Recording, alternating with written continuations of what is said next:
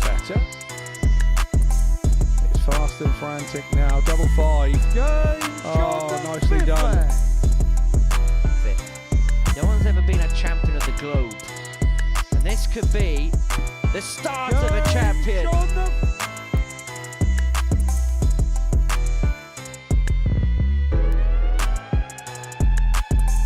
Oh, this would be beautiful. Spectacular from Gemma Hayter. And a 2-0 lead.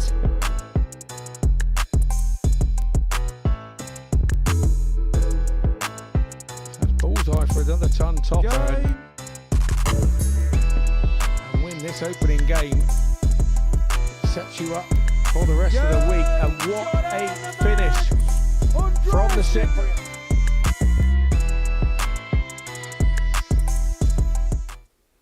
Good morning, welcome along to the second day's worth of action here from the ADC Global Championship. We're coming to you from the magnificent south coast city of Portsmouth for the next fortnight's worth of darts. And yesterday, it was the man from Ardrossan in Scotland, Andy Boulton, who really stole the show. 4 wins from 5. He takes full pole position of this Group A. Day 2 then, about to get underway, and we're going to be watching all the action, shall I say, in the company of Scott Mitchell. Scott, great to see you once again. And yesterday, it's fair to say, it was all about Andy Boulton. Yeah, he targeted players that he needed to target, did the job that he needed to do yesterday. Professional job, been here before, knew exactly what he wanted, and he achieved that. What in particular stood out for you about Andy yesterday? The way that he went about his business. He knew the big games. He knew which ones that he had to target. He knew which ones he needed to beat. Seb and Brian are probably going to be the big threats to him for this sort of group. And he sort of dispatched them nice and early tomorrow. Put Ladies' Stall down, and he's going to be very difficult to beat again today. Well, Andy, top of the table. We can have a look at that now. 8 points to his name going into day 2. Andreas Nikolaou and Gemma Hayter both on 6 points. Sebastian Bialecki, Thomas Banks and Brian Raman both all in the bottom half of the table. I want to talk about Andreas because he really was the standout star, wasn't he, yesterday? Yeah, we didn't know a lot about him. And, when we sat in this seat yesterday, having not seen him throw a dart, we thought, well, this is going to be a tough group. Thomas and Gemma, and he's not going to play those sorts of players before. But he actually stepped up and was superb yesterday. He had a nice little start by winning his first game, and he just carried that momentum. Gemma Hayter should be really pleased, won't she, with how yesterday went, by and large?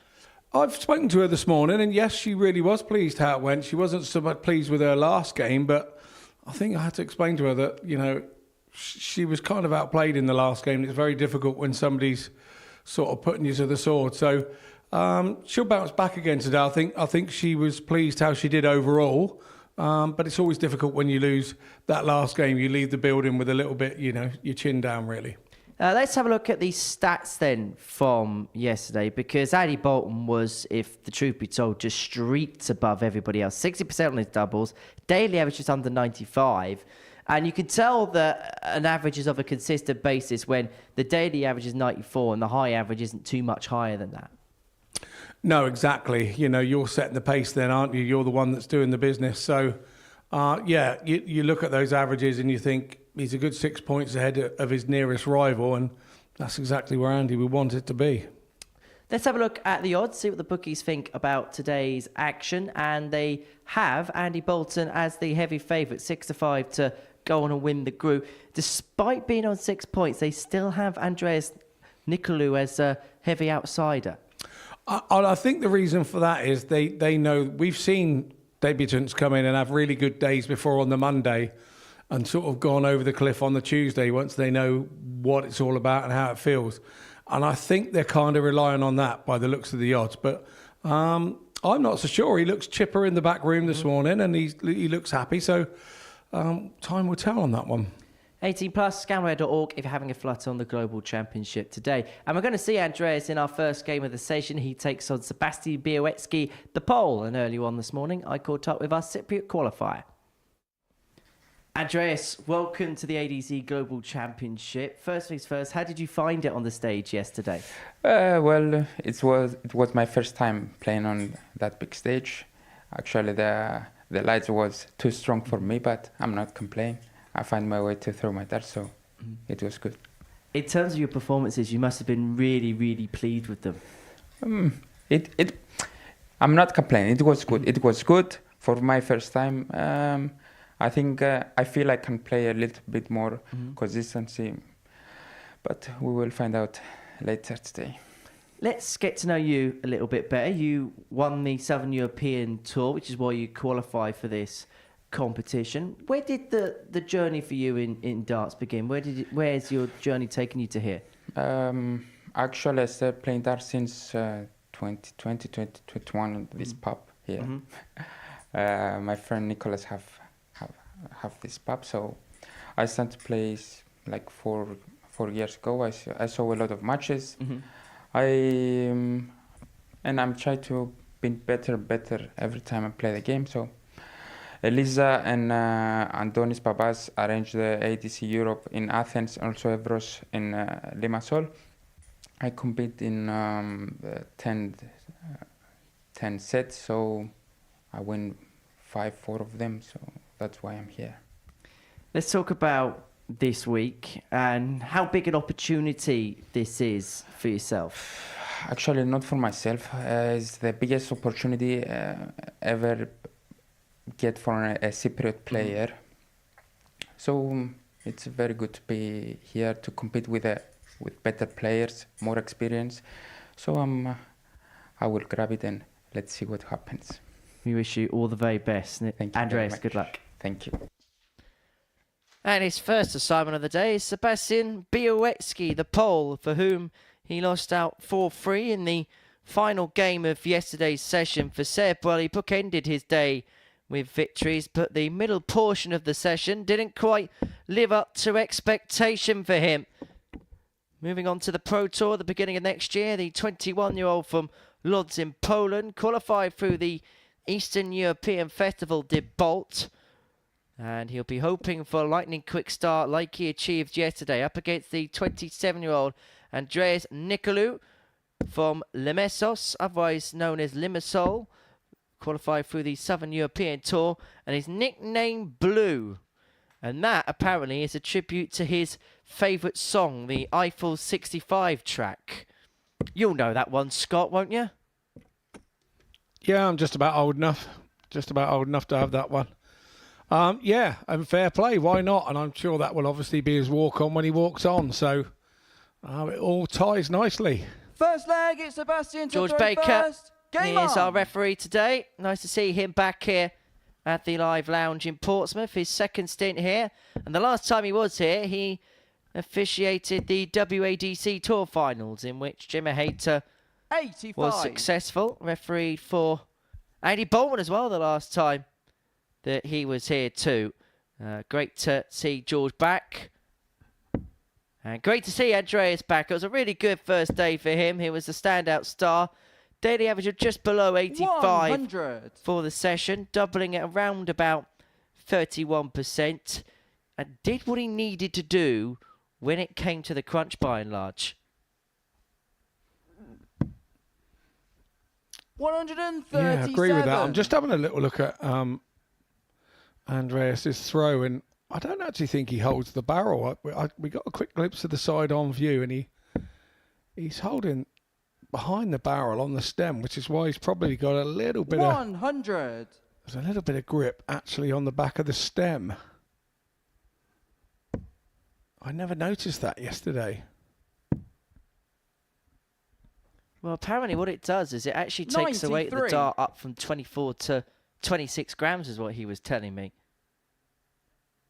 What, by holding it further back? As in for apparently there's something to do with the stem that apparently the weight feels more like 26 grams than it is 24 grams 45. is what he was telling me.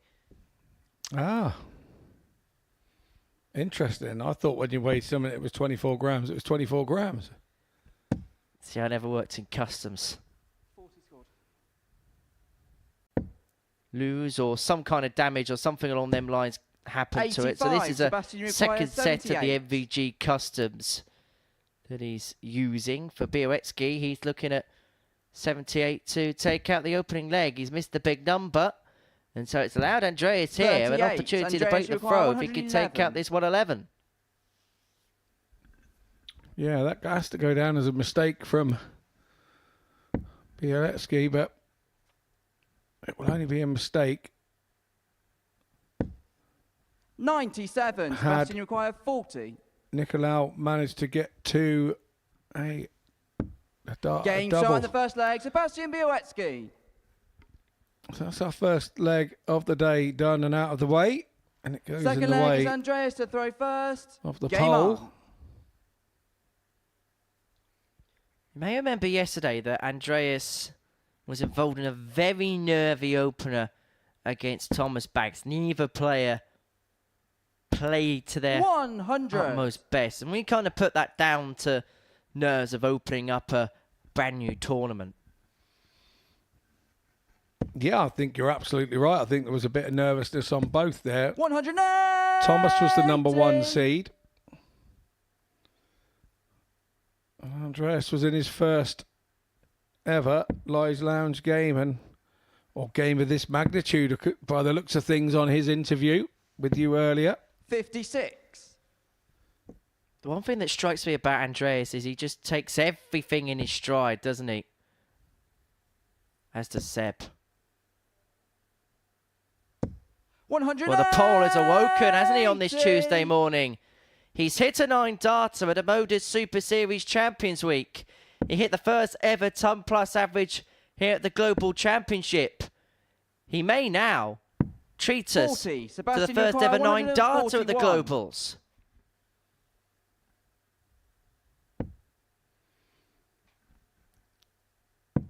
Oh, yes. Yeah, 117 scored.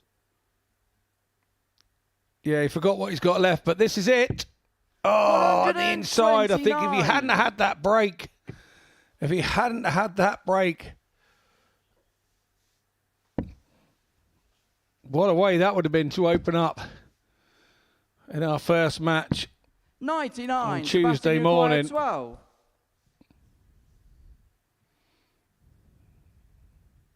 That pause took him off stride. Now, doesn't have to go for this double free if he doesn't want to. He had to glance up at the scoreboard and now No score. bust the score with Andreas all the way back on 206. How often do you see this happen where a player misses the 9-darter and then struggles to get out? He misses a double 58. 12 to... Sebastian, you require 12. Well, the adrenaline courses through the body, doesn't it? And it's all about bringing that heart rate back Game down to shot an in the second leg. equilibrium. Sebastian Bialecki. And despite missing a plethora of doubles, Bialecki goes out in 14 to break the throw. Third leg is Nikolaou Sebastian to to throw lead by first. 2 legs to Game 0. on. There's Andreas' pre-throw routine, which I spoke to him about following our interview this morning, and he said most of what he's doing before the throw is mainly down to the fact that he's feeling the 96. pinch, feeling the colder a little bit on the stage. Let's be honest, Portsmouth at this time of year is probably a little bit colder than it is in Cyprus. 90. Yeah, I can agree with that, actually. It definitely is.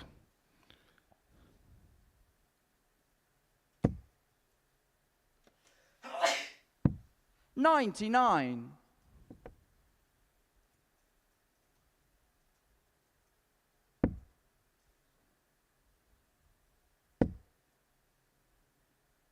I wonder if Andre have ever seen the like 59. before. I wonder if he's been stood behind somebody before when he's missed double 12 for a 9-darter during a, official match. 94. Well, he stood behind and he's seen Sebastian Bialecki absolutely run riot here. 2-0 to the good in cruise control, averaging 92. And Andreas hasn't really had too much by way of opposition so far in this contest. 60. We were talking about the cold. Well, this morning in Portsmouth, it's not too bad for this time of year, 7 degrees Celsius. However, if you want to travel to Limassol in Cyprus, you can find highs of 20 degrees right now. 60. I think I know where I'd rather be.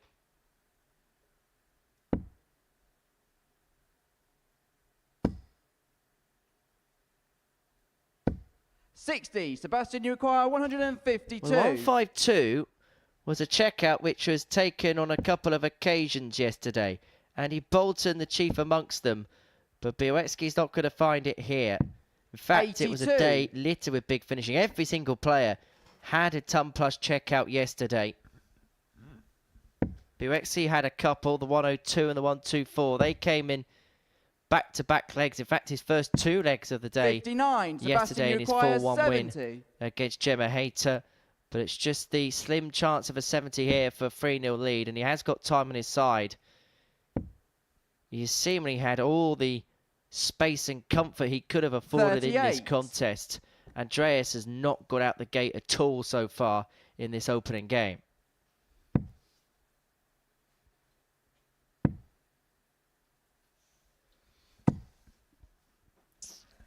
Which was my sort of 123. kind of question earlier, Sebastian, really. you If he's require never 32. been behind somebody when they've sort of missed the 9 data, what was going through his head? He hasn't started so well today. Game shot in the third leg. Sebastian Bialecki. I did have to say, I thought Sebastian was going to give him an early Christmas present there and let him back in on Fourth the leg 50, is but that Andreas hasn't to throw happened. first. Game on. Well, I can imagine that Seb will want to kick on as well from a good start, unlike he did yesterday. Posted that 68. 100.91 average. That was the highest average of the day altogether. Across every single one that was recorded for Monday's action. But it just felt like he went missing at points in the middle of the session 68. before then coming out and winning this game at the end against Andreas.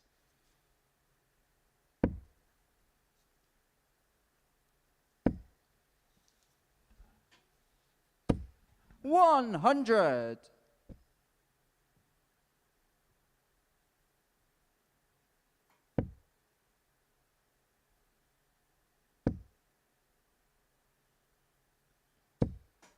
$140.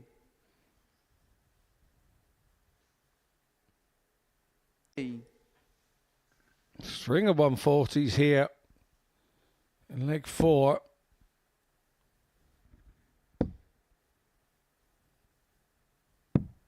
$59. Sebastian, you require 153. For the match, and this would be some way to seal it.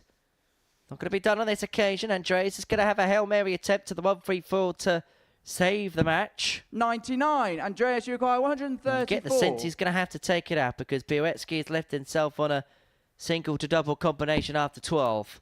And he is going to get a look at this 54 to pick up a win in his opening game like he did yesterday. 118. And to beat Sebastian, Andreas you require Nikolaou 54. like he did yesterday. Tops of the match.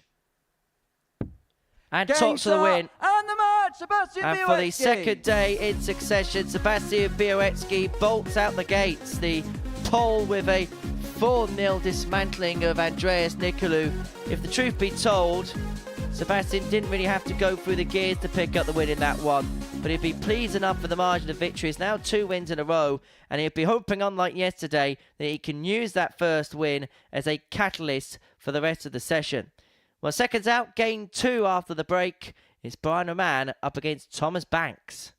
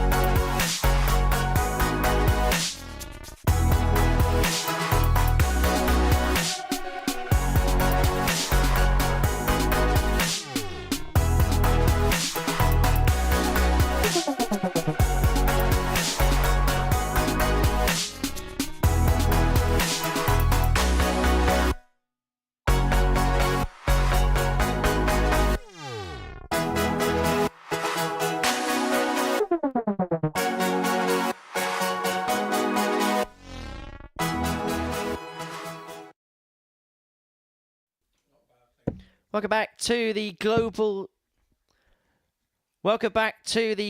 championship here from the live lounge in Portsmouth. Before the break, Sebastian Bialecki got the better of Andreas Nikolaou by 4-0, averaging 88.5 in that contest. 4 from 11 on his doubles and a couple of maximums in there as well. Next up for us, it's Raman and Thomas Banks going toe-to-toe. These two kick off the day as the bottom pair in Group A. For Brian, he is languished at the bottom of the pile with just 2 points to his name following the first day's play. The 28-year-old now from Antwerp in Belgium, the Riddler, qualified for the Belgian Darts Tour. Up against a man 10 years his junior, Thomas Banks from Sawbridgeworth, the 18-year-old, the UK ranked #1.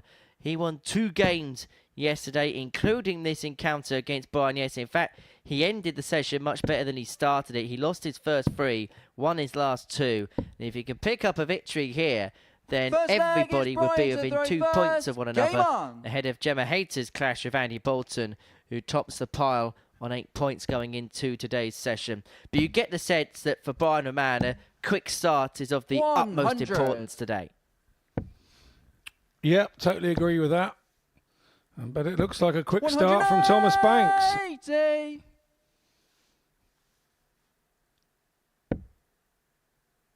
I think I'm going to wait now, see if he gets another one. Oh, not to be. I think he'd watched back yesterday, 59. Thomas Banks, and saw that those early games he was trying to pick his darts. He was a split second slower, trying to make sure of treble 20s, trying 97. To make sure of doubles, and it wasn't working. And he threw caution to the wind a little bit in those last couple of games and threw a little bit quicker and had far more 44. Success. Ironically, in this game yesterday, both these guys hit a 130 shot out. So it was a good game yesterday between these two, even though they are bottom 58. Of the group. Should you almost say Thomas was found guilty of trying too hard yesterday? Absolutely. I think 54. Being the #1 seed was playing on his mind a little bit. And, once he got over that, he was fine. And I'm sure that he's 79. Thomas Nikolaou, 164. Called home overnight and had a few words of wisdom come through. And 64. Brian Nikolaou, 128. That will help him today. And obviously, big day today with Norwich playing Portsmouth. 33. Thomas Nikolaou, 100. I knew that was coming in at some point. Is this Tongue coming in? Treble 15 was what he's looking for with Dart 2 to give himself a recovery dart at tops, unable to find. 95. And so Raman looking at 95 to save throw in his opening leg. Double. Beautiful. Game shot in the first leg. And Brian Raman is up and running on this Tuesday morning. The double on the back of the 95. Second leg is Thomas to throw in a mood today. Game on. And when he looks like that, he can be a dangerous customer to deal with. 45. He can indeed. We went down. I was down in the practice room and having a chat with him this morning, and 132. He's a very knowledgeable fella. We were talking about, maybe sort of tour cards and sort of PDC world. 100.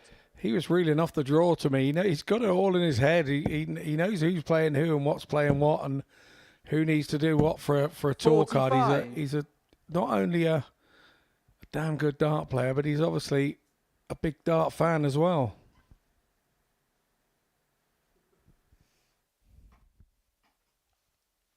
Well, it's just been a freeze of the scoreboard there, so we're just waiting for that to recompute. In the meantime, both players just seeing the lighter side of it. One of the joys, isn't it, of the technological world. When it's going well, it's going great, but we're just awaiting for a restart, and both players just hanging around in the background, waiting patiently for that to happen. It's not ideal at all for either player, but for Brian, he just heads back to the table. And talking of tables, that is the league table. Andy Boulton leading the way on 8 points, and as you can see, Bialecki, Hayter and Nikolaou all on 6.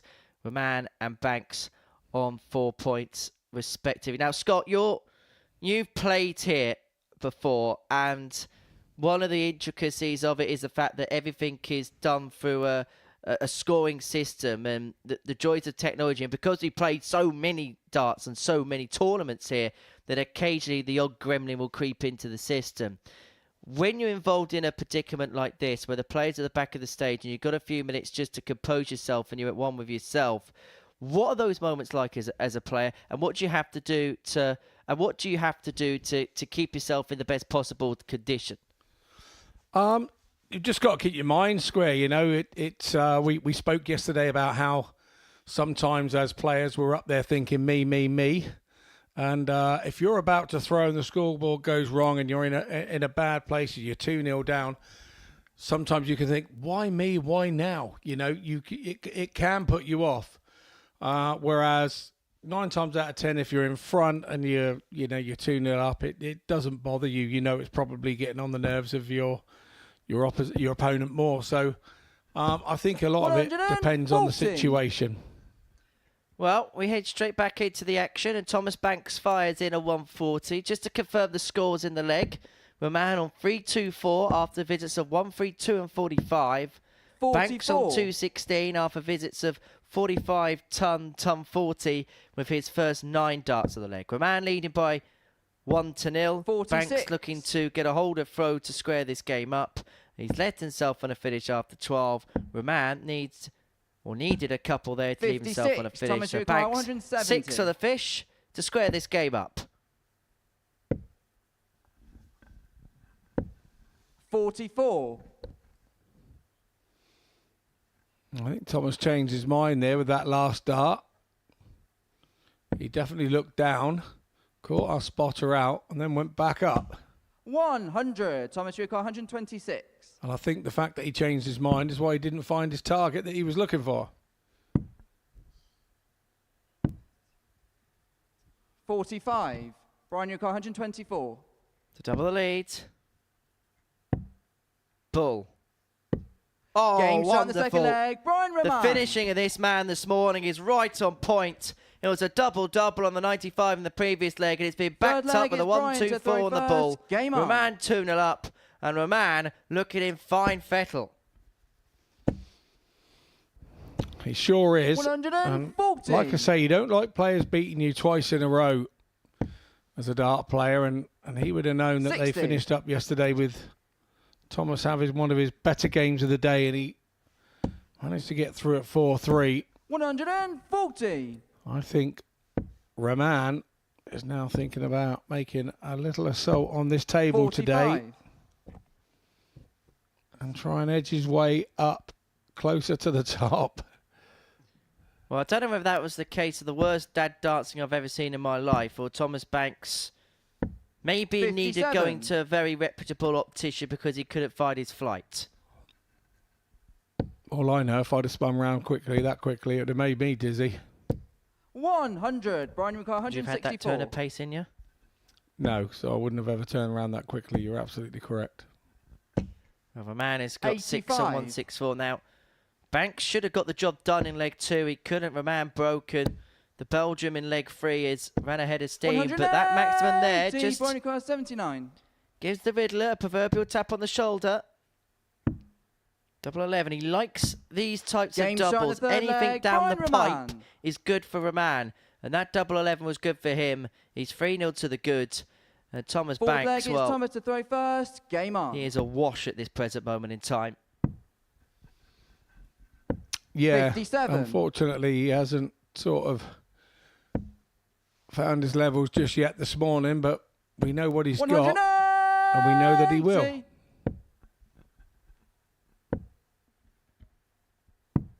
57.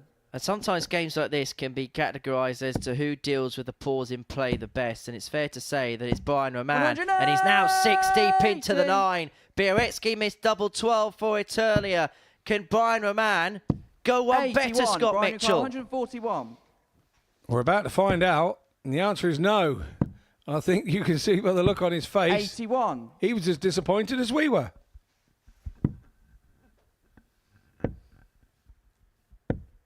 44. Brian Well, requires this has been 60. some performance out the gate for Brian Raman. Wants a clean target. 28.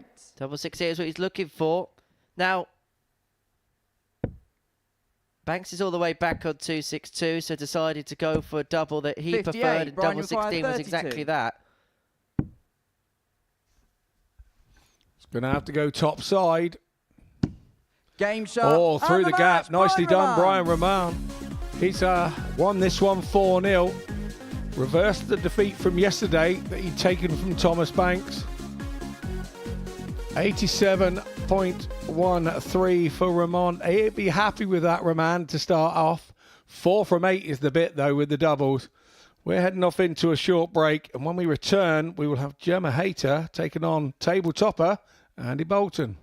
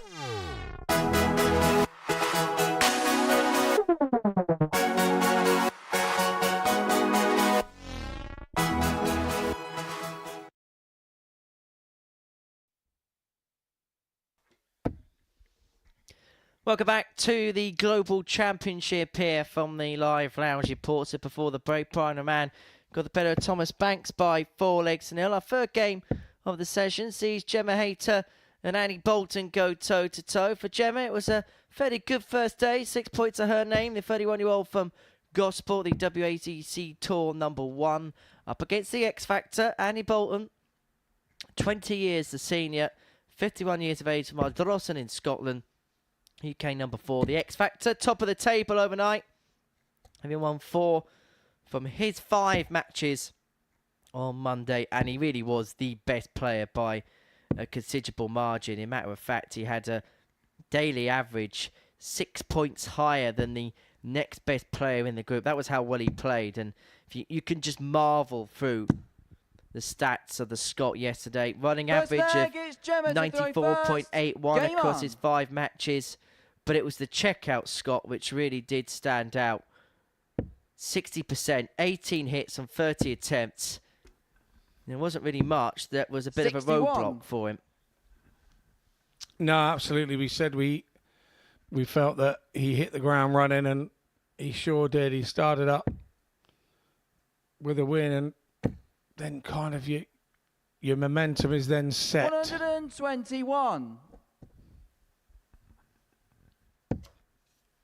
As for Gemma, just run out of steam in this game somewhat yesterday. Boulton did average 98.5, but he didn't really have too much by way of opposition. But the 6 points that she accrued in the opening 4 matches has put herself in a good position to really push on day 2. But you feel like that 59. push can only really start if she can get the better of Andy Boulton in her opening match of the session. She wins this. We have a group that's very much open for interpretation, but a victory here for Boulton, he'll feel like 100. he's got a bit of a cushion already. 4 points clear at the end of the opening round.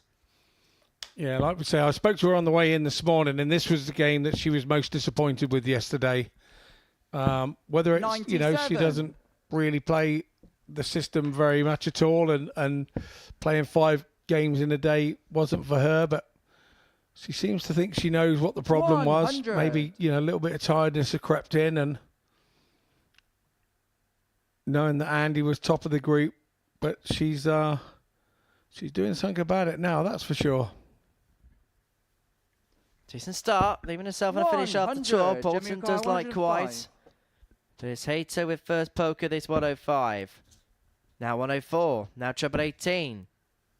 Well, it's now a ton.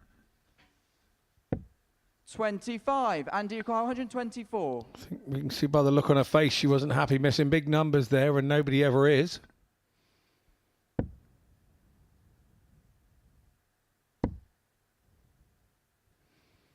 It seems to be catching in this leg. 81. Gemma O'Connor, 80.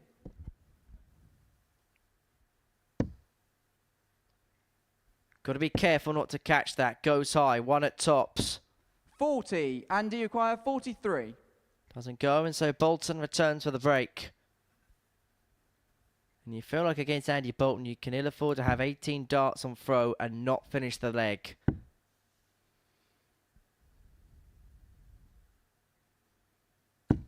Gemma Gemma is going to get a 7th visit to the board. 3 more in her hand at tops. This double was so kind to her yesterday, Hayter. and she eventually finds it there to take the opening leg of the contest. Second leg is Andy to throw first. Game on.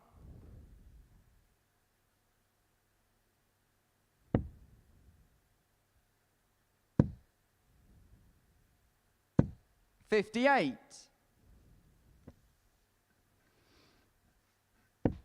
Not what Bolton would have liked to have opened with. He would have liked to have had a treble visit there, but 55. Gemma has not had a treble of significance there for herself, so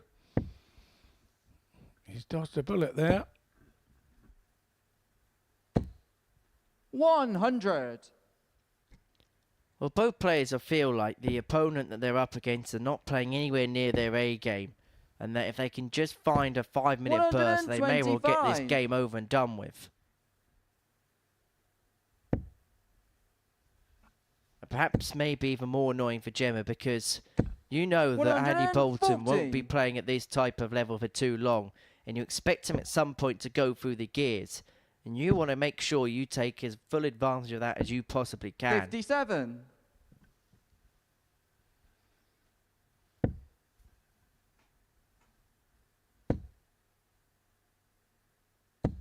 $100.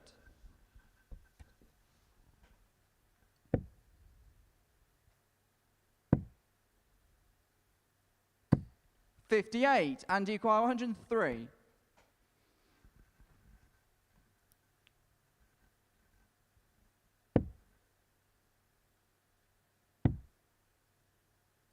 Heads back to that double 16 he Game so shot the loves, second and leg. Andy Boulton. that's exactly the reason why. Well, he had 3 top plus checkouts Third yesterday, leg did is Andy Gemma Boulton, to the throw most first. of Game up. any player in the group. All 3 of them came by hitting double 16 with his last dart in hand, and that's the case once again on the back 59. of that particular 103.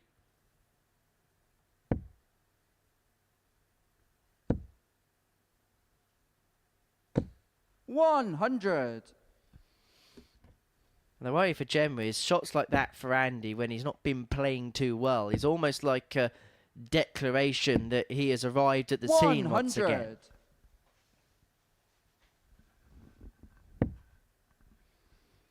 Sometimes it takes, excuse me, losing a leg 99.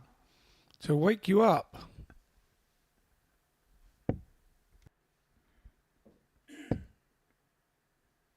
Of course, these are the last 60. 2 to play today, so perhaps the irony is you'd think that they'd be the 2 freshest players for their first matches of the session, and it'd be the pair that kick-started at 9:30 that may feel the ring rust a little bit. 80. I feel the first match here every morning is difficult. Obviously, the Monday one is the worst one because it's the very first match of the group. But it's like a reset. You're not sure if you've played well the day before. You're not sure what you're going to do the following day. We all know as dart 100. players that no 2 days are the same. So coming back in on the Tuesday can be sort of as sketchy and nervy as a 45, game Andy as you can have on the 122. Monday. Bolton looking at 1-2-2 to get the breaker thrown to really stamp his authority on this match. 7-7. 115. It's not heaven. Gemma But if Hayter to 112. save her throw here, she's going to have to take out this 112. 92 left. Was looking to find a way over the top, but was unable to find. 76. Andy acquires 7. Tidied up nicely by Gemma Hayter, but No score. that is always a fear, and I think Gemma we can acquires see 36. how the X Factor felt about that. And Game Gemma shot in the steps third in leg. nicely. Gemma Hayter. 9 for her. She takes a 2-1 lead. Fortunate Fourth hold leg of is throw, we Andy have to to throw say, first. but hold of Game throw on. all the same. When you're playing a player like Andy Boulton, if you get a couple of moments of fortune, you have to take it, and credit to Gemma, she did. It's not her fault that Andy strayed into the double free, but it's down to her to take advantage of that 91. errant slip from the Scot.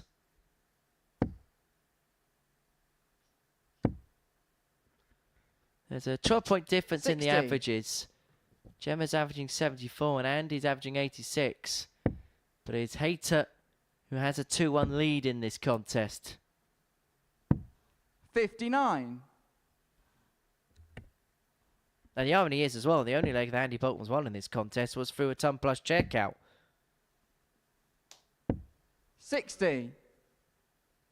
Even though the averages would say that Bolton's been the better player in this game, you could also make an argument by the same token that he's been outplayed because he's 2-1 down. He's had to rely on a ton plus checkout to get the solitary leg that he has got. 59.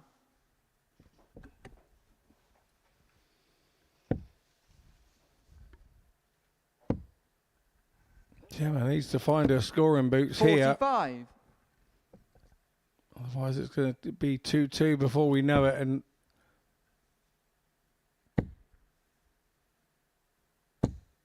60.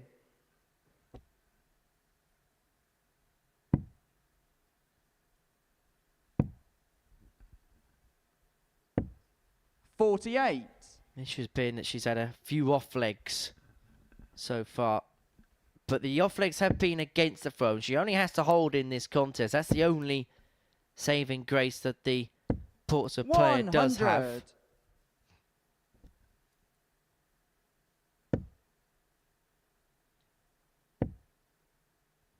But this game definitely being played with 60. a Andy Ucar, air of 132. sedateness about it. Portland with 6 on this 1-3-2 to draw us back level. 60.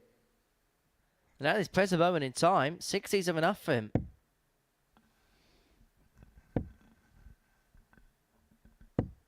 $95. That's and better from 72. Hayter, but you can see by her body language and the way that she lifted her arm towards the board, she's saying, come on. That's not fair. I need a bit more than that.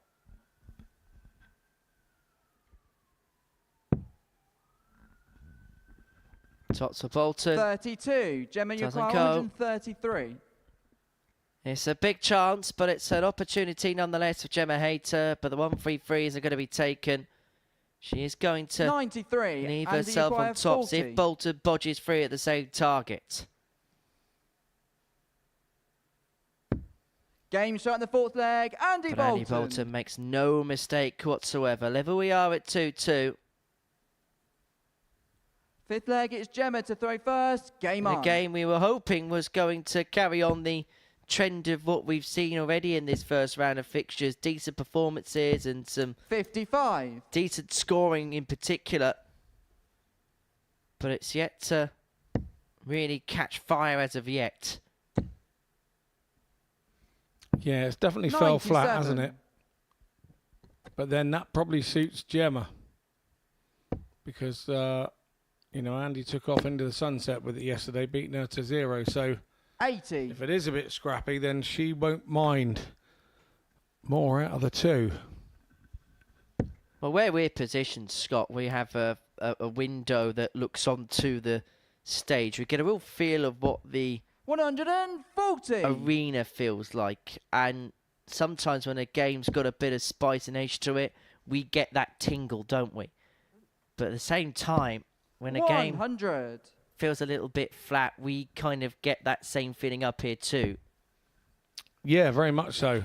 Yeah, very much so. I do like our new commentary 140. position, our new commentary box, I've got to say. It is right up there with the best commentary boxes in the world. I really do think that. And, yeah, 44. Andy, you require 124. it's nearly too nice being in here. Sometimes I don't want to go home. 92. Oh, we almost don't go home, do we, on a Thursday and a Friday? We might as well get some bunk beds pretty much and just hang about in here between sessions. 40. Andy, you require 32. Yeah, that suit me. The internet's better here than it is at my Game house. shot So, in the fifth yeah, leg. that would suit Andy me. Boulton. Boulton takes a 3-2 lead. Break a throw. He now has to Sixth leg throw is Andy to throw first. take the Game match. on. Is that the moment Bolton's made his move? Because that was a much better leg. 13 darter, break a throw, and it just looks like there's a little 100. bit more of an injection of pace and just a little bit more intensity around his game. 100. Looks like he's just beginning to get into a bit of a rhythm.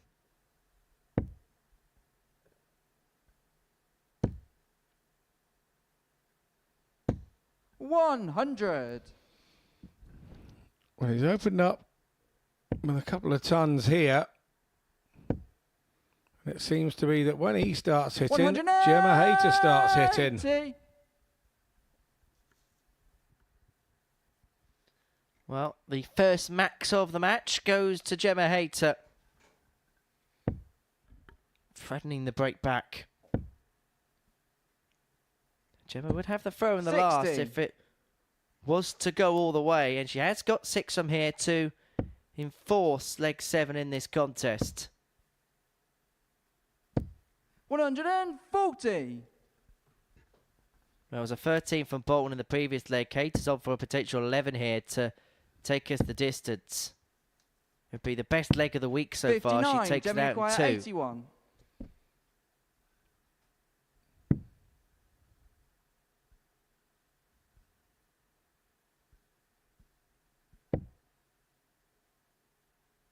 Double 16. 49. Doesn't go, but it didn't have to this time. No, she had a little glance across at the scoreboard, didn't she, before throwing for the treble 10, because she knew she had time. 100. Gemma require 32. Slight pressure asserted. Oh, another one of those then. Game shot Ideal, the sixth double, leg, double. Gemma Hayter. Levels it up, 3 apiece, and now Gemma Hayter has the darts. Seventh and final And this is a leg, big Gemma leg to in throw first. where the Game land on. could well lie in this group, because if Gemma wins this leg, then she moves on to 8 points, level with Andy Boulton. But if Andy wins this leg, then there's a 4-point gap between him 125. and the rest of the field.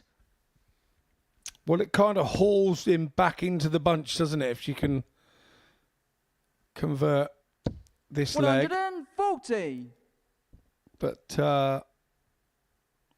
that's Boulton there at his best. He knows it's all about keeping the 45. pressure on Gemma and try and get himself an opportunity. And already he's turned the throw and he's at it again.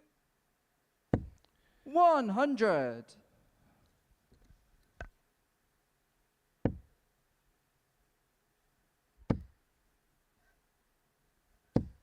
$95. Slip for the last there for Gemma. And so Boulton here has 6 on 2, 6-1 to get the job done. And this has been a real textbook last leg from the X Factor. Ton 40, ton 40 140. on 1-2-1 after 9.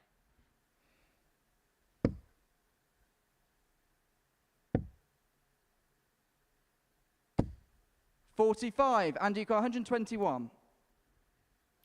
Well, this to eventually get the job done. Was 2-1 down in this contest. Left 3-2. Yeah. And 89. has now left himself on double 16 after a dozen darts to eventually get the better of Gemma Hayter and to open up a 4-point gap at the top of Group A. 140. Andy, you acquire 32. Hayter 140 to leave herself on something handy just in case. But Boulton shot makes no and the match, mistake on Andy double 16, Boulton. and the X Factor opens up a 4-point lead at the top of this Group A table. It is now all in the hands of the Scots. Even this early in proceedings, he has built up a margin, and now he wants to build up a head of steam. A 4-3 win for Andy Boulton, average just under 90, 4 from 8 on his doubles, including that 103 checkout. Coming up after the break is Thomas Banks in action against Sebastian Bialecki.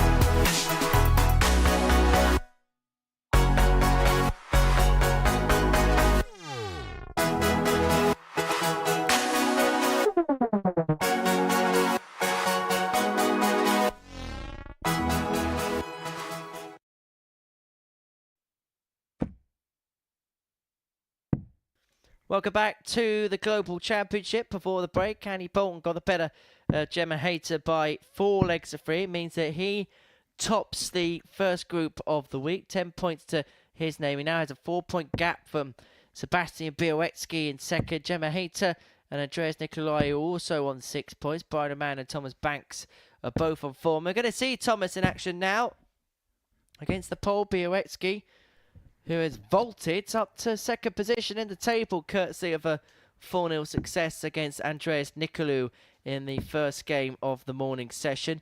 It was a decent enough performance from Seb. First leg, and the truth be told, he was in control of the contest Game on. throughout. Average of 88.5, 4 from 11 on his doubles. As for Thomas Banks, well, the first game, the first 57. performance against Brian Raman, I wouldn't say would have rang alarm bells, but it would have raised a few concerns. Average below 75. And that was hitting a couple of 180s. Didn't have a double in the 57. contest. So it kind of showed that in terms of his scoring, it was either a case of all or nothing. And this was something that we saw at times 70. yesterday. That first dart dragging below the treble target and unable to, as a result, readjust appropriately. You get the sense for Thomas 60. Scott. This is a big game. Yeah, it is. Otherwise, he's kind of 60. feeling he's playing dead rubbers for the next day and a half. And he has been in this position before. In fact, he's been in this position before on multiple occasions. As a matter of fact, he's never, ever played in a Group A and then 45. qualified for the Group B. He's always headed down to the doldrums of Group C. 58. But you speak to a lot of players. They would rather come out of A and go into C rather than B. They're not used to playing so late at night in Group B.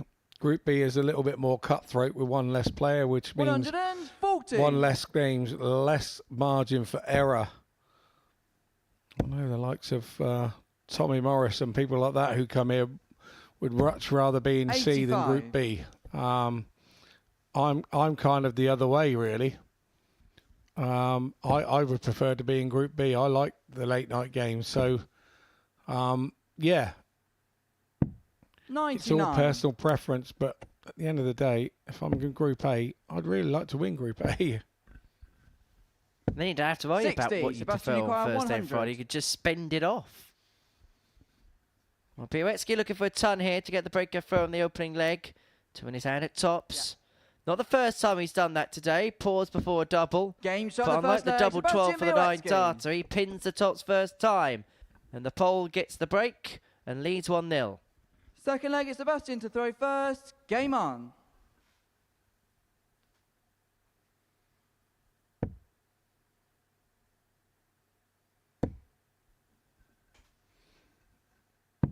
$99. Is this going to be Seb's day? We commented yesterday that sometimes he is a slow starter on a Monday morning. And we wondered whether it was to do with the way that he travels over. Does he travel over at a similar time each time and maybe need to change it? Maybe take an earlier flight and not sort of arrive later in the evening? And 96. I don't know how he does it. Without asking him, I don't know. But whatever it is, there's something that each time that he comes here, that those 57. first couple of games, he seems to be a little bit sleepy and lazy on them. Well, I remember him mentioning to me in the past that he's not too much of a morning person. Shock horror at his age. Let's be honest, right? 93. These are two players that at the ages they're at, unless they physically have to, there's no way they'd even be close to being awake at 100. this time of the morning. No, probably not. By the time they wake up, loose women would have began.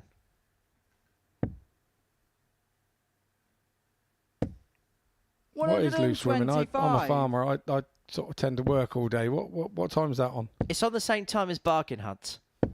100. Sebastian Oh, why Nikolaou, didn't you 88. say? I've got no idea when Bargain Hunt is either. Well, Bialecki is bargaining for a 2-0 lead, having got the break in the opener. Missed the big number there, so doesn't get a poke at the ball. 31. Thomas Nikolaou, And this is a 104. second big number in succession there. Could be punished. But double 84. AT goes inside, a Sebastian slap Nikolaou, of the 57. thigh, frustration running through the body and the mind of Thomas Banks. Be amplified if Game Bialecki shot on the pins second leg. tops, Sebastian which he Bialecki. does so for the second time in succession. 2 from 2 on the doubles and 2-0 to the pole. Third leg, it's Thomas to throw first. Game on.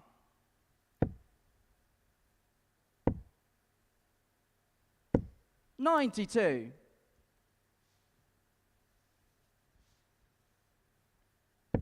There's no doubt at all that Thomas Banks has sped up. There's far more zip 85. about his throw right now.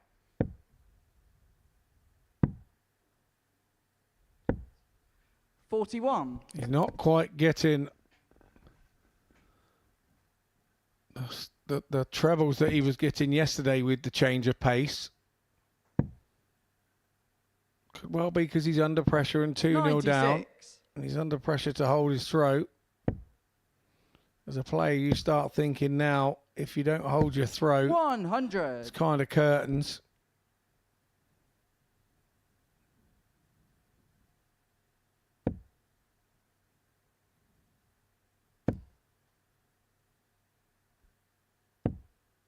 .45. Third leg in these best of sevens are very important. You're either 128. getting back into the game at 2-1 and giving yourself a chance and stopping your opponent running away with it, or you're 3-0 down and it's a long, long way back. We don't see too many of those. We do see them, 100. but not Thomas too took many of 140. those. Well, Thomas says 6 to reduce the gap. 60. The issue he's got is he's going to have to find a break at some point in this contest, having been broken in leg 1.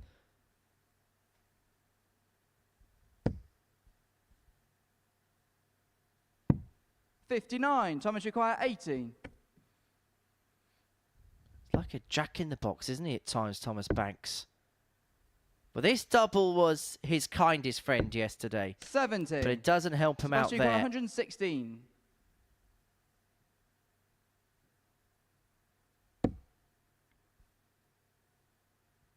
Thomas is fizzing like Mentos in a bottle of Coke right now. Yeah, good analogy. That is exactly what it looks like. 100. Thomas require 10. Massive last dart from Bialecki and puts all the pressure on Thomas. 6. And it Sebastian just requires is not 16. happening yet for him this morning. Can Bialecki pounce?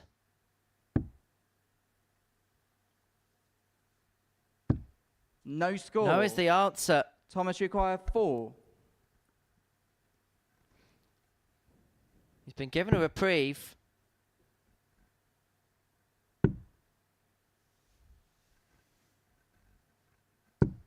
No He score. cannot take it. Sebastian requires 16.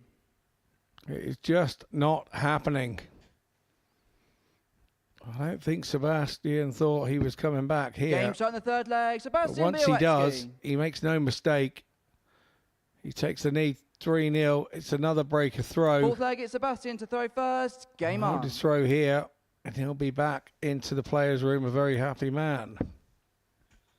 Well, Thomas Banks looks a solemn figure at the back of the stage. If he loses this game, he'll be a solemn figure at the 59. bottom of the table.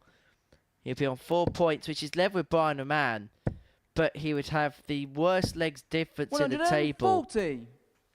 by the best part of 14 legs, and that's after just 7 rounds of matches.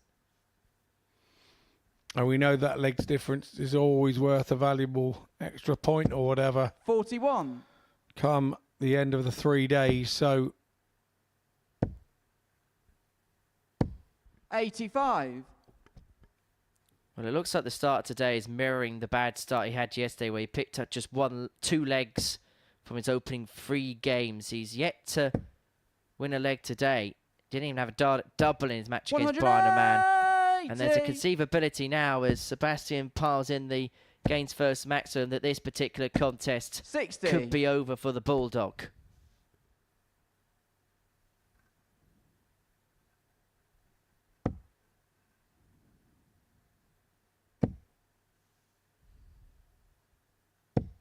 100.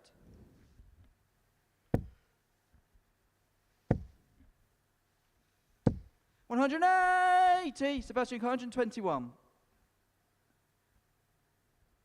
Has he done that in time, or will this 1-2-1 go? Yeah, he has put significant pressure on.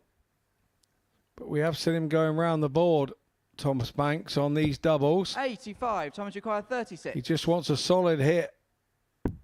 There Game we shot go. the fourth leg. Thomas Banks. Eventually gets a leg on the board at his 9th attempt at a double. Fifth leg, it's Thomas to throw And that was first. a break of Game throw. So on. if he wins this one, back to 3-2, and suddenly this game is up for interpretation again. It is, and then 60. you've got Sebastian thinking, have I let this slip? Have I let this slip? It's like he's going to be level in a minute. Start thinking negative thoughts.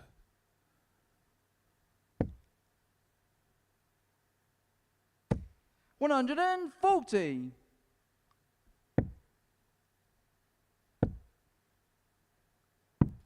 $54.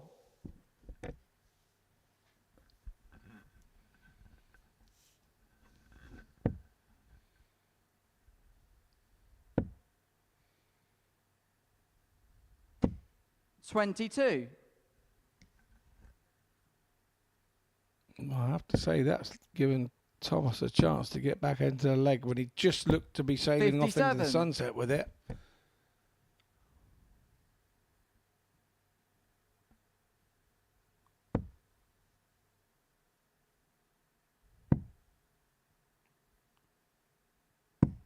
$58.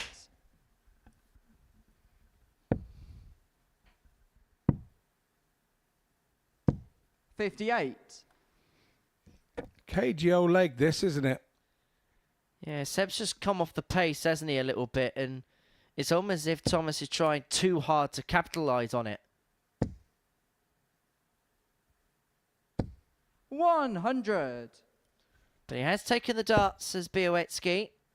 6 for the match now from 181 to 85. pick up his second victory of the day, and he'll put him into second position. He'll put him just a couple behind Andy Boulton in the table. And effectively, he would undo that rocky middle patch that he had during yesterday's play if he could win the 123. opening couple here. He's left himself on 58. He's on a single to double combo. But Banks is going to apply maximum pressure to it. 171. He's on Sebastian double Nikolaou, 8 58. if this doesn't go.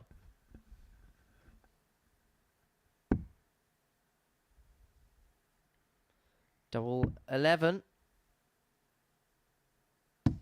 47. 2 match darts have come and Thomas gone, and requires Banks has a 16. reprieve. And I can think you can see what Bialecki thought of that when he looked across at the camera. This is... Game shot in the fifth leg. Well, he couldn't have got any Thomas closer Banks. without hitting it, to be fair. He was either going to go inside and miss the double, or it had to go in. Sixth leg, it's Sebastian to throw first. Game on. But this is the leg where Sebastian has the darts. It's the second time that the pole has thrown for the match in this contest. 59. And if he doesn't do so here, suddenly the tables will turn, and suddenly it's Banks who will have the darts to win the 80. contest from 3-0 down.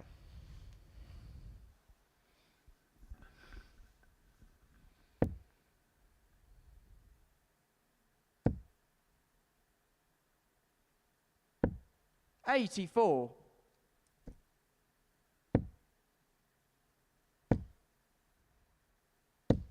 $100.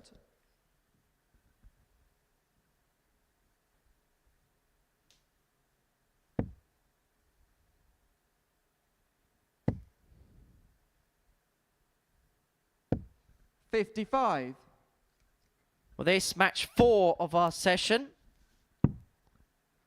Still 11 more games to 57. go following the conclusion of this one. And we're looking forward to every single dart, aren't we, Scott? We are starting down the bottom here for Sebastian. Another one of those leaves the big fish. 95. Not to be this time. But it's a good visit from him. Just about keeps him in front when it looked like Banks was going to turn the 40. throw. Rather unfortunate bounce out there. George picks the dart up for him. What a lovely young man that is to picked the dart up for him. I know a lot of those referees would have left it down there. 140. I won't let you name names. Bialecki then back for the match to eventually get the job done. 68. He's led 3-0, but missed opportunities in the last leg has allowed Thomas Banks into this contest once more. But this to eventually get the job done. And this will be for his third win on the spin. 36. Double 16 doesn't go. 99. Surely tops now. There's one. Oh, there's the second. Thomas Banks is back in this match. 3 down. He's now got it back to 3-3. I did say at 3 down. We've seen these comebacks before, but I wasn't expecting it. Now it's momentum, Thomas Banks. 99. And you have to give credit where credit's due, because it looked like at 3-0 down, Thomas Banks was cutting a figure of real frustration. It looked like a case of when, not if, Sebastian Bialecki would cross the finishing line. But the character and the temperament of this young man has to be commended, forcing the issue of this ice-cool pole.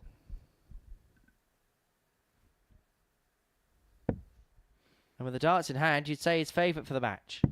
Yeah, I mean, what Thomas is doing this last leg, he's making 58. Sebastian go and win it. But, of course, Bialecki is throwing second, and he knows he's probably blown his chance 60. to win the game earlier. But he's got to keep plugging away. He's only 100 behind.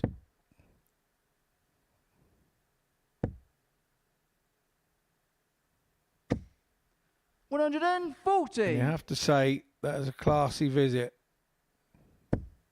As is this. What a time for a 180 in the last leg decider. Gives it some real gumption, does Thomas Banks. He was 3-0 down in this contest. He looked completely out of it. But now, should from this point get at least a match start. Thomas requires 70. He's 70 points away from a complete turnaround. 2 at tops. Double 10 50. was to Sebastian, complete the comeback. 148. He looks on now, and he's got away with it. He knows it's time to go. 3 more darts to win the match. 97. Banks. Thomas required 20. Double 10 to Game complete start, and the the match, turnaround. Thomas Banks was 3-0 behind in that contest before reeling off 4 on the spin to get the beating of Sebastian Bialecki in 7. It's his third win of the week. It puts him up to 6 points. It puts him in the equation, but he's going to have to pick up some big wins because of the glaring issue in terms of legs difference. Thomas Banks 4, Sebastian Bialecki 3. Coming up after the break, Andreas Nikolaou and Andy Boulton.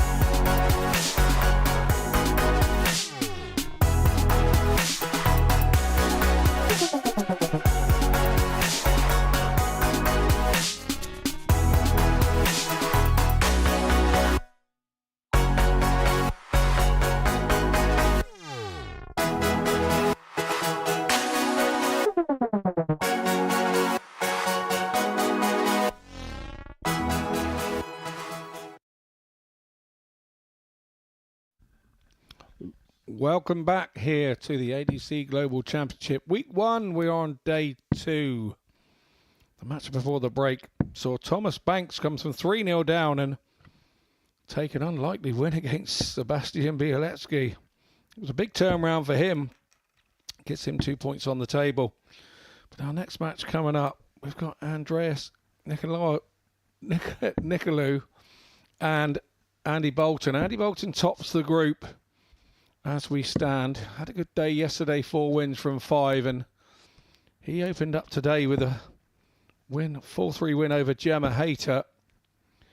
Andreas, he went down to Sebastian Bialecki in our first match today, and he was the sensation of yesterday.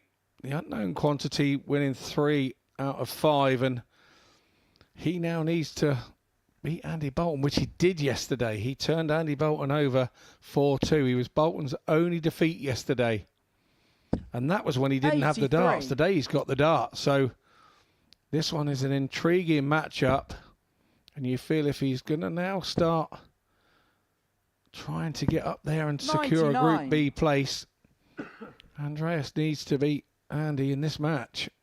Well, if we're going to be cynically honest about it, this was probably the fixture yesterday after what was a really good start for Andreas. We thought maybe we might see him found out a little bit, mainly because of how Andy Bolt was playing prior to that. 94, ton average.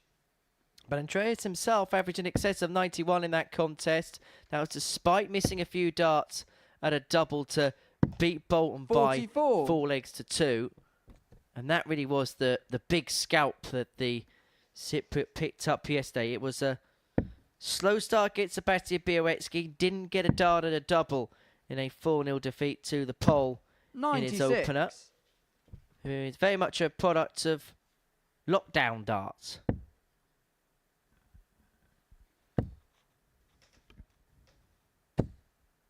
$45.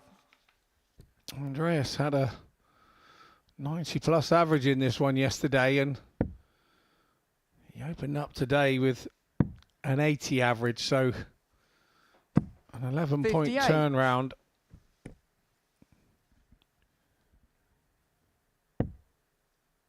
And the numbers generally don't lie, do they, Henry? By and large, 81. Look, of course, statistical anomalies happen. That's just part and parcel of the game, but by and large, when numbers stack up, they tend to stack up well when you've got a big gauge, a big sample. And Bolton over a big sample 98. Has been the best player in this group. Hence why he's got a 4-point lead in it. Yeah, and it's fairly early doors to have a 4-point lead as well. So, 100. Came through a game with Hayter that could have gone either way. In his first match today, Gemma played really well there.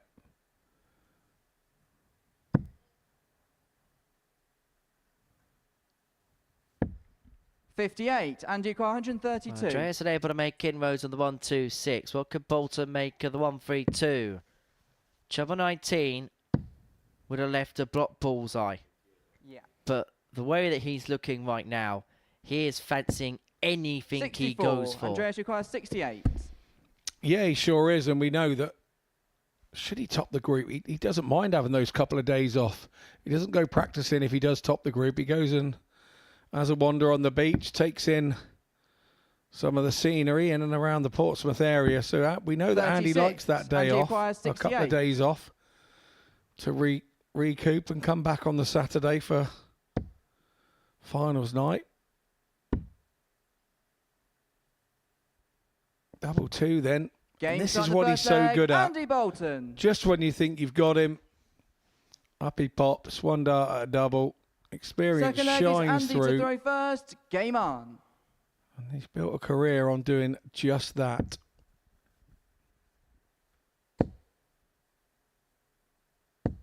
$100. This week I'd nearly say that's Paul Lim-esque after being at the Lakeside for the end of last week.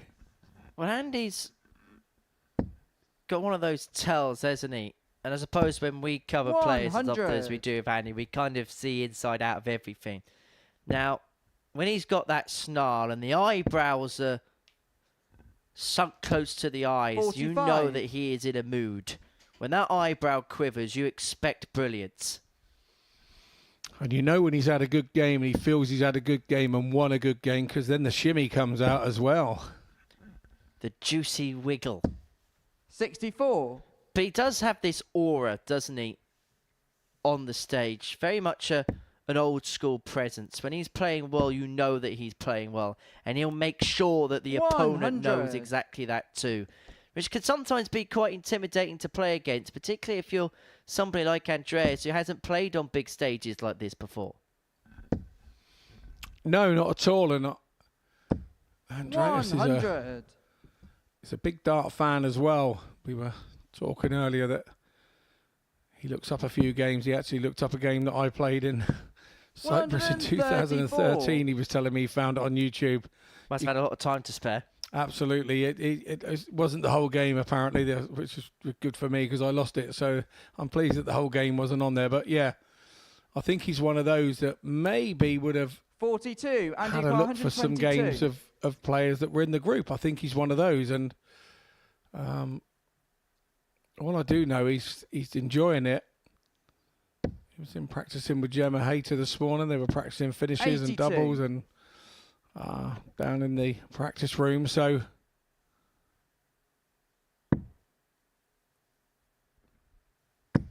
now, we'll touch upon the point I want to make 83. in the next Andy leg. acquired Bolton's 40. looking at top tier for a 2-0 lead. Double 10. Game shot in the second leg. Bolton Andy 2-0 Boulton. to the good. Now let's have a look at Andreas here as he approaches the jockey for the beginning Third of leg is leg Andreas 3. to throw first. Goes for Game his on. pre-leg ritual. But one thing that is becoming very apparent is that he's not standing in one set position every single throw. Now, to kind of break a little fourth wall for you, 16. the cameras that we use here, the camera to the side of the board that you can see on the split there, has a preset position for every single player, which is done when we do some 95. practice darts and every single player gets framed up by our camera operators. Now, I'm hearing in my ear that our camera op every single throw is having to change the position of Andreas, and that is mainly because he is not set in one place. 66. we noticed yesterday that he does sort of like line up in one place and then he's going for a 140. double. He lines up in another place, and where he lines up here to score is not in the same place as where he lines up to go for a double. So you think, we can see from that camera angle, that he stands to the right.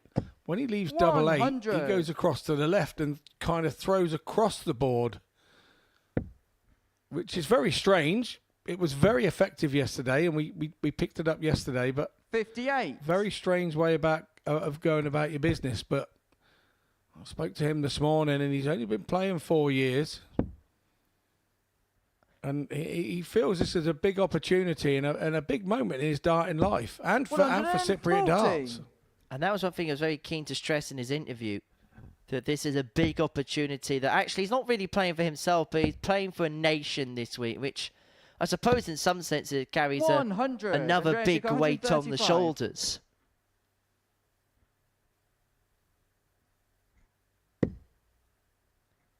Treble 20, and that bullseye had a perfect marker for it. 99. Where that 25 was sat. 108. If you could pin one in as a marker, you would have pinned that one.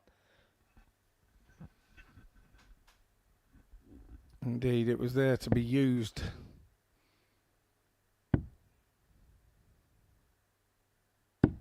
Game shot in the third leg. It's another Andy ton Boulton. plus shot out for Andy Boulton. He starts racking them up. Number 5 for Fourth the leg is week. Andy to throw first. Game Only a on. day and a half in. Enough to make Andreas feel blue.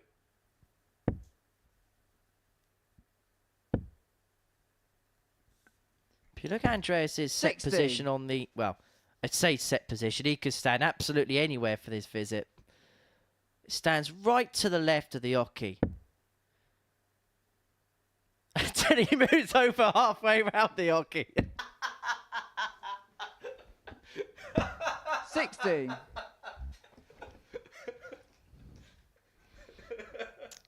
You couldn't write this comedy, could you? You just couldn't write it. 140. His position for his first start, anyway, it's far over to the left-hand side. To the point where I think the only player that stands that far over to the left that I can recall and think of 43. is Andrew Gilding, particularly for a right-handed player anyway. Yeah, and then he has a strange lineup, Gilding, doesn't he? And he stands there, and then all of a sudden he looks 59. at 90 degrees to the board, away from the board, and then turns back to the board, a little bit owl-like, and his whole body doesn't move, just his head and his neck. And then he lets fly, but I've got to say, I can't criticise because 121. a couple of big tournaments over there, as Andy, and he's one of my teammates at Cosmo, so yeah. 84. Yeah, former UK Open winner.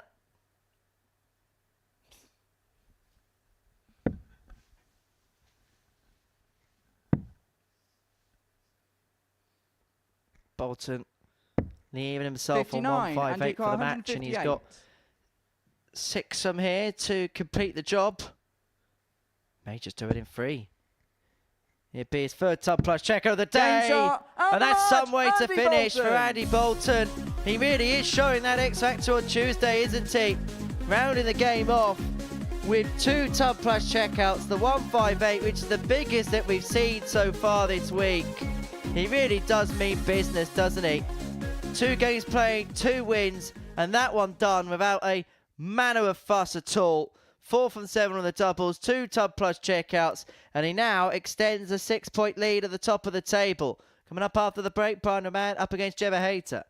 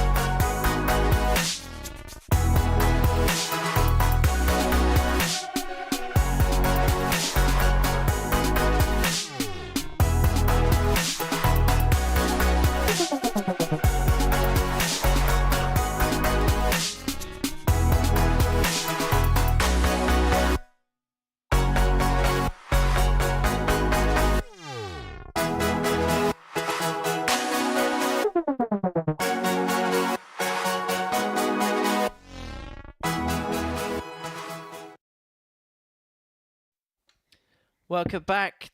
Welcome back to the ADC Global Championship here on Pluto TV. We're at the live lounge in Portsmouth. Before the break, Andy Boulton got the better of Andreas Nikolaou by 4 legs to 0. Our 6th game of the session sees Gemma Hayter and Raman go toe-to-toe. Brian, who is bottom of the table, just 4 points to his name. But this is the strange, weird nature of this particular draw. Raman's bottom of the table, but if he wins this match, he's guaranteed to go up to 2nd place. First leg, And it would also Brian mean first. that Andy Game Boulton on. would have a 6-point lead on the rest of the field, who would all be on 6 points. Now, Scott, I've seen a lot of darts in this building over the last 2.5 years.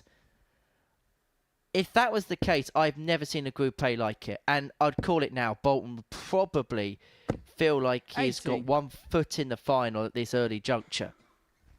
Well, if you've never seen it here, I certainly haven't, because I'm not here as much as you are. So I would agree with that. Yes, he would. You're starting to 59. make a gap where sometimes you can then start preempting what's coming. So you then look at how many games you got left and you start saying, I need 2 out of 6 or 3 out of 6. That can change the whole dynamic of your game. I think you've just got to put the hammer down and keep your head down. But yeah, there's a fear that that could easily happen. 100.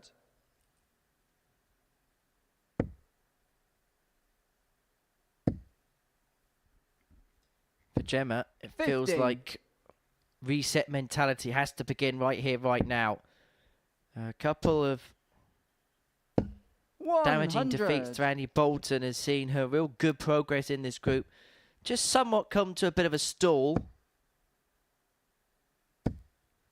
125.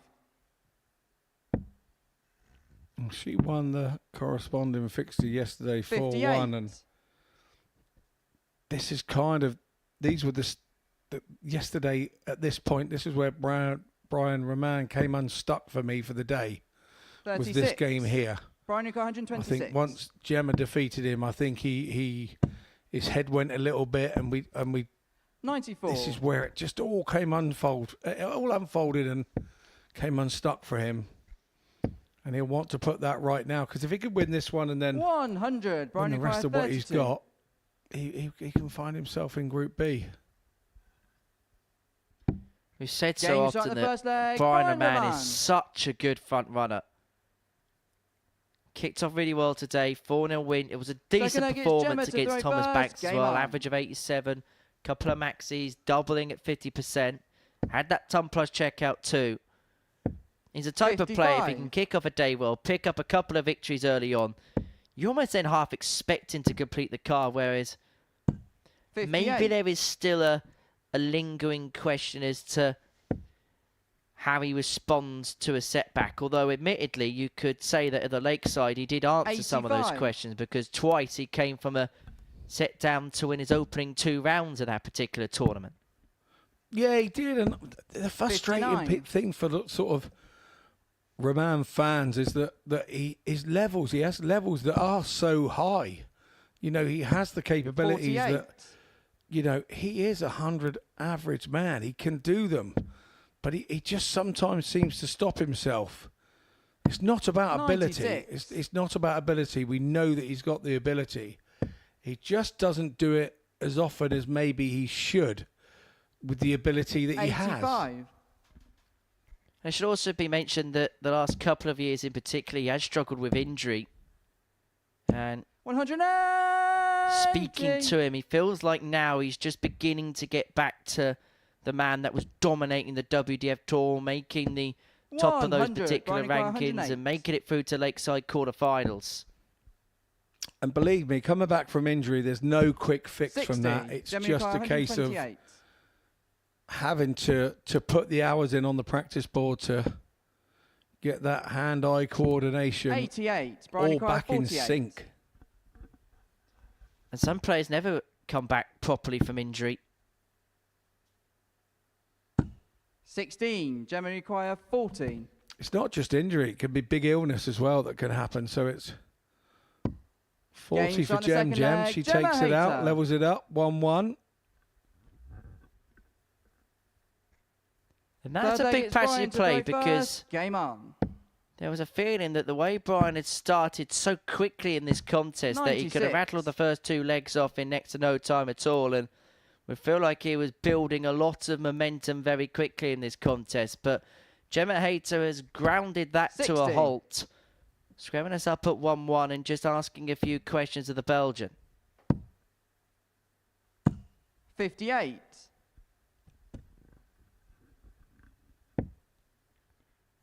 If Gemma was to be successful here over this fortnight, it would be a 121. golden end to a comeback here. But also think about the headlines that it would make when you consider 180. the opposition that Gemma's up against and how it would break some real barriers for the sport if she was to claim this particular trophy. 177. Brian Nikolaou, What a 167. reply there from Gemma Hayter. For me, the fact that Gemma Hayter's even here is the massive success story, and it 139, ends a Gemma year Nikolaou, anyway. 143.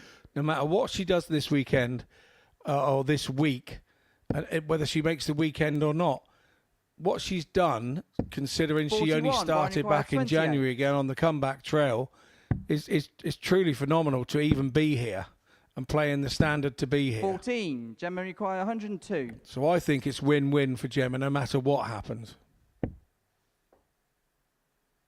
Well, the 102 has been the most popular Tub Plus checkout found this week, but it's 62. not going Brian to be Nikolaou, 14.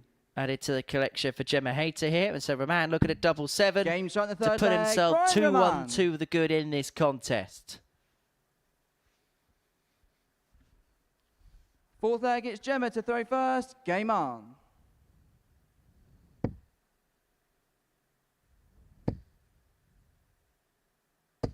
$140.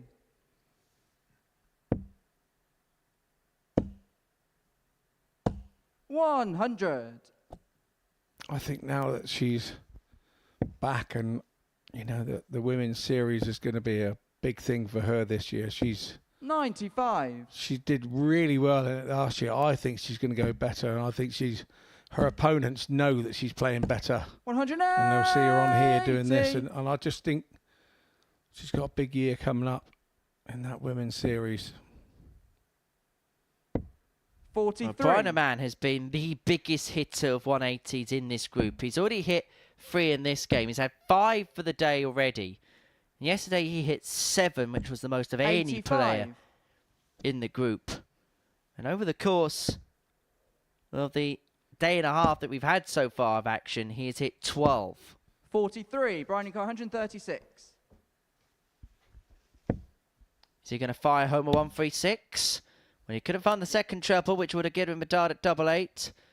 But what he is going to do is 128. leave himself a double 4 after 12, and Hayter on throw and able to leave a finish after a dozen.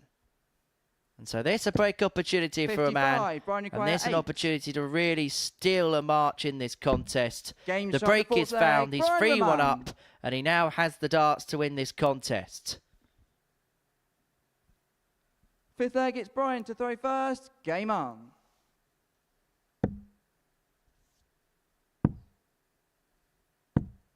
$60.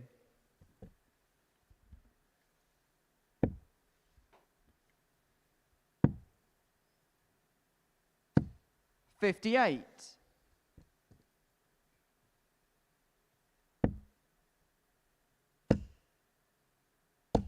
$100.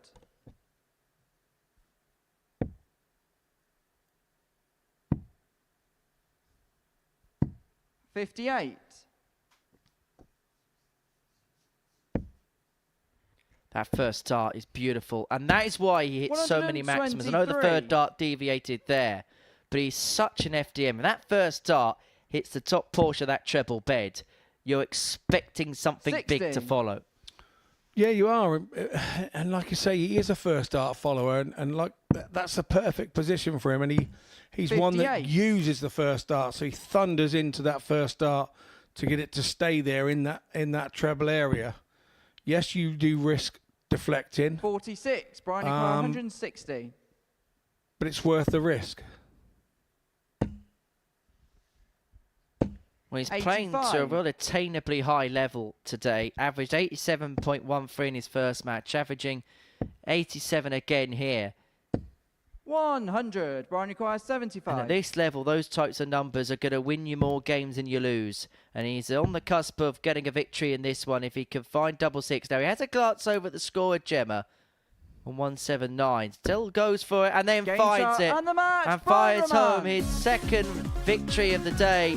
It was 4-0 against Thomas Banks in the first game of his session. It's 4-1 there against Gemma Hayter. 287 averages for Brian Raman early on this Tuesday morning. He's playing to a real steady level, which is bringing him some real joy, and it puts him on to 6 points. And from the bottom of the table, he now finds himself in second position. Tuesday really has been a moving day, but the one man who cannot be dislodged at the top of the table right now is Andy Boulton, and he takes on the player at the bottom of the pile, Thomas Banks, after this.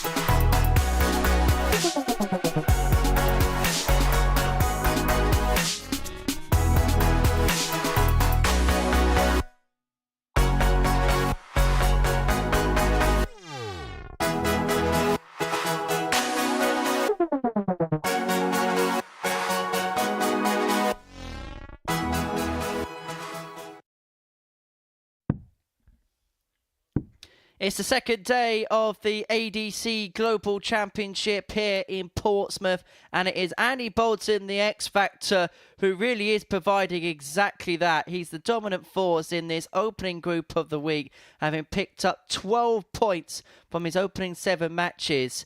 He has a 6-point lead over the rest of the group, who are all on 6 points respectively. It's a Group A, the like of which I've definitely never seen before, and I don't think we have ever seen before. Boulton streaming clear, and everybody else is on the same number of points. And for Andy, he can open up a temporary 8-point lead on everybody else if he can get the better of Thomas Banks. There is a real possibility that if Andy goes through the card here, the job could be done, or effectively done, with a day's worth of action to spare. But beware Thomas Banks, who lost his first game 4-0 and was then 3-0 behind against Sebastian Bialecki. And if the truth be told, we really were beginning to wonder and worry about him at that particular point. But he held up 4 legs on the spin to win 4-3. And you just wonder whether just that one win and the manner of that victory will just boost his confidence a little bit ahead of this meeting against the seemingly unstoppable Scot, Andy Boulton. Yeah, you feel he's not going to be able to go 3-0 down in this one and manage to get it back in his favour. And this is the reason why. 140.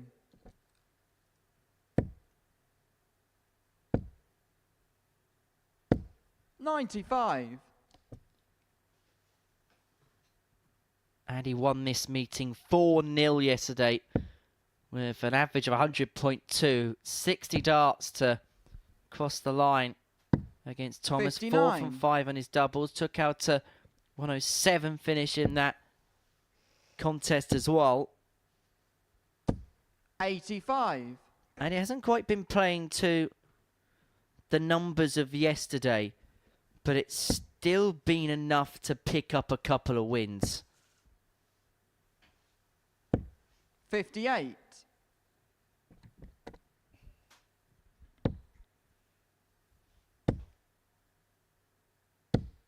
140.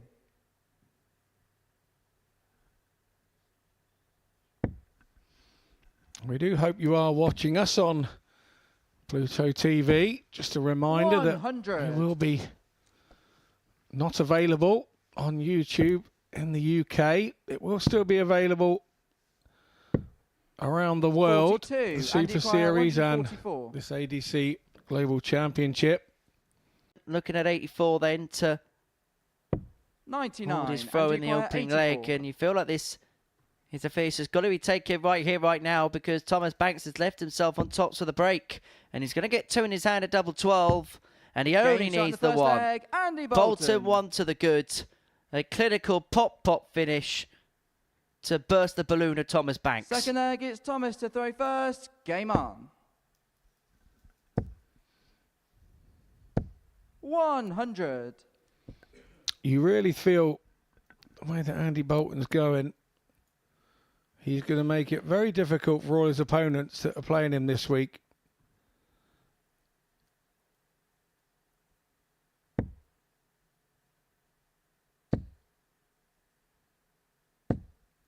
$30. Right on cue. Thank you, Andy. Scores of 30 will not make you difficult to beat. 43. The proverbial commentator's curse. And there was me thinking it only happened to the likes of Murray Walker and people like that. Well, Andy Boulton here is so good, isn't he, Scott? His power scoring. It's just his greatest trait. Just hitting big scores and big trebles after big trebles. See, Scott, that's how it's done. Well, I leave it to the professionals then. 100.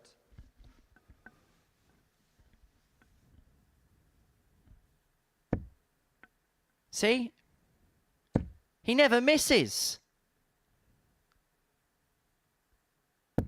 140. Well, he did that time. So you're not so good as you think you are, Mr. Deacon. Yeah, 184, sorry, yeah. 94, and you got 151.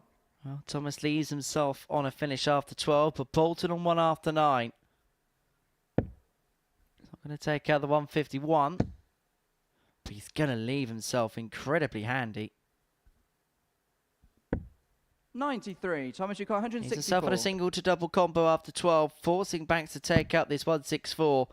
And the feeling is now 64. the Andy bulldog requires is going to be 58. broken. Because the way Andy's been finishing this week, when he gets 2 darts in hand at a particular target, you don't expect to miss. Game shot. There the is second no leg, miss. It's a Andy 14 darter, Boulton. 2-0 Bolton. And as you keep doing this, so all your opponents are sat watching Third this in leg is that Andy players' to throw room, first. Game on. and they kind of sometimes go, well, I don't know whether I can get Andy today, so that's not a game I'm going to target. I'm going to target against the other guys that are in the group. 90. And then sort of Andy has a bit of a free run at it then. Thomas Banks can't afford any more trip-ups. 60.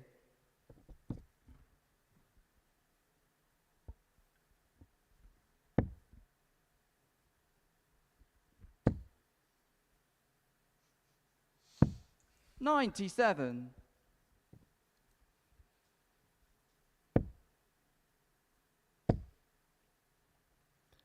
As we mentioned before, we know Thomas 140. is a player that tends to play his best darts in the second half of the week.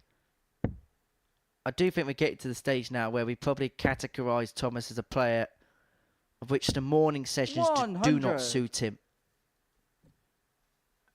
Not for the want of trying, but it just feels like every time that he plays in a group play scenario, it just doesn't quite go to 140. plan for him for one reason or another. Yeah, the stats say that. So it can't be argued with, but the other thing that can't be argued with, he's some player who is developing and developing, and 55. every time he comes here, 161. he's learning a little bit more. He's getting a little bit more stagecraft. He's getting a little bit more intelligent in how the game works, and 83. he will, I'm sure, be right there at the top end of the game for a long time. 137. Thomas requires 78. However, he could be entering the thick end of the game if Thomas Banks misses tops. 58. Goes low. Andy Bolton on required double 22. 11. And if he finds this, he's 3-0 up.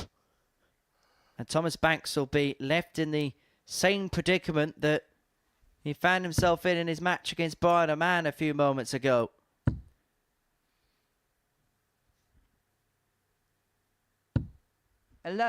Thomas The requires experience 20. that Andy Boulton has, he threw that first dart away at that double 11. Game has to shot in do the third leg. Thomas something Banks. not silly, and then he was unfortunate with the second one and unfortunate with the third. It's given up the leg. Fourth And leg with is these Thomas young to throw fellas, first. when they Game get a on. leg, they get a bit of momentum and they come back at you. Like that? 140. Yeah, a little bit like that. What curse of the commentator. It's all about who knows darts, isn't it? Oh, you know your darts, mate. 100. It's just another game for these two. 57. Indeed.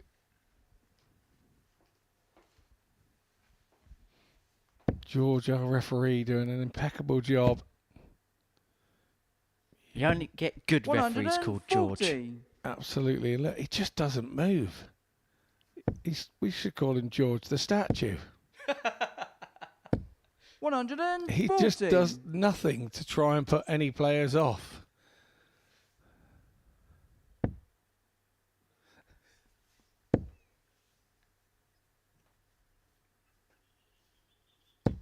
$140. Thomas, you've got 164. This 164 is nailed on. Ah, it doesn't go. 98. And you've It got looked like it was 121. going. Bolton 121 for the break and a 3-1 lead in this contest. Treble 17 would have given him a dart at the bullseye. 97. Thomas requires 66. Well, this to turn this game on its head.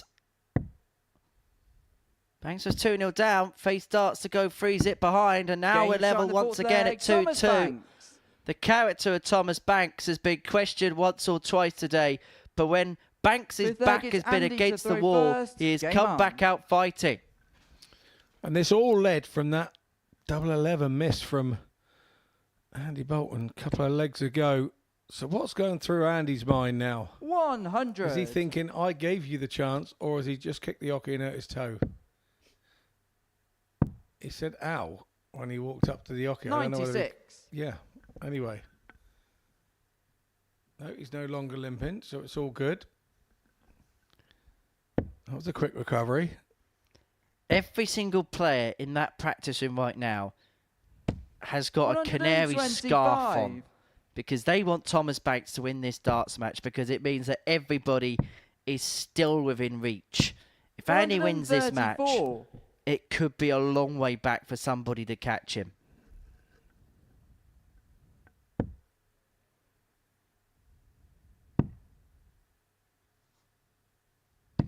$96.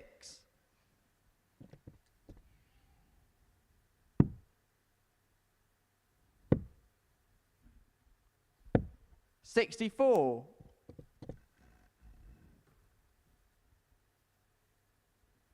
And you'll be hoping that this game follows the same trajectory of his match against Gemma Hayter, where Andy 140. had moments where it was not comfortable at all against Gemma, but was able right at the very end of the contest to 60. really And take require charge 40. of proceedings and then power home in the last leg decider.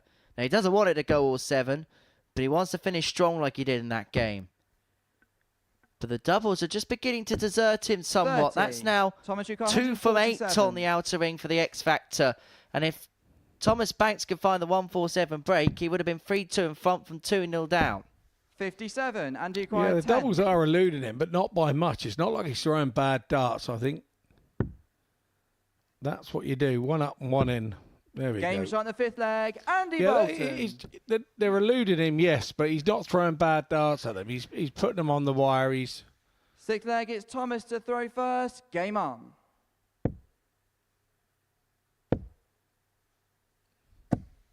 $140.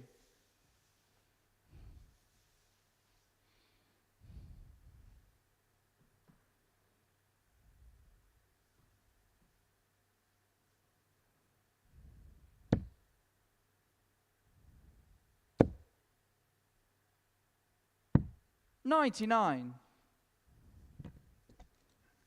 Thomas opened up with a lovely 140 there. If he could put another one in here, 100.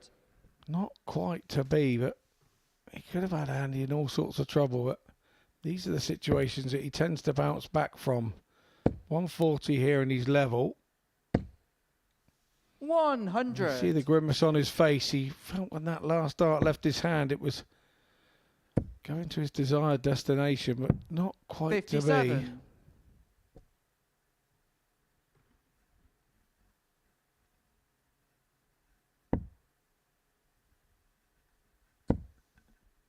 Well, in terms of standards and in terms of quality, this 92. has been the best game we've seen today. Both players averaging in excess of 90. So a nice to and fro nature about it. Boulton raced in front. Banks pulled his way 100. back. And it looks like possibly from this point, we may well get a last leg decider. But a lot depends on how well Andy scores here. And let's not 100. forget, Thomas Ducar, this was a 104. 4-0 win for Andy Boulton yesterday, and that kind of shows what a turnaround it's been for Thomas. That's a loose dart. 64. Andy Ducar, 110. That's a fantastic dart to recover. It's like he had the attitude. I got myself in the mire. I have the ability to get myself out of it, and he did with a lovely treble 13. It's now all about Boulton.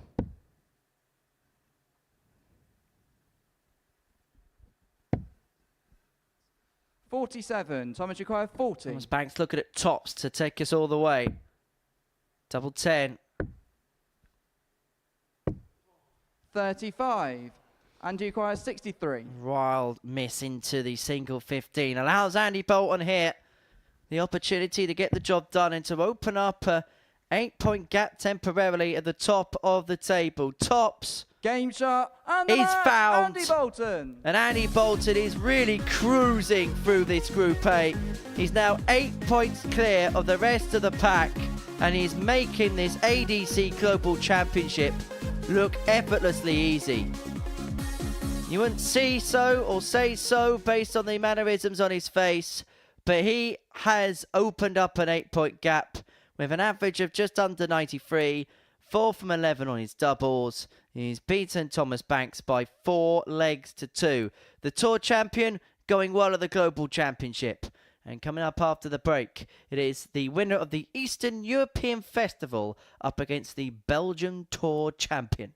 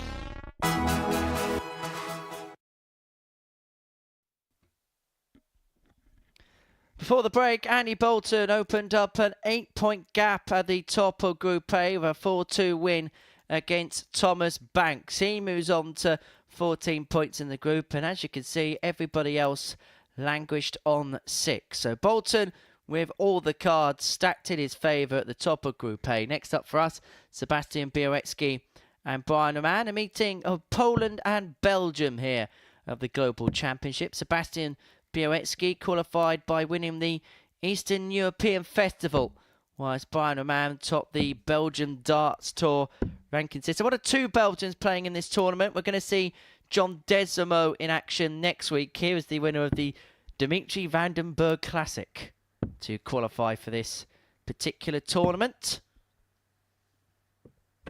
Have you got a tournament named after you, Scott? No. First leg, it's Sebastian to throw first. So not like Glenn Game Durham on. then. He's got a tournament named after him. It's called the Wooden Spoon.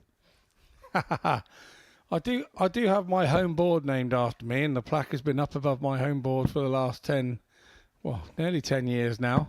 96. So that was really cool.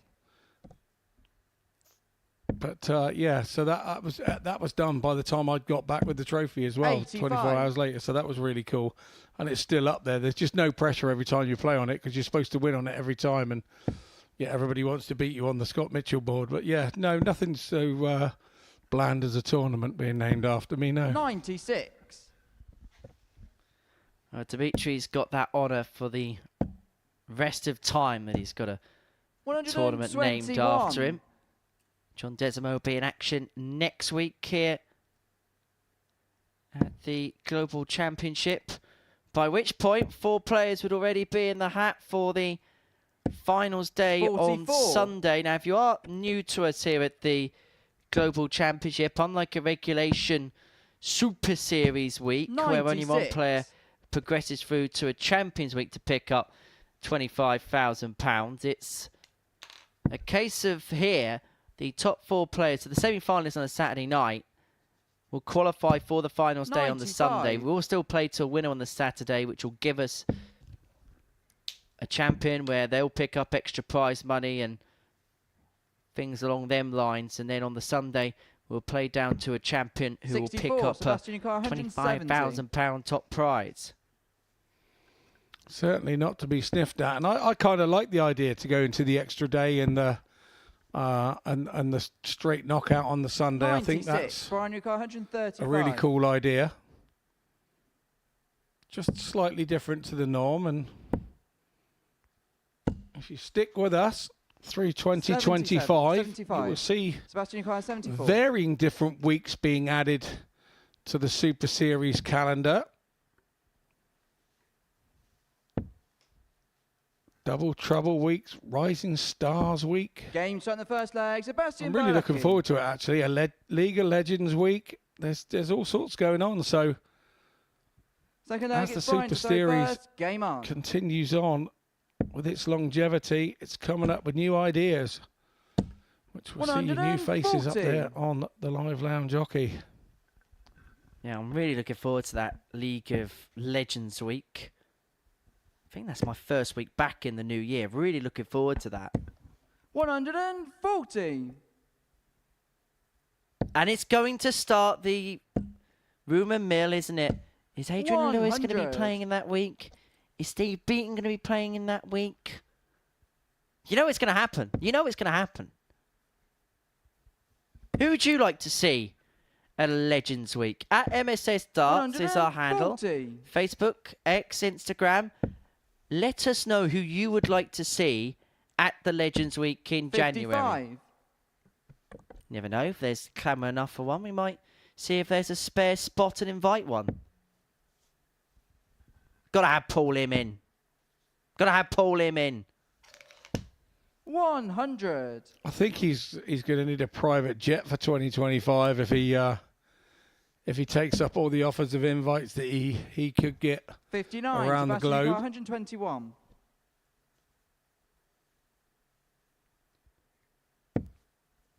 Treble 17. Gives Bialecki a dart at the ball. 96. Clips the Brian Newcar, paint of the 147. 25 wire. And so a man looking at 147 to square up a 1 apiece. Not going to go, and so Seb returns for 93. 25 to Sebastian double Newcar, his 25. advantage. And next to no time at all. Playing like a dream so far. Averaging just under 98.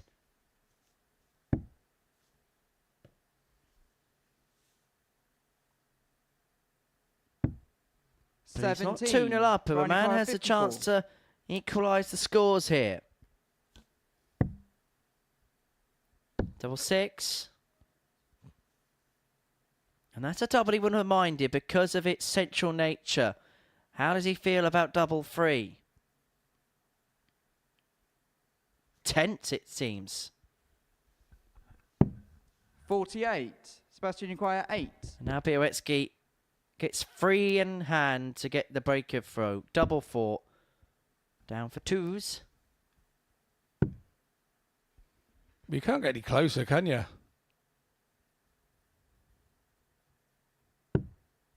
Four. Brian requires 6. That's as much emotion as you get Game shot in the from second leg. Sebastian Brian Raman. Bialecki. He just put his hands to the sky and said, well, what's going on? I think Third it's fair leg, to say this Sebastian is a to go meeting first. of Game on. two players with two completely different on-stage demeanours. Seb doesn't really show us anything, whereas with Brian, you know exactly how he's feeling 96. at a present moment in time. If he's feeling good, he'll show you he's feeling good.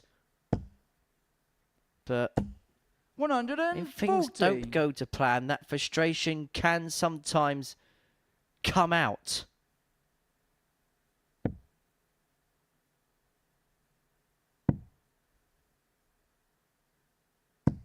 $134.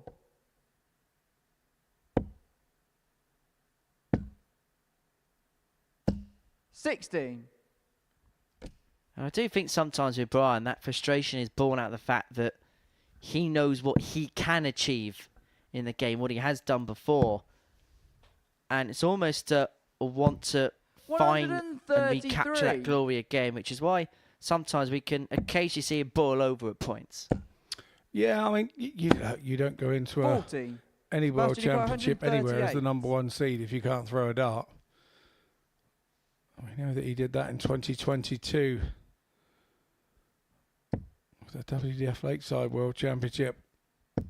16.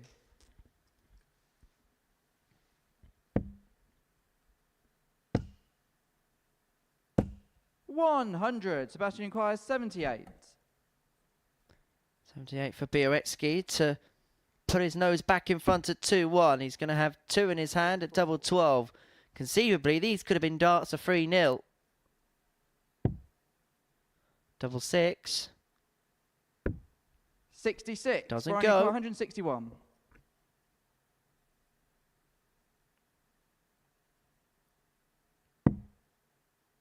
Well, this would be a pinch. This would be a punch. But it's not a case of 130. thank you very Sebastian Nicole, much for 12. Brian Raman. Game shot in the And third leg. Bialecki Sebastian finally mops Bialecki. up leg 3. As you say, sometimes the frustration with Fourth leg, it's Brian to throw Raman first. boils Game over. on.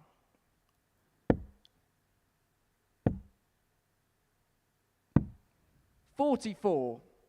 And we saw it kind of just teeter over at the end of that leg, and then it affects you when the start of the next leg.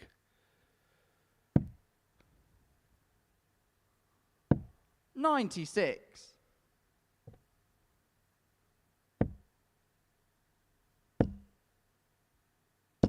$100.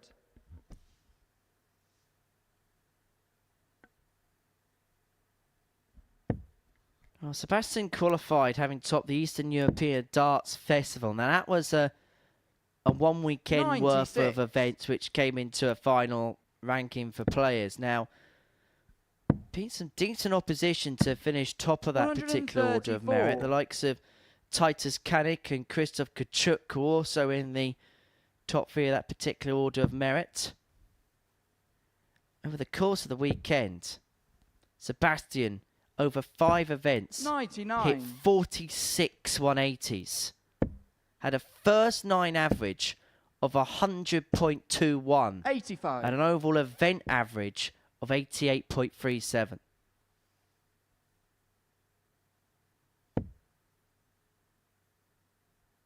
Those numbers will stack up against many of the elite.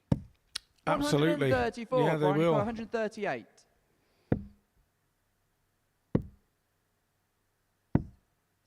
$86. Sebastian inquires 76. He's just beginning to display that scoring power on a bit more of a regular basis in this game. The nagging issue has been missed darts at a double. 2 from 10 on the outer ring. Made that 2 37. from 11, Brian and that was a 52. wide. Conceivably, he could be off the stage right now, 4-0 winner. Although that is a bad dart, it's not as bad dart as it looks because he throws from the right-hand side.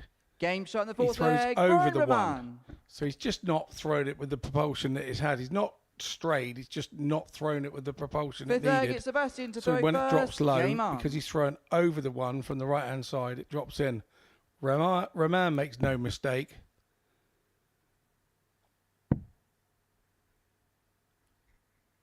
Well, Brian himself has 96. missed 5 at a double in this game, but has been more able to sweep upon the misses of Seb.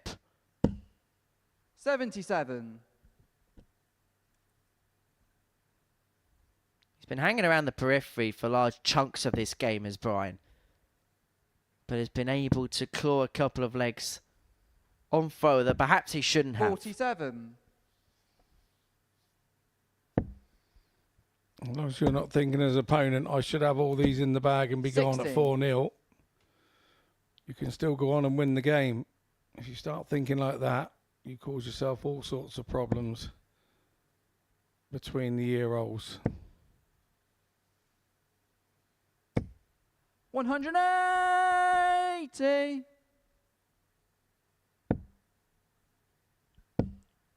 Well, if there were any 58. niggling doubts in the back of the mind, then they may have just been sent away as a consequence of that maximum. 96.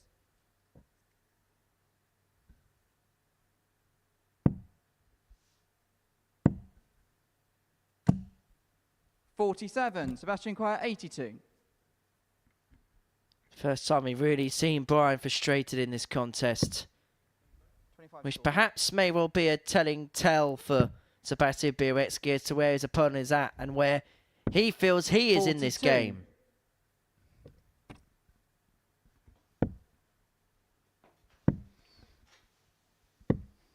$64. Sebastian Quiet, 40. He's got all the time he wants at this tops. He used the dart. Game And he shot in the uses fifth it leg. perfectly. Sebastian Bialecki.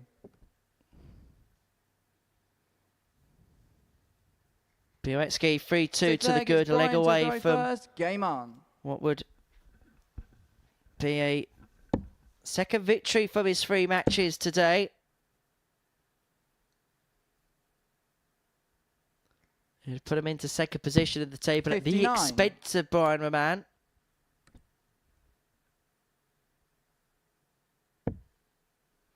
You can understand the frustration for Raman. He won his previous game with an 87-28 against Gemma Hayter, and 140. this one he's kind of dropped off to about an 80, and it's quite a big drop off.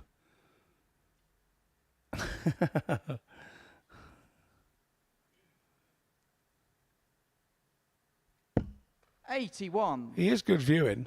There's no two ways about it. There's never a dull moment when Raman is about. He's got a box office nature about him. Whereas maybe with Seb, he's a bit more pragmatic. 42. Well, Brian Raman has left the stage. I think what happened is I think he may have accidentally kicked that little advertising tripod there. 57. And then decided to, in an OCD-like manner, just put it back together as it was before. Yeah, pop down and retrieve it. For a second, I thought we nearly had a Peter Manley 95. scenario.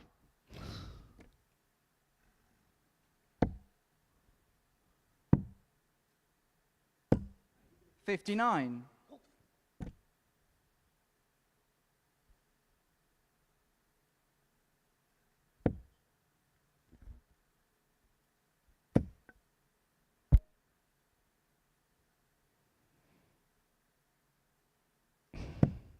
$91.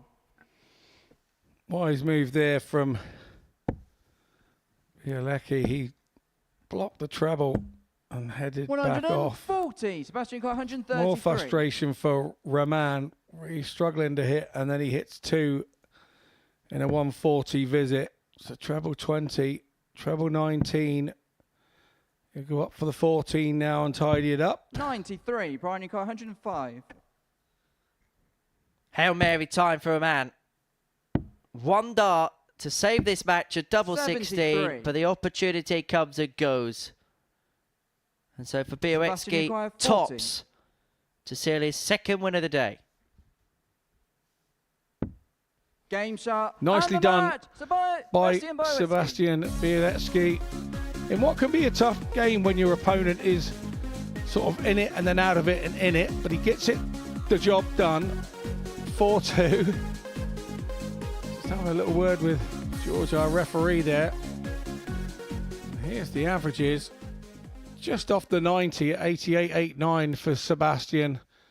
4 from 15. That would have put that average way up into the 90s if he'd have checked out a little bit easier.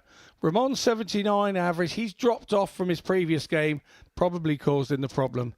So we head on into a short break. And when we return, we have Gemma Hayter taking on Andreas Nikolaou.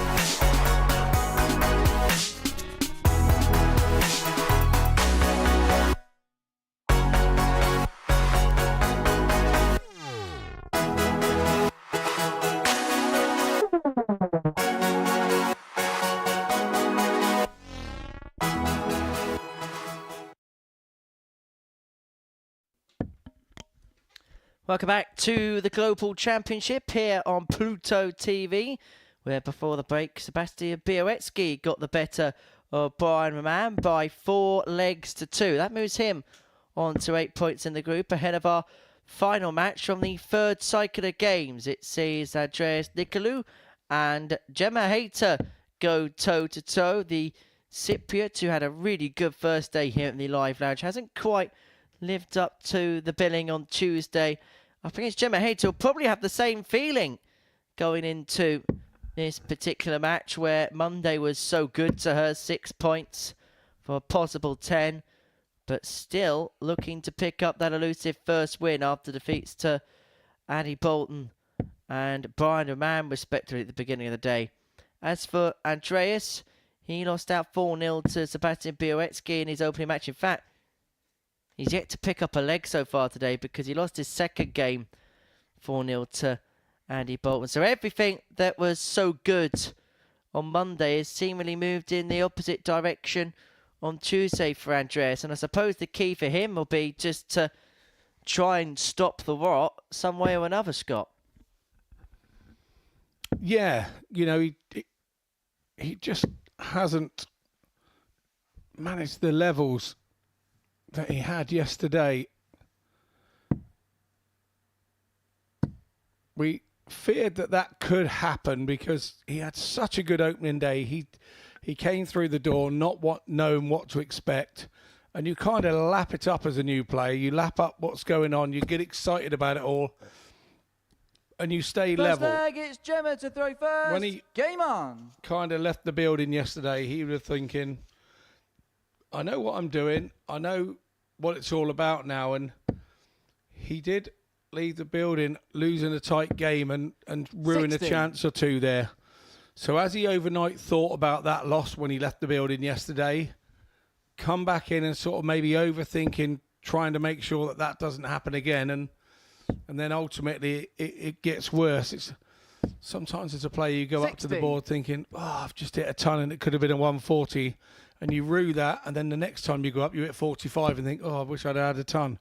There's a kind of element of that with it. And Gemma's opened up here.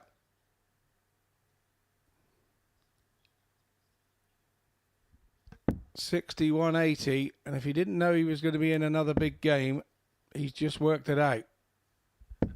60. Well, for both players, this is a rot stopper.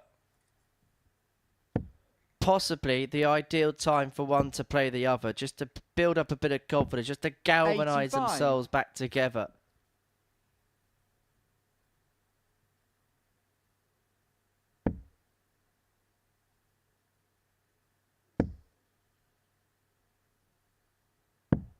$99.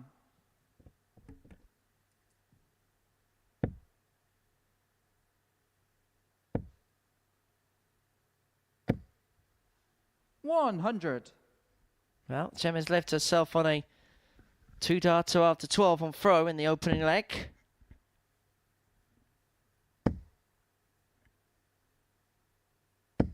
$100. Gemma requires 76. So Andreas is just kicking into gear just a little bit too slowly at the beginning of games, and Hayter's got herself up and running with a 14-darter, and that was one of her key strengths yesterday. Those kinds of combinations, pinning darts, first dart in hand, or pinning doubles, shall I say, first dart in hand.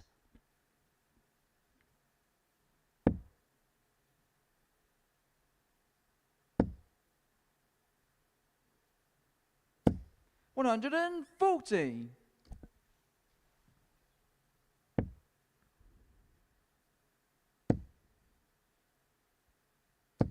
$95.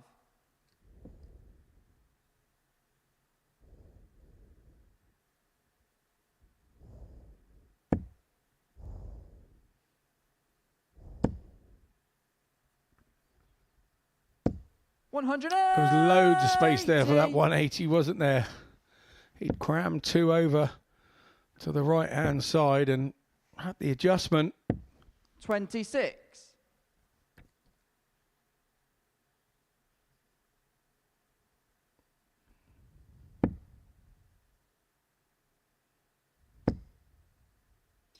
Well, you sense that Andreas is a shoo-in to win this 83. leg from here. Has a comfortable lead. Gemma having a bit of a 40. torrid time of it.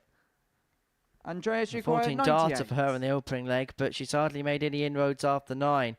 And Andreas is on for potential 11 darter. But he doesn't have to go for the double 19. He decides to split it. 66. And with Gemma having that much time in hand, it felt like there wasn't a conceivable scenario that Andreas was going to go straight for the double there. 60. Andreas requires 32.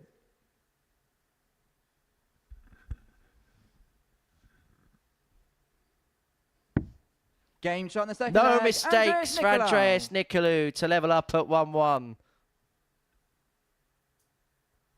Third leg, it's Gemma to throw first. The perfect Game play, on. the perfect execution.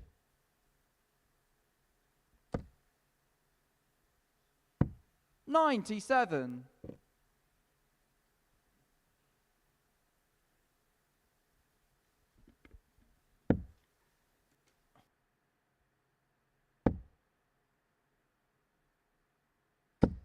$81.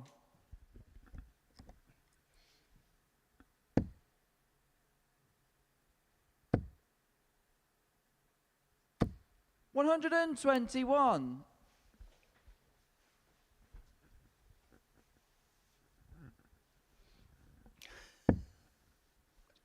Well, both players feel like they're making just a little bit of a meal of it here.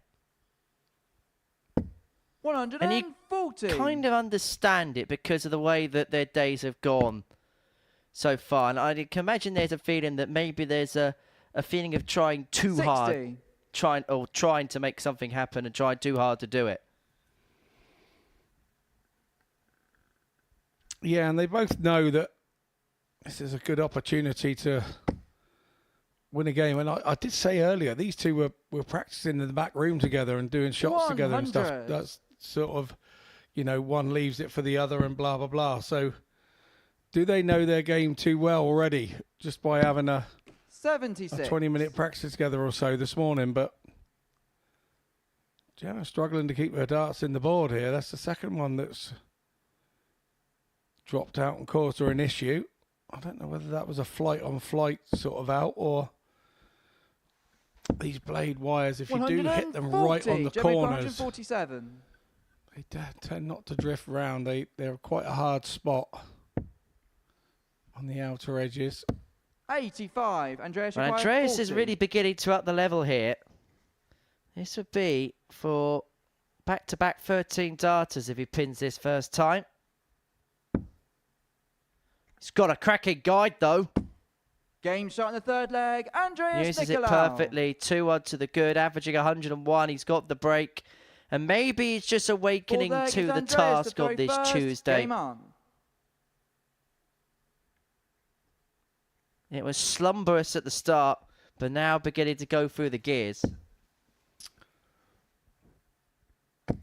We're now starting to see a bit more of what we saw yesterday, aren't we? 140.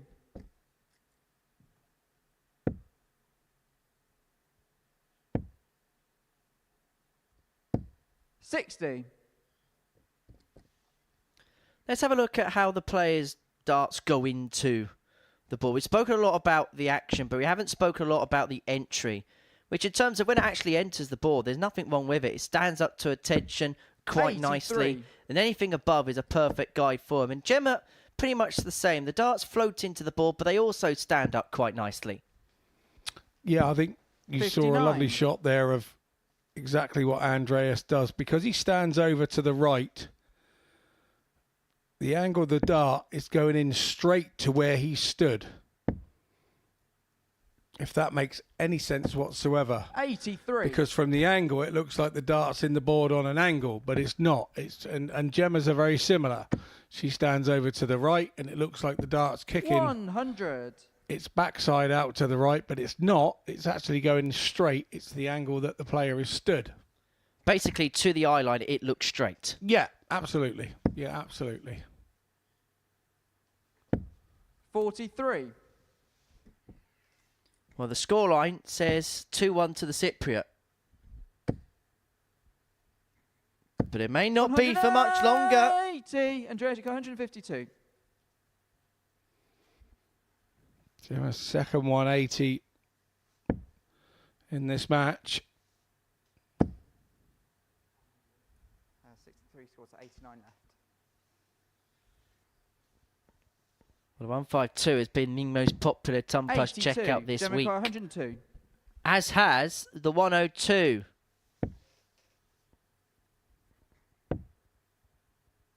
Double 16 for it to be taken 70. again, Andreas, you and requires it grazes 70. the wire.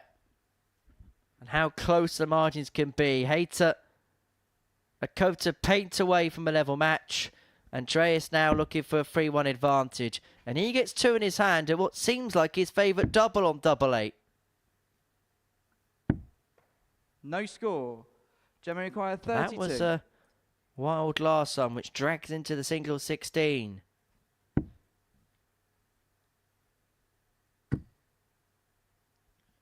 Awkward. Has to look top side. No score. Did do, but it drops Andreas low. requires 70. Yeah, an unfortunate sequence of darts there, all on the wire.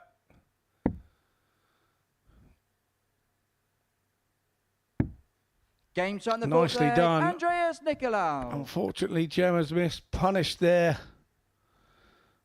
by Nikolaou. Fifth leg, it's Gemma to throw first. Game on.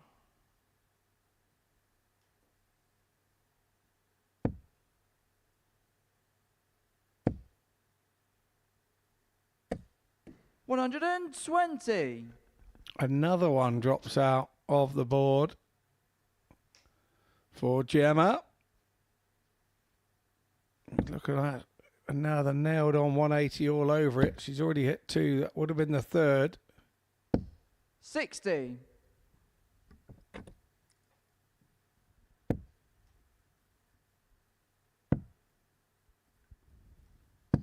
$96.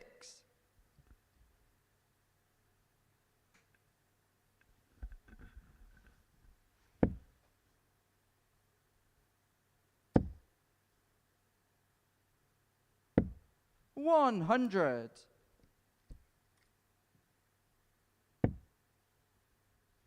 Well, Andreas won't be overly concerned if he loses this leg because it is on 100. the Gemma Hayter throat. But what will be somewhat of a concern is how much inroads Gemma Hayter's been able to have on throw in this leg. 96.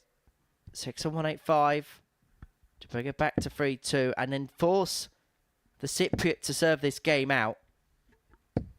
45.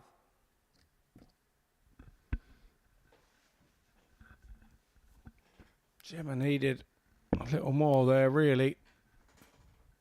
Because a ton here. I see Nikolaou 140. Gemma require 140. Pressures on 140 of Gemma. Gemma's own. She wants another one of those. Yeah. That's unfortunate. And with that dart sticking up, she's going to have to go high, 80. high. Andreas, you got 105. And that was too high. Well, this could be the game right here, right now for Andreas Nikolaou. 102 left. I'll be done now. Hayter will come back, but because of the Everett last dart, it's going to have to 48. spurn one Gemma requires 60. for heading for tops. And because her darts stand up to attention, this could be a little bit awkward. In Game fact, shot and the fifth leg, Gemma Hayter. that first dart was the perfect guide to cushion the tops in with dart 2. Sixth leg is Andreas to throw first. Game on. Top commentary there from Henry Deacon. That could be awkward. Smack straight in. Lovely.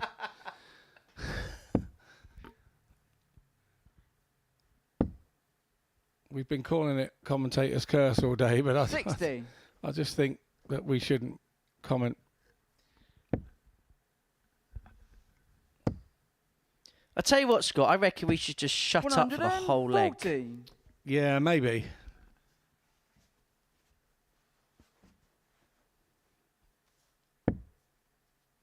Probably one or two would like to hear that, to be honest.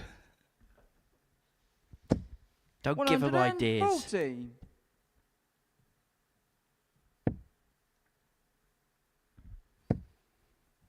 But that nice little 60 shot has given 180. Gemma the lift and a bit of momentum. Ton 40, ton 80 in this leg. And Andreas may feel like this game 60. is slowly but surely drifting away from him. If Hayter breaks here, she will have the darts in the decider. 59.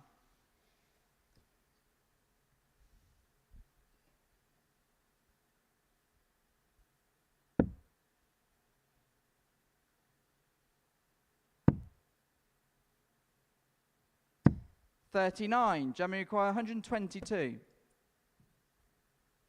1-2-2 for Hayter. Has got time on her side, so didn't have to go the 18s. 53. No, she didn't.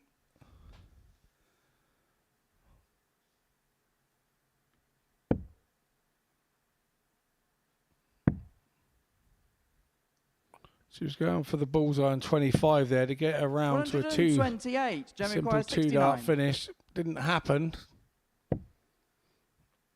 Double 12. Oh, what a nice little Game shot in the 6th leg. clip Gemma Hayter. shot that was.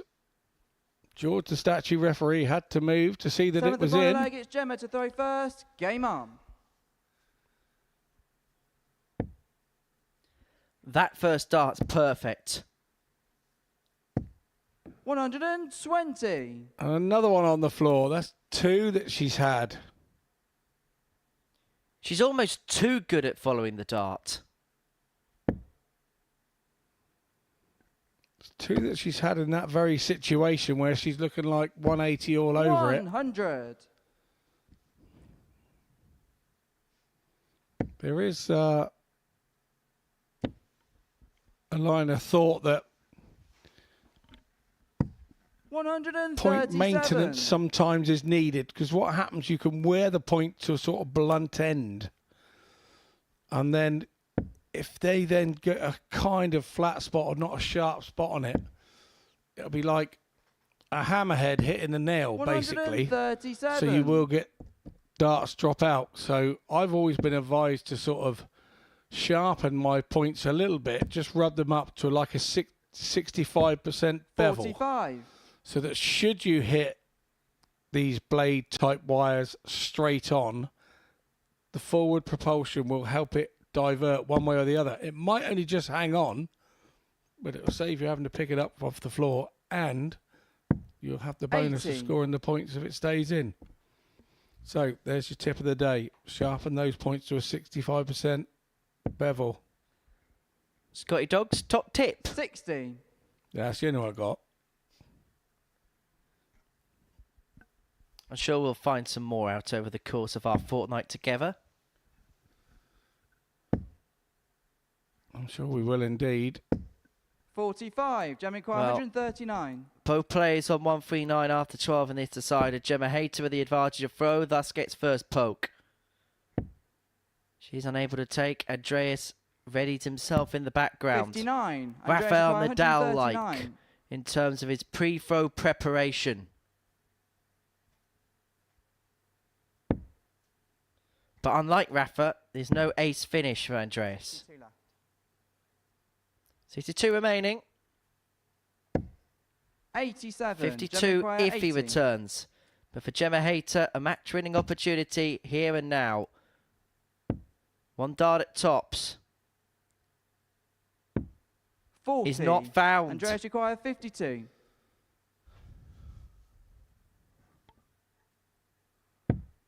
So Andreas has tops for his first win of the day.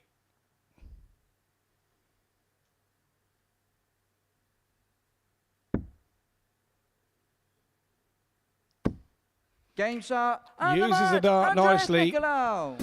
Sees it off. Gemma Hayter will rue that one dart at double top.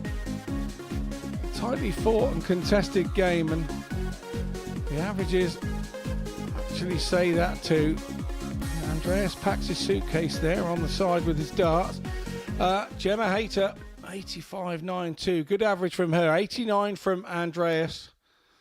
And 4 from 9 on the doubles for him. And that was probably the secret of the game. So we head in to a short break. You can join us back after, but we'll have Sebastian Bialecki taking on table topper Andy Boulton.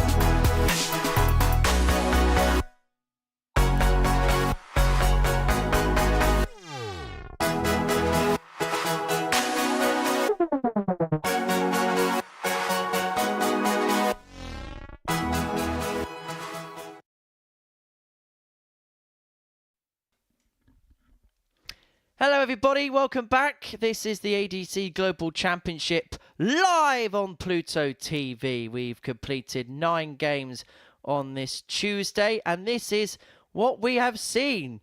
Andreas Nikolaou before the break beating Gemma Hayter by 4 legs to 3. Sebastian Bialecki beating Raman 4-2. And Andy Boulton getting the better of Thomas Banks by that same scoreline. So this is how the table looks. Andy Boulton top of the table, a 6-point lead to his name. He can extend it back out to 8 again if he gets the better of Sebastian Bialecki in this meeting of the top 2. Right, let's have a look at the breakdown for the rest of the week, because this is how Thursday and Friday looks. I really love the look of this Group B. Darryl Pilgrim, Bradley Brooks, Bradley Roos. We're so going to mess that up at some point on the Thursday night, that's for sure. And then Group C, James Richardson, Adam Lipscomb and Conor Heenahan. We'll be watching all of that action on Thursday and Friday night. So, here we go to game 10 of our session. Andy Boulton and Sebastian Bialecki go toe-to-toe. And I'm sure, Scott Mitchell, this one's going to be a cracker. As long as your voice holds out, we'll be fine. 3 weeks, my friend, and it's decided to cave in. You're nearly back to my little buddy I call Squeaky Deeks.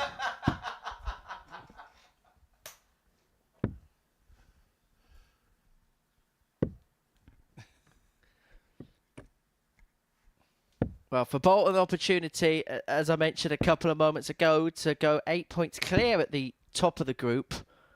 If he wins his particular match, First leg, it's Sebastian to throw first. You get the Game sense, on. and if he wins his final couple of games, it's going to be on 18 points. And yes, I know there'll be mathematics to say that it's not done, and that maybe if one player does this and Andy does that, then there's a possibility of someone catching him. But if we be realistic about the situation, if Andy wins his last 2, it's pretty much job done with a day to spare. Yeah, like I said earlier, when you come into 137. that situation, you have to be a little bit careful of coming back on the last day and going, well, I only need 2. I've been in that situation. Do you remember when I did the 5 out of 5 and then came back the next day and lost everything? How can we forget? Exactly. So even Bradley Brooks didn't want to be Scott Mitchell the next day. Anyway, it's very easy to then target a couple of games and go, well, if I lose this one, that's fine. I'll lose this one. And what you do is convince your mind that it doesn't matter if it doesn't go your way. And then you pressure up a couple of games that you think you can target to get through. And all you need is a player to step up, do something different, see a bit of a weakness in the game from a previous game, and you're in all sorts of trouble. But I don't see Andy making that mistake. So senior in his experience, not just in the game, but of this particular format as well. Become one of the real seasoned veterans of the Super Series, and he's putting it to good use here at the Global Championship. But Bialecki looking to kick off a 1-5-6. Just above the treble wire with Dart 2. 85. But it's a really good start. He's left himself on a 2-darter after 12. Boulton looking to put himself in position. 137. Put himself in position, he will. 71. Both players at a similar size finish after a dozen darts. Bialecki first poke at the 71. 6 scored. 65 left. And it's 1 dart of the ball. 46. Doesn't go. Andy acquires 78. Boulton himself may only get the solitary dart to pinch the throw in his opening leg. And that solitary dart is going to be at double top. It's out the way. Game shot And the that's first in the leg. bed in the Andy middle of it. Boulton. Boulton breaks. He leads 1-0. It's those shots Second that he's leg, been it's doing. Andy It's to throw those first. Game on. sort of mid-range shots, you know, anything over 60, under 80, getting a last start at it. And he's been doing that, but he's also been doing it with those big last starts on the Ton Plus finishes. He had 92. 3 on day 1, and he's had 3 again today. You know, around the 100 mark, 103, 108. Those ones where you get a single dart, you know, a treble, and then you only need a single number and a dart to get out. And he's been the last dart merchant on those doubles, and that's what's seen him be where he is. 36. But obviously the 158, the big one of the week so far.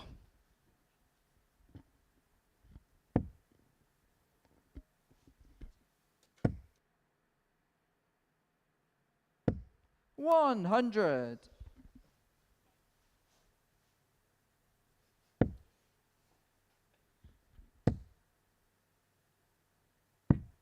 59.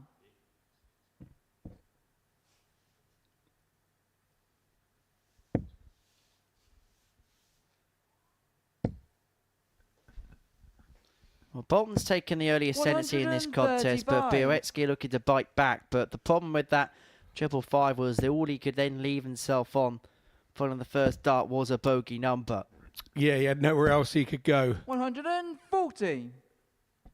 The good thing for him was, although a 140 from Boulton, he's in the same boat.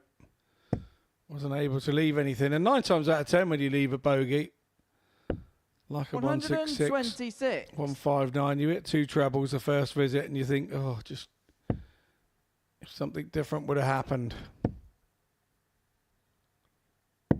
Well, Bialecki's 84, left himself on top Sebastian half 12 to get the break back and to level this contest up at 1 apiece. Double 10. Chasing around the board. And finding doubles hasn't been easy for 35. Sebastian And you Bialecki require today. 40, And a 90. failure to find there has given Boulton the opportunity to back the break up with a hold. Yeah, he's left the door ajar, hasn't he, Bialecki here. And when that happens, Mr. Boulton generally kicks it wide open. Just like Game that. shot in the second Just leg. like that. Andy Boulton. When the opportunity knocks, he bats it out of the park. Third leg, it's Sebastian to throw first. Game on. Ruthless. The only word to describe Andy Boulton's performance so far. 140. Bialecki's been doing all the power scoring. The numbers illustrate that. But 4 missed starts at a double, and on every single occasion, Boulton has swooped. 43.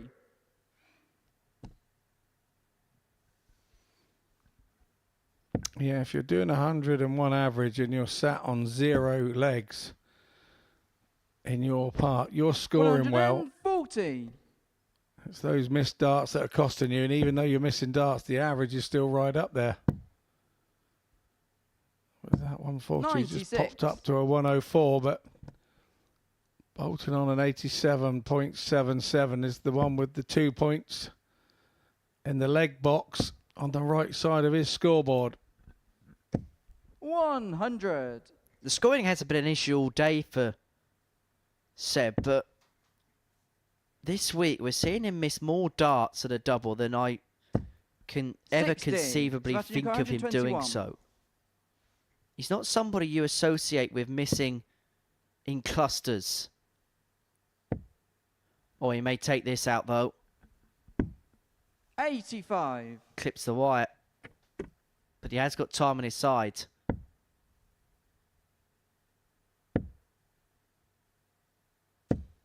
$58. Sebastian, you require 36.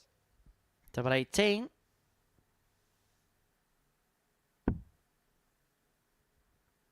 Doesn't have to go for double 9. And now ponders about his next decision. And his No next score. decision is to bust the score. Yeah, he fancies going back at double 18 quite clearly.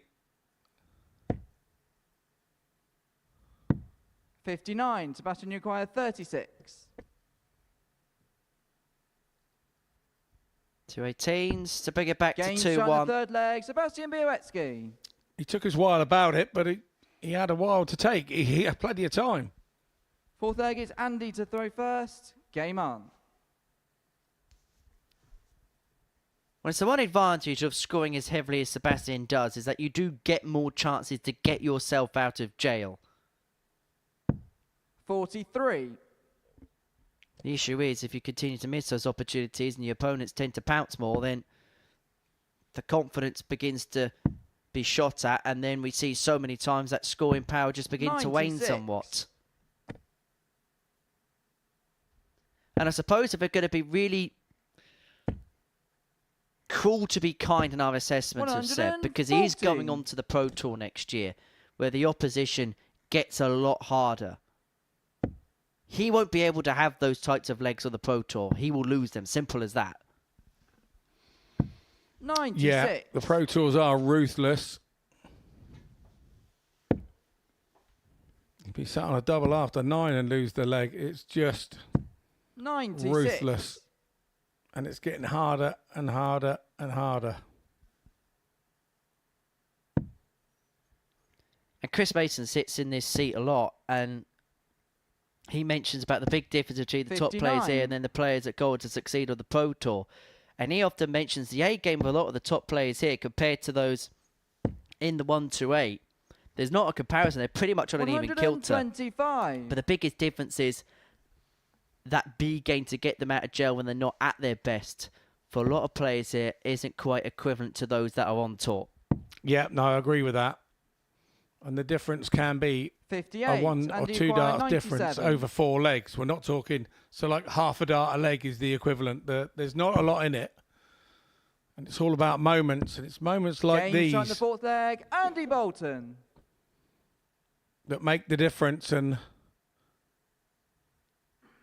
5th leg, it's Sebastian to throw first. Game on. you look at Andy Boulton and you think, if he is going back to Q school, he has a great chance of getting a card the way that he's playing currently. He's sort of peaking at the right time. 139. Although I do feel like that's something we've said about Andy ever since he's dropped off tour. 100. He plays at this kind of base level, which he very rarely drops from, does he? No, he doesn't. But what happens with the Pro 100. Tours is you get battle scars.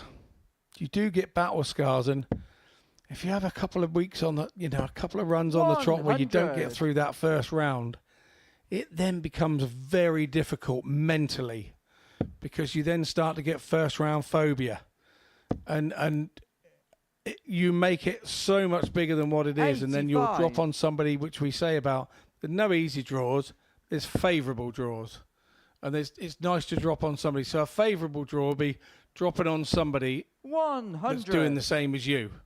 It may be a big name. It may be somebody that's won something, and you look at it and go, well, yeah, hang on a minute. That's a great name. He's going to struggle to beat him anyway. But if you can draw them on the right time, on the right day, it can go your way. And that's what I mean by favourable draw. And people 135. don't see that when you just look it up on Darts Connect and see the result.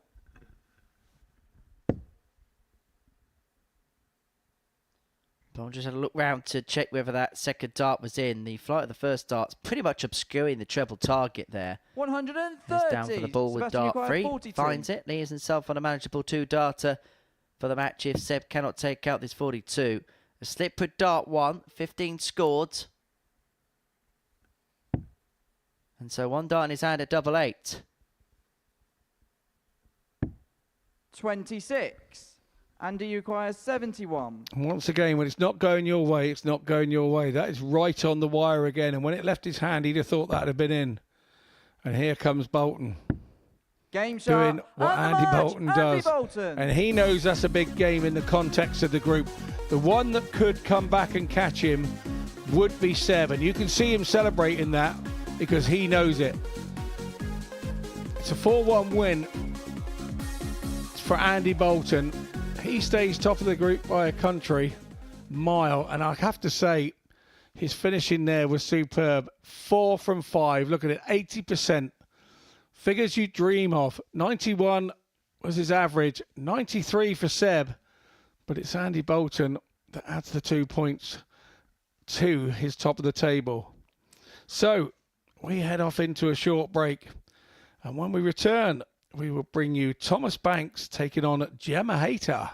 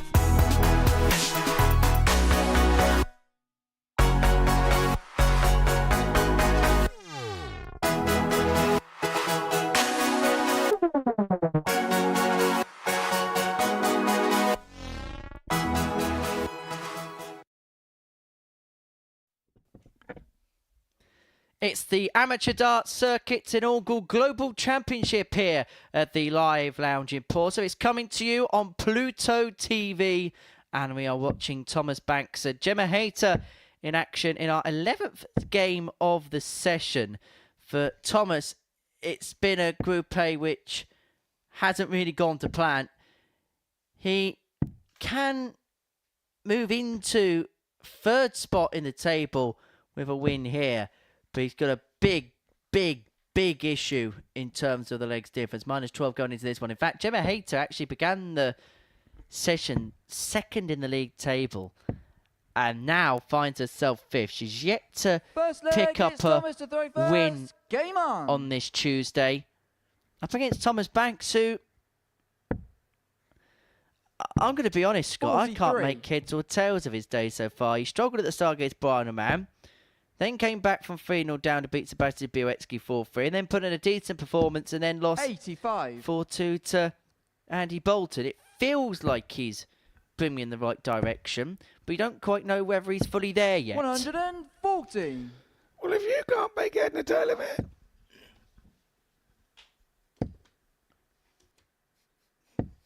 100. Nor can I. Yes, no, I totally agree. 57. With everything you squeaked, I agree with it all. Now, 85. This fixture yesterday saw Gemma win 4-1, and she was in a very good run of form. 55.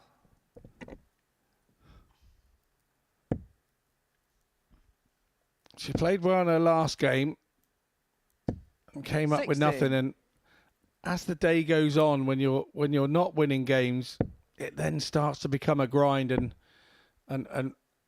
really starts 56. to mess you up, make you all squirrely between the ears. Gemma's a very positive player. She's a very 131. She has a great mindset. And I think that's one of her biggest attributes. 98. Gemma Nikolaou 40. And partly why she's come back so quickly and so well and playing so well. Game shot in the first leg. And there's leg. the prime Gemma example Hayter. of it. 16 dart leg. A beautiful 1-3-1 to set up Second the tops. leg is Gemma to throw first. Game on.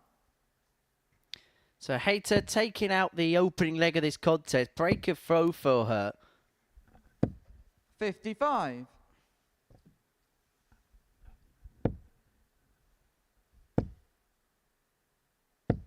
100.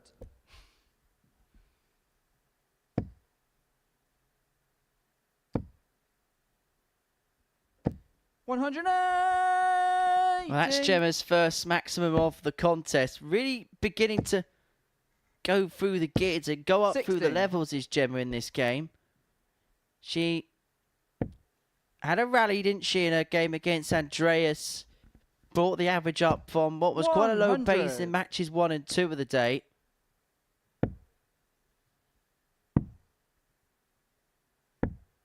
$51.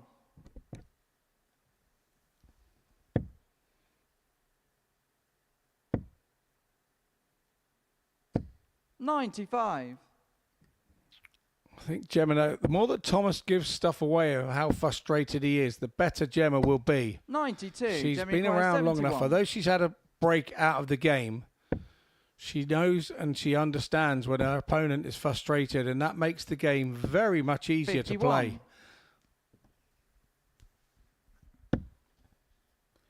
And you could tell that Thomas is simmering on the 100. Gemma requires borderline 20. of frustration at this present moment in time. And Hayter's looking at double 10 here for a 2-0 lead. In Game it shot of goes, the second leg. 2-zip Gemma Hayter. to the Gosport player. This, by the way, is the first sporting meeting of the day Third leg, it's between Thomas to Portsmouth throw and first. Norwich. Game on. Oh, I like what he did there. Yeah, very good. And at the moment, 56. I'm very happy to report it's Portsmouth 2, Norwich 0. Let's hope for the same tonight. 96. I remain impartial because obviously I'm a supporter of Bournemouth, pride of the South and top Southern team at the moment. 180. Okay, with all your Iriola master classes, beating City and Arsenal, haven't you, this year? 43. We have indeed, but I know that's a different story. I'm frightened that we're going to lose him as a manager. He's doing too good a job. 58. Fairness, I was speaking on a podcast not too long ago for 83. another broadcaster that Bournemouth are a very good shout for Europe this season. Yeah, we're 3 spots off it at the minute, and I'm reliably informed by season ticket holders that go 139. more regularly than I do that, you know, financially we're in a very good place and we're fine with only 11,000 fans. We don't need the money. 180. Thomas requires 68. Well, this game really is brimming up. 3 180s in the first 3 legs. Banks looking to bring it back to 2-1. 36. That at double Gemma 16 was requires wild. 99. And we've already seen this 99 go today, and that came by Thomas Banks by going tops. 59. Thomas requires 32. It was a kind of half-hearted attempt at it. She didn't want to go over the top and make herself Game look shot silly of third there. leg. Thomas Banks. Thomas Banks gets back in it. I think we can see how he feels about that. Fourth leg, it's Gemma to throw first. Game on. Can there sometimes be an element of safety when you do go tops with 2 left in hand? Because, yes, you want to attack it, but at the same time, you do worry about 180. going above and then spurning a dart effectively. I think it's all about how you've been playing on the day. 80. It's one of those where you feel super confident. You've won a couple of games and you go bump, bump, and you feel confident and you just throw it differently. When you haven't won games, 59. maybe you throw it a little bit more half-heartedly, which I think possibly Gemma did there. The very same situation on 137 last night for 60. myself in the local league, and I hit the 57, hit the first tops, and then hit double 1. So, yeah, it's one of those. 58. You've got to do it. You've got to go for it. It's the new way. And we're all getting dragged along by the youth of today. So it turns out you can teach a Scotty dog new tricks. An old Scotty dog, new tricks. 100. It was you who brought the old into it. Yeah, I've got no problem with being old. I'm all good with that. Got no grey hair yet, though. 55. It's more than what a lot can say. Another 12 days in here with you, I might not be able to say the same. 60. Gemma requires 149. 149 for Hayter. For 3-1 lead. That would have been a real game changer if that went. 89. Have it in excess of 90. Needs another there, you felt, 100. Thomas, Jeremy to requires 60. trouble Gemma more than it could. Double 10. 50. Thomas Yukai, 101. Now it's a frustrated Hayter that we see. And is Thomas going to do an Andy Boulton here? 85. No, not quite. Gemma Yukai, 10. Well, it would have summed this game up for Thomas Banks because it feels like at this present moment in time he's playing in spells. When he's on, he's very much on, but there's some real cold patches too. No but he's been score. allowed another Thomas opportunity Yukai, to 16. square this game up because Gemma Hayter's missed 3 at double 5. Double 4. 2 2s for 2-2. 12. Gemma Yukai, 10. 10's one of those doubles. You just got to go straight at it. And if you drop under, you split it and you go and finish it off. 5. Thomas Yukai, 4. 2 from 12 for Gemma Hayter on the doubles in this contest. Can Banks finally punish? 1 left at double 2. No score. Clips the wire, but Gemma Yukai, doesn't find a 5. way through. Who wants it? That's the question. Who wants the leg?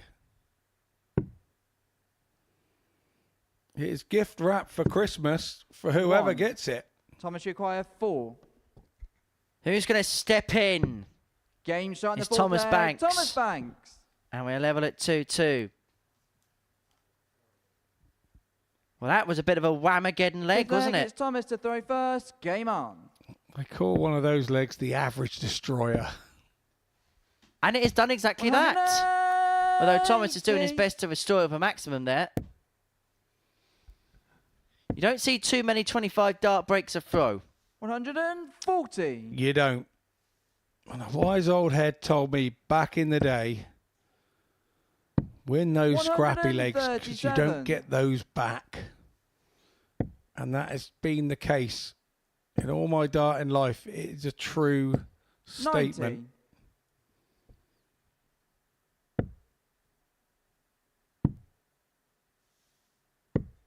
90. $89. Well, Banks has left himself on 95 after 9. Responding so well from the chaotic ending to the previous Thomas leg. Yukai, 95. And now looking to really wrestle the game in his favour. He's going to get a dart at double 16. 79. Clips it Gemma on the Yukai, inside. 146. And now hopeful that Hayter hasn't got a haymaker. It may well have been a 25 dart leg, but it was a winning leg for Thomas 60. Banks. And, Thomas Yukai, 16. and look what he's done since then. 180, 137, 89, 79. Now he's here. Oh, that's a big blocker. Game shot in the fifth leg. Thomas Banks. Yeah, he can't believe it went in either. And also when you have those legs where Sixth they're leg is all Gemma to throw scrappy and you've had first. 12 Game on. darts each, whoever 9 times out of 10 reaches the double first in the next leg, they get it. 59. 15 darter, 10 better than the previous leg for Thomas. And now he finds himself a leg away from victory. 95. Has a half dart lead as well in this 6th leg.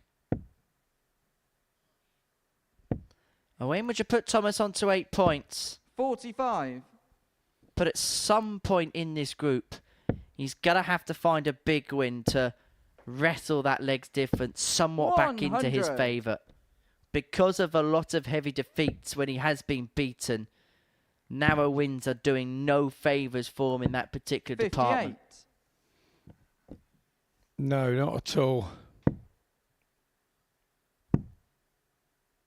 Realistically, because 58. of that, he's not going to catch Andy Boulton, you feel. 8 points behind after 9 games. It's a hard task anyway.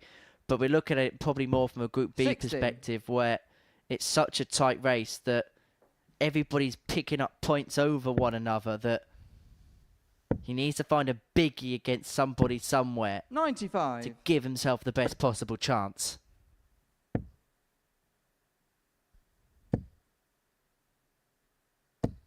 $140. Thomas Yukai, 153. Well, for the match, this would be some way to seal it. Double 18. 135. Gemma Yukai, 139.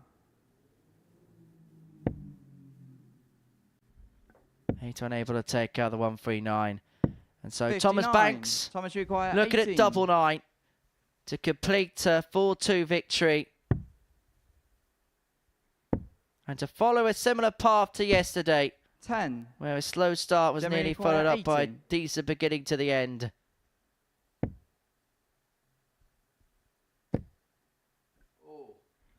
That nearly caught into the treble. 60. The only positive was it gave Thomas her a require clearer 8. guide to tops. And then it just sort of puts your mind in the wrong mindset for the last start, doesn't it? Because you think, oh, that was a bit jammy. Game shot and the match. It's Thomas Banks that finishes off on that double two, and that was a relevant double for this match, because that was the double that he hit on such a dodgy leg that actually turned the game. The averages were harmed by the double. They're doubling in that one leg, that 25 dart leg. That always harms the averages. 79 for Gemma. It's the 2 from 15 that will concern her the most. Thomas not a lot better, 4 from 19, but it was the 4 that mattered. We head off to a short break. You've got time to put the kettle on, but come back and join us, because we have Brian Raman taking on Andreas Nikolaou.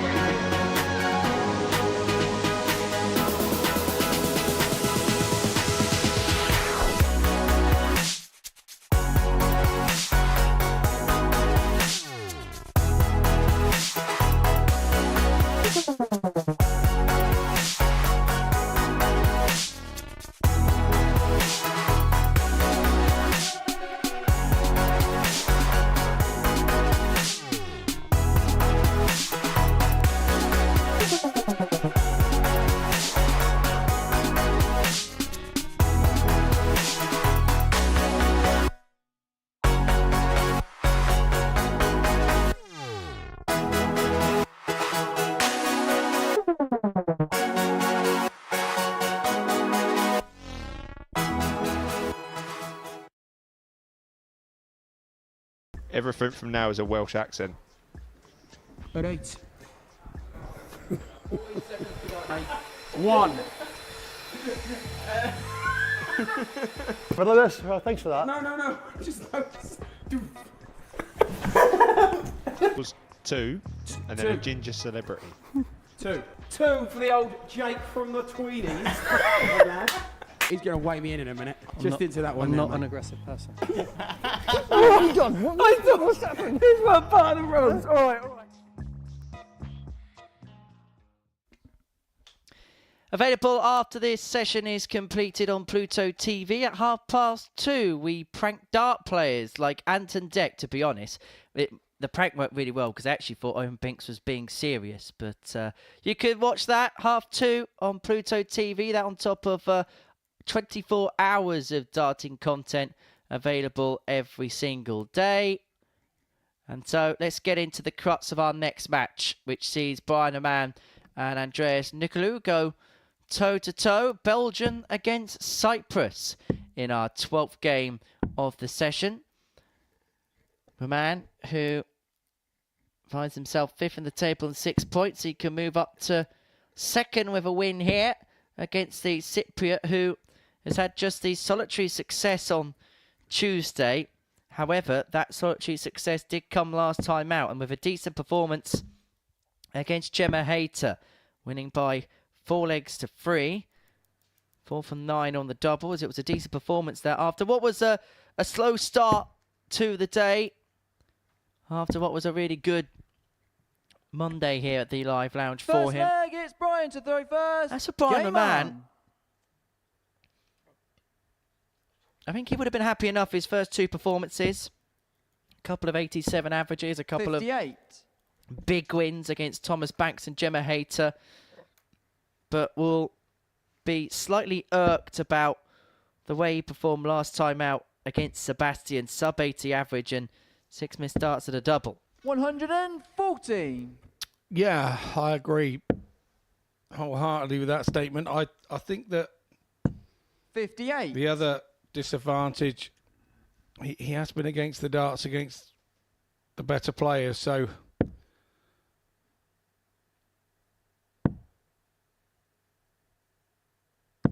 96. I think this one all depends on how Andreas throws, and because 100. Brian can get hooked up in what his opponent's doing at times. I have him down as quite as an intelligent person off the board, and that can make you overthink on the board. 123.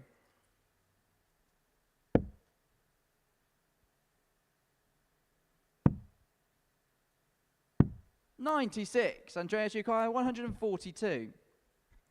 142 for Nikolaou. Sounds like beginning of a limerick, doesn't it? Yeah. 90. So it's looking like a breaker throw. 70. be Andreas Yukai, 52. the way of this first leg. So he's gone back to that side of the board again. He favours that side, and then he moves right across the hockey and throws across. Game it shot the works first like a leg. charm. Andreas Nikolaou. 14 dart breaker throw for the Cypriot to put his nose in front 1-0. Second leg is Andreas to throw Brian first. Raman cuts the Game figure on. of a very tired man.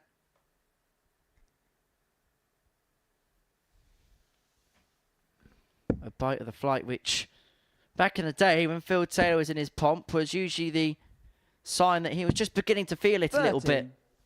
Yeah, absolutely. And obviously he was partaking in the Lakeside World 85. Championships last week. And I did actually speak to him about it. I said, did you stay over and sort of stay at Lakeside and watch some of the games and then come down? And he said, no, he went home. He drove home. So he went home for a few days, got some practice in and come back for here. 59. And the ADC Global Championship. 59. Well, I went to Lakeside on Tuesday night, and Brian was there in the crowd. Obviously, Jarno Pottenberg had won that day against Ryan Hogarth, and we were just chatting about where his game was at.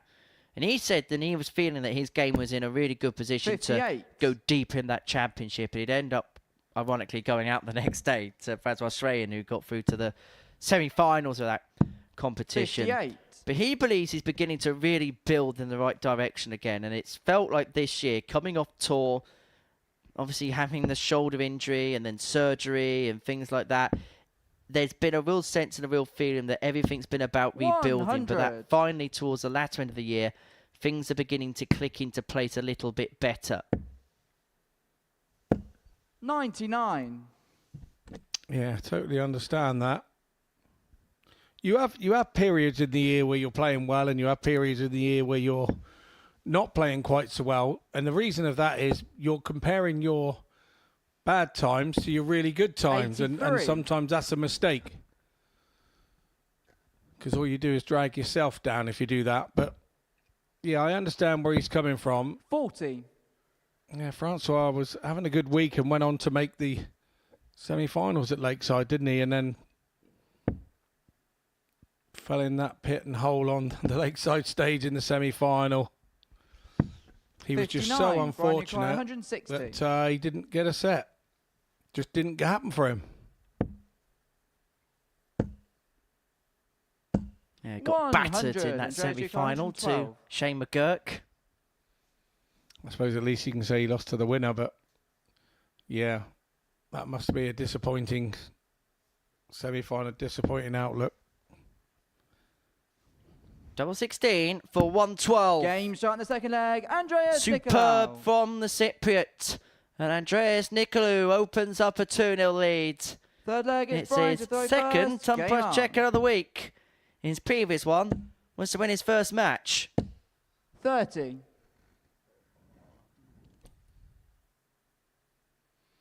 Yeah, the 112 came a little bit out of the blue from nowhere, didn't it? You'd hardly say it was there in the build-up play. 83 and 59 before that.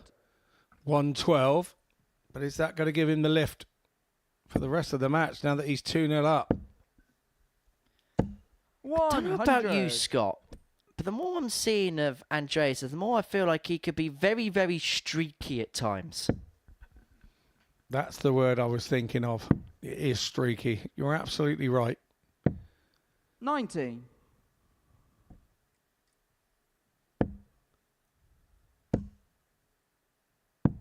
$137. When he is hot, he is hot.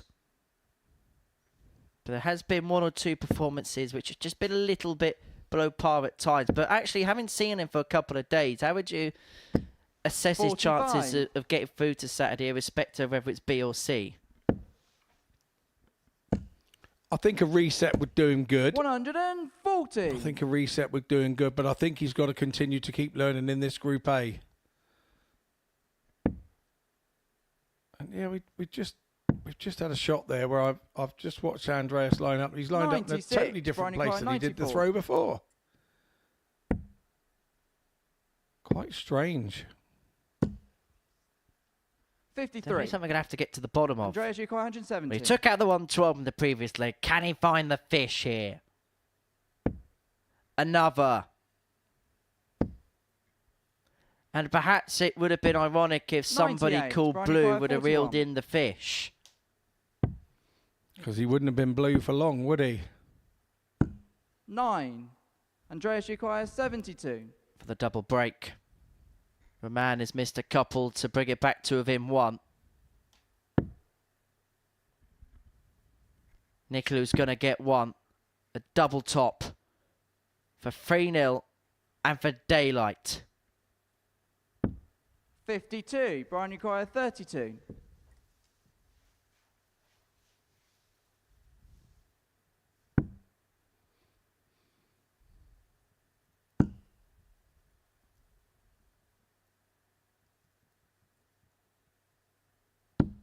Game shot in the third leg. Brian Raman. What a find. Fourth leg is Andreas to throw first. Yeah, gives himself a Game lifeline on. in the game. That one goes, and he's in all sorts of mire, but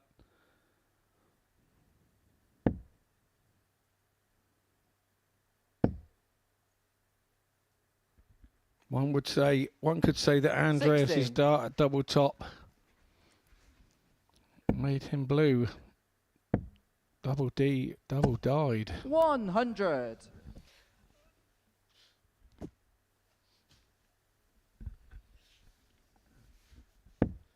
Coat now.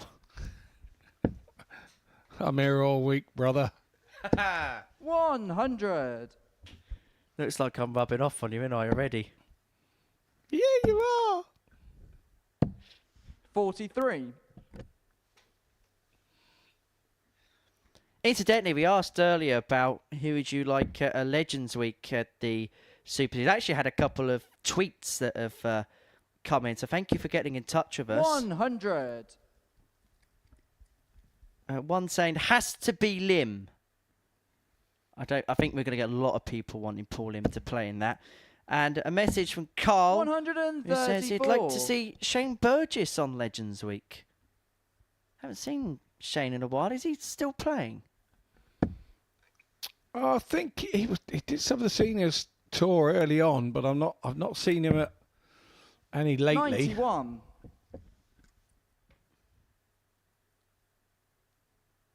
Yeah, do let us know who you'd like to see at Legends Week. 100. Andreas Yukar, 150.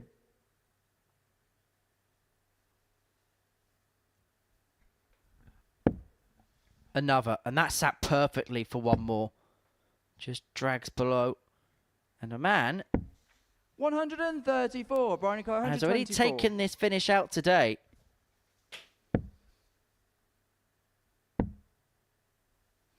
Not to be this time round, 54. and it would be Andreas Yukar, 16. Nikolaou coming through at that double eight again. Really successful double for him yesterday.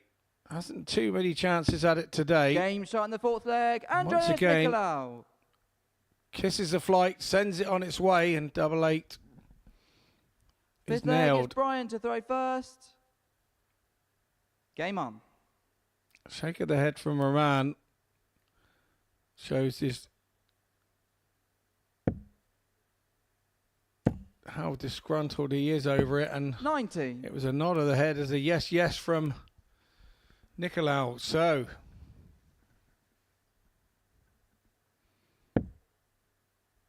Andreas in the driving seat. 100.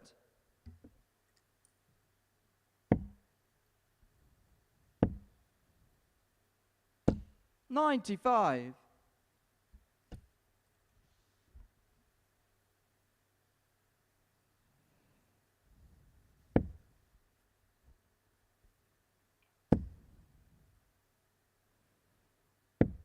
100.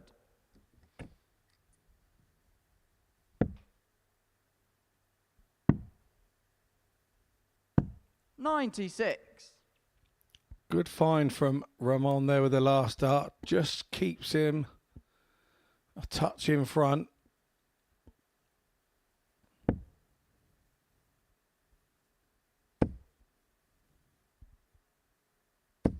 $140. Well, he let himself on a finish after 9 against the throw to win the match. 60. And Andreas man with Yukar, just a 60 161. there. Andreas, well, feel like he's got 6 from here to complete the job.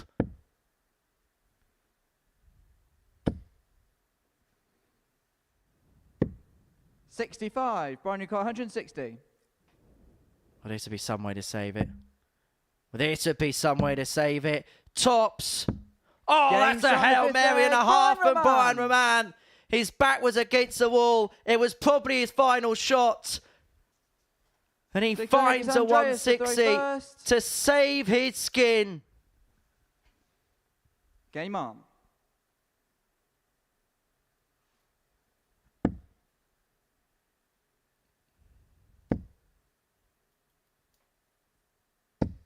$22.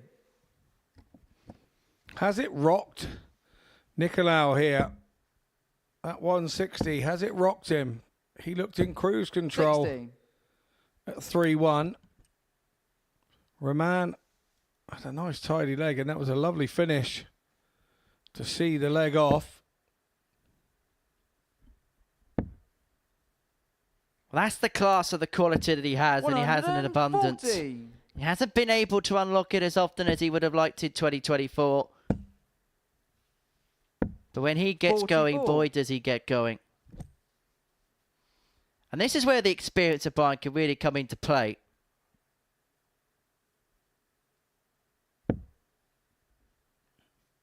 Three-one down, back to 3-2. Pose a question of your opponent, and if he doesn't take advantage, pounce. 60.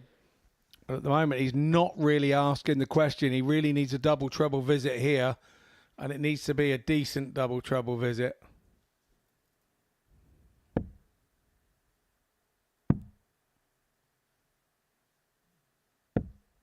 Once 59. again, doesn't happen. Nice little jiu-jitsu move there as he took his darts out. Not helping the situation. Martial darts. Martial darts, indeed, like what you did there. 57.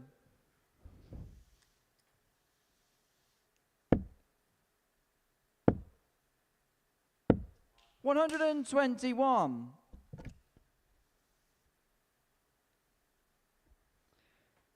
Well, Andreas, once again, has got 6.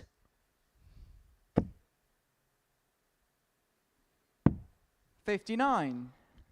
However, Andreas there has just seen the error of his ways. He's miscounted and he's allowed Raman the 6-start start that he was afforded just a couple of moments ago.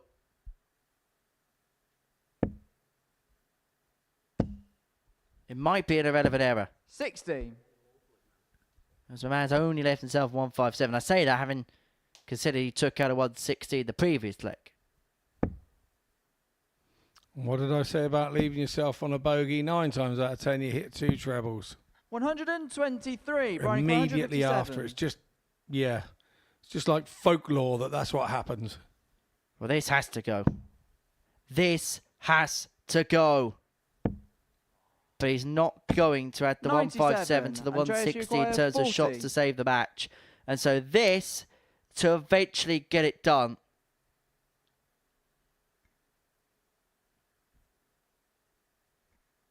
Tops for Andreas Nikolaou.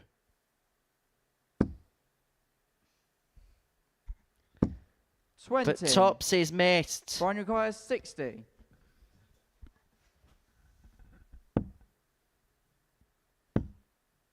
Double 10, 1 dart left.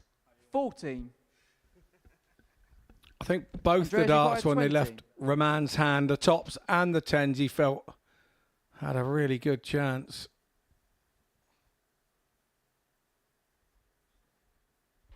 All the way over to the right.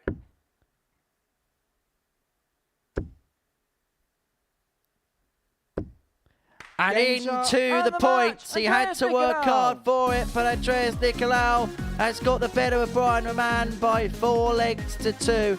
It was hard fought. He had to stave off a spirited comeback for the Belgian, who had taken out a 160 finish to bring it back to 3-2. But the Cypriot moves on to 10 points, moves into second position as we enter the final round of matches. 3 more games to go, beginning with Hayter Bialecki.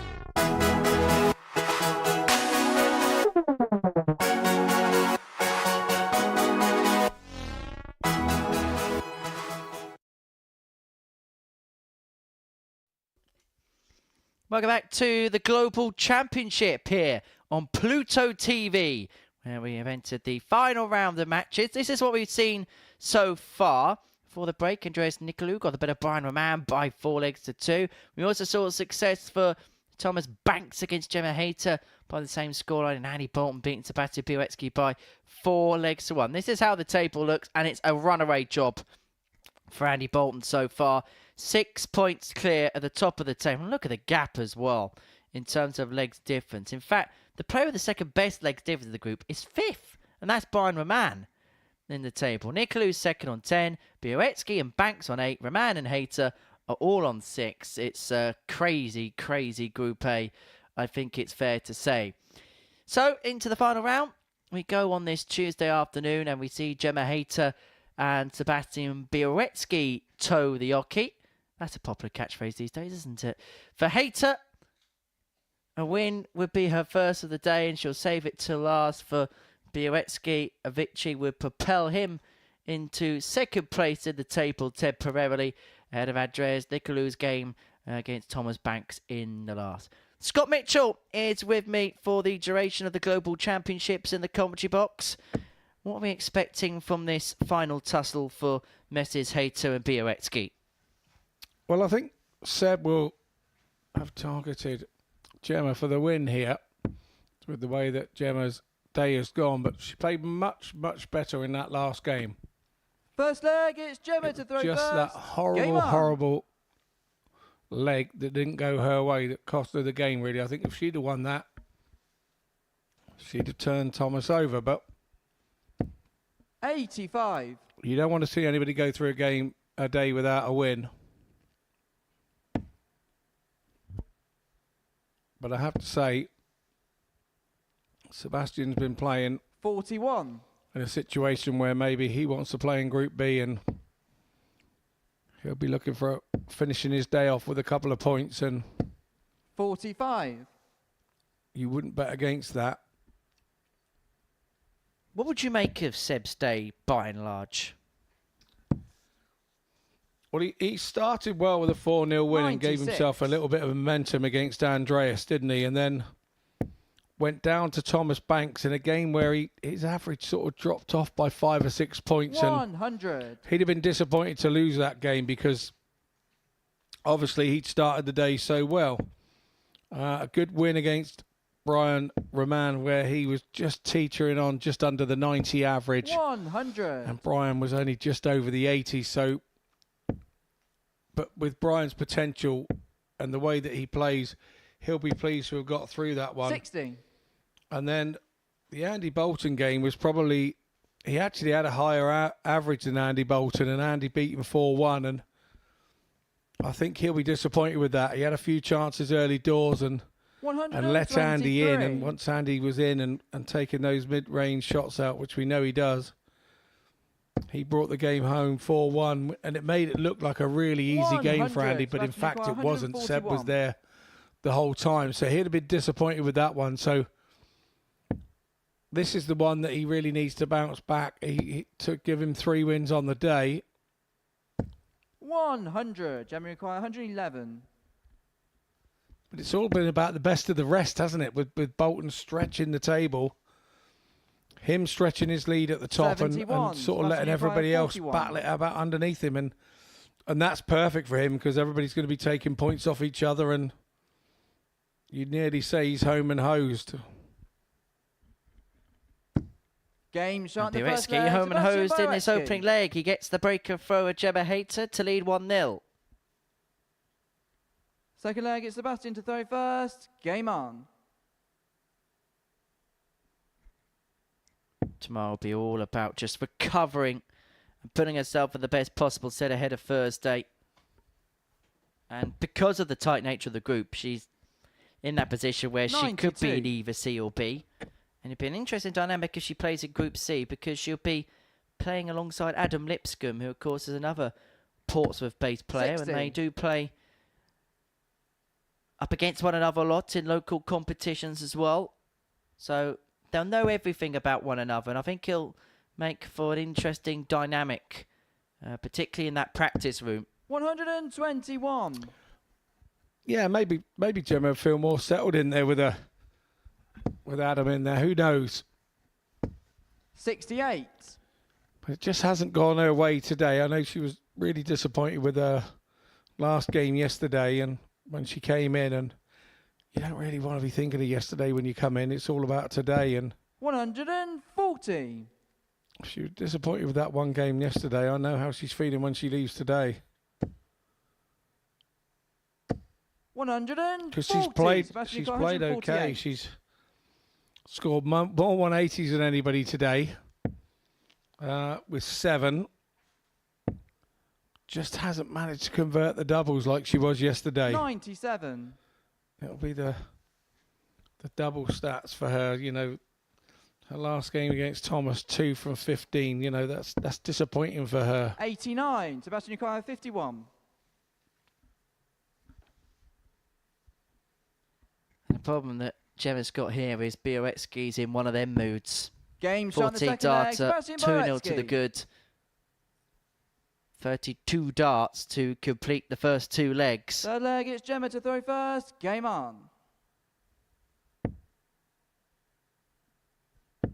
And it is day strongly enough yesterday. It beat Andreas Nikolaou by 4 legs to 3. And looking to end the day positively here against Gemma Hayter. Actually, in the meeting yesterday, Sebastian averaged in excess of a ton. Took out 2 ton plus finishes to take out the first 2 legs of the contest. Yeah, I totally agree. There was not a lot she could do about Seb's performance yesterday. 100. Other than start doing a ton of averages with her, you know, it's one of those.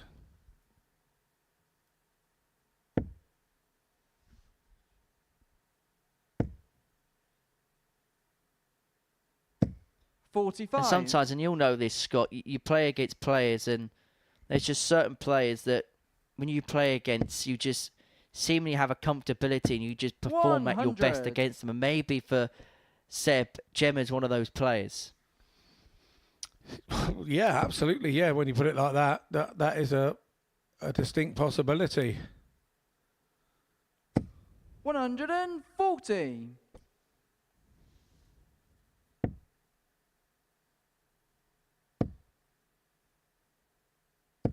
$85. Well, Sebastian looking for the double break. Hayter is on a finish, but Seb will feel like he's in a more fortuitous position. Needs to find a trouble to leave himself on a 2 darter. 156.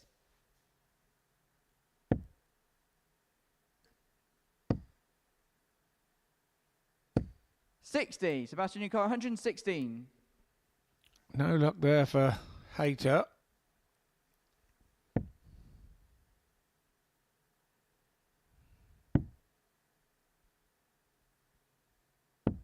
$96. Gemma Nikolaou, 96.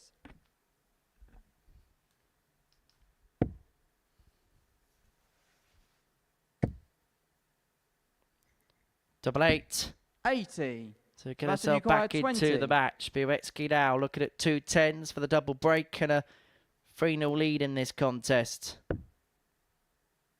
Double 5. Game shot Bang in the middle. leg. Sebastian Bialecki. Yeah, this has been kind of Gem's day. She's getting that odd dart at a double, and it's Fourth just not leg, it's dropping Sebastian to throw today. first. Game on.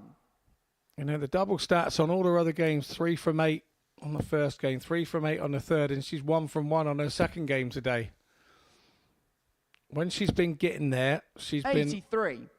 giving it a good go, but it's just that one game where it just, against Thomas Banks, where she just couldn't buy a double. And that can put you off for the rest of the day. it can absolutely put your mind in the wrong place for the rest of the day. And then when you get to that double, you then try that extra hard and to try and rectify the wrongs. And 180. unfortunately, the more you force it, the worse it gets. 59.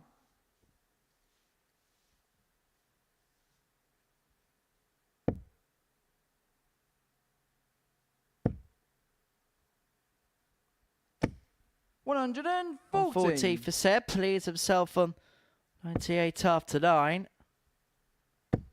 Average here in excess of 98 and a half, 3 from the 6. 98. On his doubles. This to cap off a fine performance, to cap off what's been a decent day.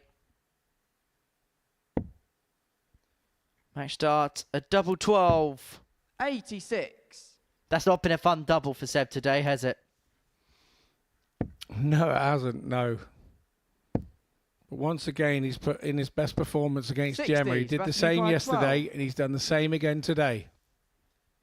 Double 6 to complete a 4-0 Game whitewash. shot and the match. Sebastian Bialecki. Sebastian Bialecki ends his day in second position provisionally.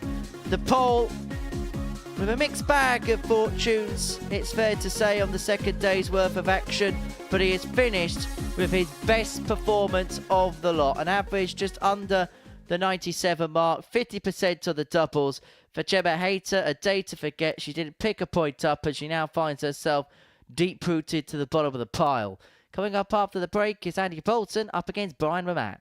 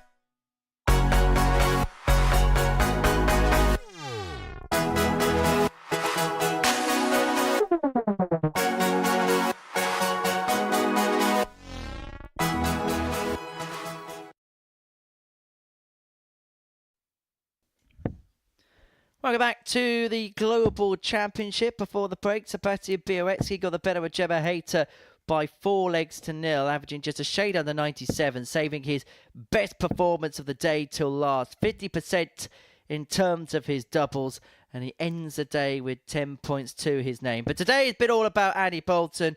He really has shown that X factor, just like he did yesterday. And a victory here against Raman would mean that he would complete the card on Tuesday. He'd had 18 points to his name, and he would be in pole position to then go on and sprint to the line tomorrow on Wednesday. It'd be a case of when rather than if he's going to win this Group A. But for Brian, it's been a conspicuous day. There's been some decent stuff. The start was okay, but it's just began to go awry towards the second half of the session.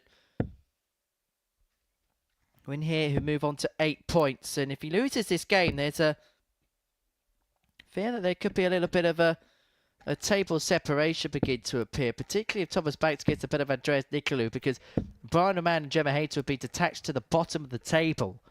First leg, 6 it's points Andy to throw respectively. first. Game Need a on. big day tomorrow if they're going to claw their way back into the Group B equation. So this game a big one for Brian Raman, but tests don't get any tougher than Andy Boulton. Yeah, and he'll have his heart set on going 43. through the card, won't he? To make life easier for tomorrow. So if he's able to 98. go through the card and take himself to 18 points, he probably will only need one win tomorrow to see him through. 100. Because his leg difference would be so good. If anybody levelled up with him, 59. he would be far and away. The leg difference, we always say, is worth a point. It's in your favour, and that would be the way for the X Factor. 60. He'll be planning what he's doing in Portsmouth on Thursday and Friday, you feel, if he wins this game, because he'd be almost there. But Raman, keeping him honest, has taken the darts of this opening leg by virtue of that max. He's first to a finish. 140. Bolton Brian also 164. leaving himself on a biggie. He took out a 160 in the previous game, did Brian. Is he going to take out a 164 here? 117. The line Andy was okay, 158. but the length was a bit low.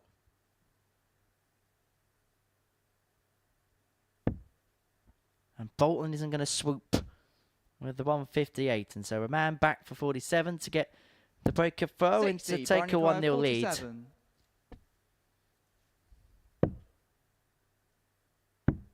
Game shot in the first Good leg, Brian good start. Raman. More like it for Brian Raman. A 14 darter to get the break of Bolton and to lead 1-0. Second leg, it's Brian to throw first. Game on. So I ask you here, Henry, are we 70. finding that Brian Raman's mojo comes against guys like Andy Boulton? When the better players come and start playing well against him, 100. that's when he starts to switch on.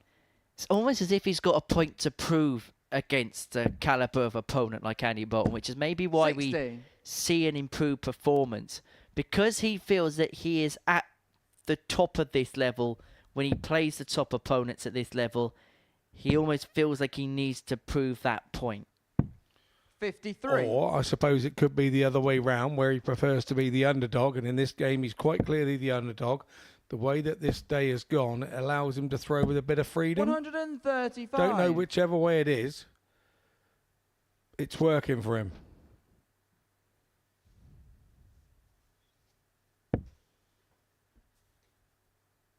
Well, Andy saved one of his best performances till last yesterday. He 100. averaged 98.5 against Gemma Hayter. But it's been a slow start to the final game of the day 43. here for the X Factor. Whilst Brian, to his credit, has been firing at all cylinders up to this point. 58. 6 starts at 193 to Back to the opening leg breakup with a hold. And goes about his business beautifully. Leads himself in a single to double combo upon his return.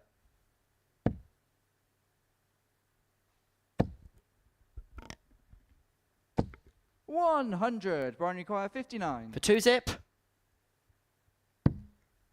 A miss straight. It's only one in hand at double 16. 27. And Boulton may just get a dart at the ball, but Boulton, more importantly, can punish. We've seen him do this already today. It went treble 20. This time it's going to have to be 20 for the... Oh, it's double 5. Game But shot once in the again, he second does it. leg, And Andy it Boulton. just shows what tidy nick he's in at the moment. He really is in good shape. Third leg is Andy to Raman play is first. looking to the Game sky on. going, wow. Andy Boulton is giving him a big smile when he comes back, saying thanks for the chance, Brian. And that is what Andy Boulton has 59. done for the best part of 15, 20 years. You miss an opportunity or you make a mistake, he will punish you. Oh, there's no two ways about 93. it. When you play him, he gets on your nerves. There's no two ways about that. Because he does things like that. So hard to shake off. Obviously enjoying some lunch. I don't know whether that's 80. a wine gum or a jelly baby that Andy's enjoying. I know of a few players that like to just have like a sweetie in their mouth whilst the game's 58. going on. Back in the day, it was in the rules. You couldn't have anything. You couldn't eat anything during the match. And then I remember, I think there was an incident where Mr. Taylor started eating stuff. 60. And I believe the rules may have got changed. I mean, the worst incident of players eating on stage 137. came during a match between Dan Dawson and Chris Murphy, where Chris Murphy decided midway through the match the game was going on too long because they kept bodging darts at double one that he decided to make himself a fish finger 82. sandwich. I don't think we're going to get to those extremities ever on this stage. But I can see it taking off. 99. I can see why it worked.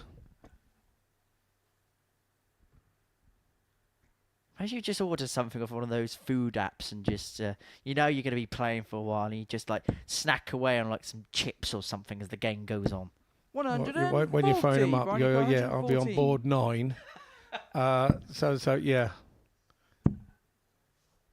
Not sure it's going to catch on. 54. And you Boulton require looking to 80. move 2-1 up if he can find this 80.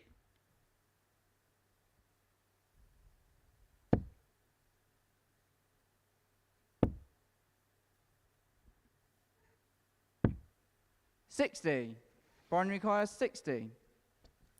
So Raman's turn at 60. He's going for the right-hand corner. Double 10. Game shot in the third leg. Brian Raman. 3 legs played, 3 breaks a throat. Raman 2-1-2 the Fourth goods. leg, it's Brian to Plenty go of first. limbering up Game for on. Andy Boulton to do.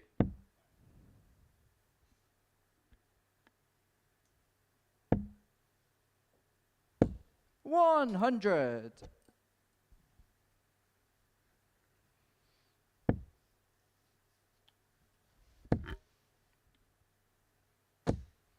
Nice response to the ton from Boulton.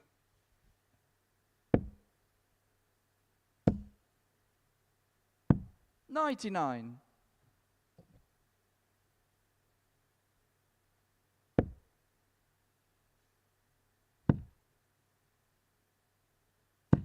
$58.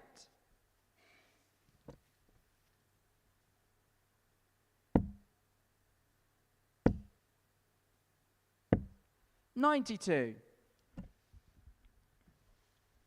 Oh, a man broke for the second time in this match of the previous leg and now looking to hammer home the advantage on throw, but Bolton's not going to make it easy for him, 133. leaving himself on the fish, which we're yet to see at this year's Global Championship. 58. Andy Ukar, 170. Are we going to see it here? Are we? Will we? Yes! Game shot on the fourth Andy leg. Boulton Andy reels in Boulton. the first big fish of the Global Championship with a shimmy and a wiggle. We are back on level terms Fifth leg, it's Andy to throw first. with Game the on. biggest finish of them all.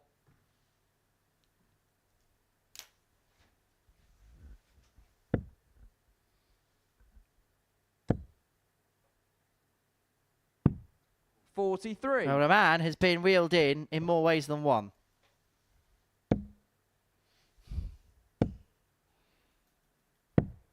$131. Wow, if Ramon can get 2 tons on the trot from here, he'll get a go at the 170. Scott, my voice couldn't take that. 137. No, it wouldn't. You're absolutely right. Well, that's not going to happen. Oh, yes. 95. I take it back. Thought he was going to have to move out there. 140. Still do it here. He goes 105. No, not now. 55. But suddenly this game has wrestled back into the control of Andy Boulton. Just when it looked like before that passenger play where Boulton hit that 133, 170, 100. it looked like Raman was stealing a march in the contest, but it looks like it's gone the other way round now. Boulton 8-1 after 12 on throw. Raman needs to realistically find another treble here 100. And Ukiah 81. to move a leg away. That was 3 greatly thrown darts that just didn't end up where he wanted them. Another bullseye for Andy Boulton. 56. Brian Ukiah 120. That's all right when you miss them for the 81, as long as you hit them for the 170s. Double 10. Oh, Game shot to double, fifth double. leg. Brian Raman. Another ton plus checker goes in this game. Sixth Big leg, grunt it's Brian from to throw first. Game Raman, on. he's happy with that.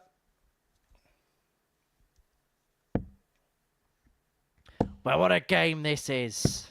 97. 5 legs, 5 breaks. Raman 3-2 up. Definitely bringing the best out in each other. Been 47. a thoroughly enjoyable game. It's been played with an air of edge. Been played 96. to an extent that both know how key and how important this particular battle is for both players' end objectives in this group. That in mind, a win for Boulton pretty much puts him there in terms of 100. qualification. But a win for a man will keep him lurking around the Group B conversation. 54. Yeah, indeed. And that's the favourable place to be. If it's 3 from 5, go through from Group B. And let's not forget, the end of the week is slightly different here with the ADC Global 45. Championship, where the semi-finalists all head off to the Super Sunday, I suppose we could call it, 44. at the end of the Global Championship. So the 8 end up there for the straight knockout.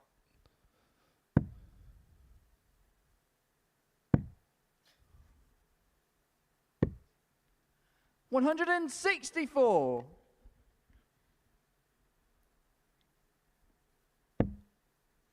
A man will know what it's like to be in a position similar to this because it has a carbon copy of a 80. couple of legs and ago. Ukiah 145. Could have done without that.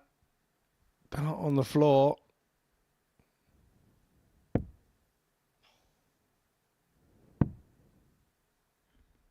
Double 19 there would have left double 14. 104. Well, Brian Ukiah early on in the 130. game, Andy Boulton hit the big fish.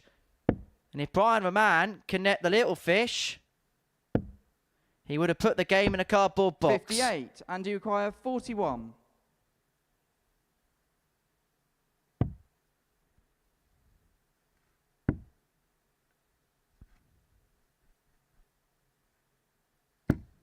Game shot in the sixth leg, Andy Boulton.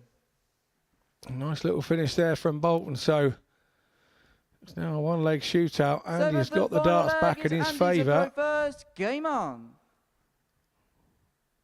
But with every throw being a break, who wants to start this last leg? What we like to call a breakathlon. 59.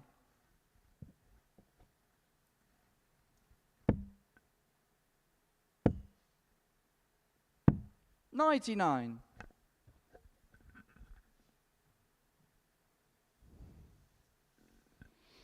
Raman gets the better of the early exchange. But Boulton is doing something big about it. And unusually for the man at the top of the table, that's only his second 180 of the day. 96. Because he hasn't needed it. His finishing has been that good. His scoring has been that good. That he's doing those little pop finishes. Oh, of course, and the 170. Well, it's illustrative of the consistency of which he's playing, that he hasn't 58. needed big maximum scores to make inroads. No, absolutely. No, and that's what happens. When you score 57. consistently, you are going at those smaller shots out. So statistically making it easier for you. 6 for the match. 140. And he's going to leave himself on 64 after 12. By a man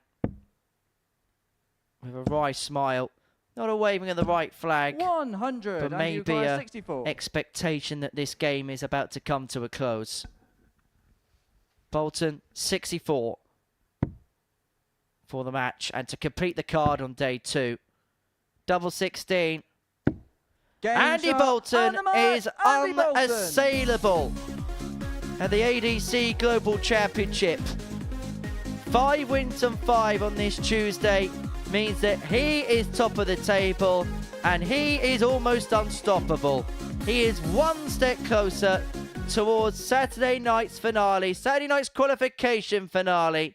He beats Bayern Man by 4 legs to 3, a 170 to boot. It was a terrific contest, but it's Boulton who crosses the line. He's completed the card. 5 wins and 5 for him. He is stretched a 8-point lead at the top of the table. However, that lead can be cut back to 6 after the break because Andreas Nikolaou can move on to 12 points if he gets a better with Thomas Banks, who can make it a 3-way tie in second position on 10.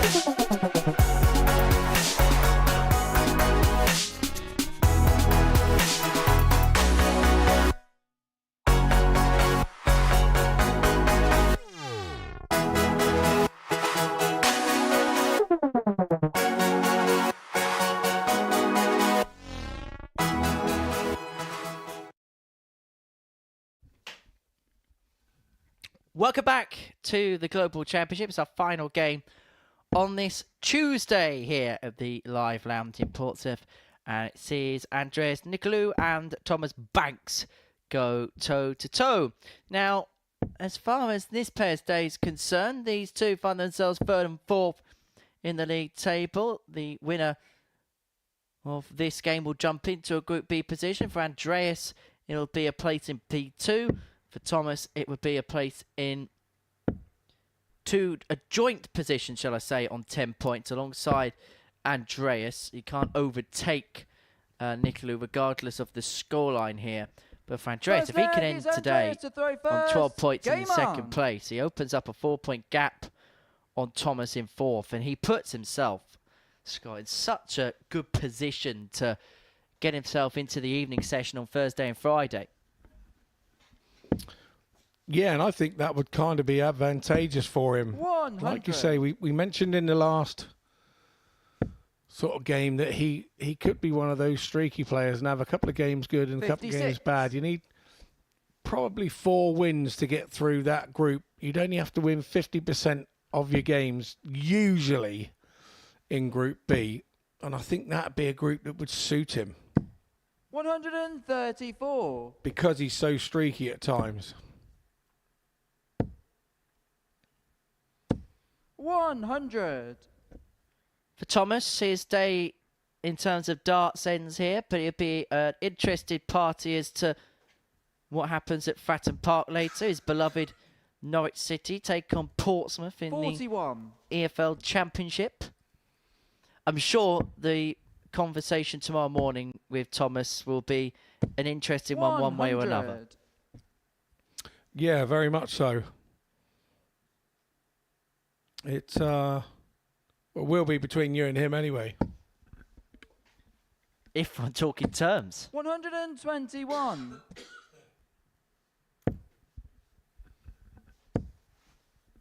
Well, Nikolaou leads himself on 105 to take out this opening leg.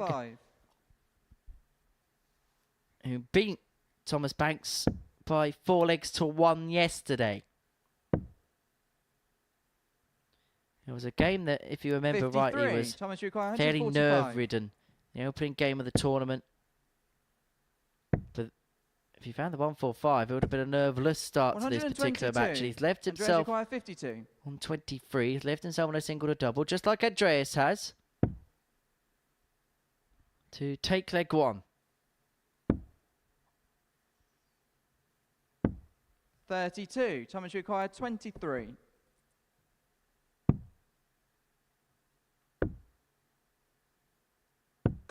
18. Andreas required 20. I think you can see the reaction there. And he's off over this side. This is what he does for his doubles. Andreas Nikolaou. Double 10 goes in.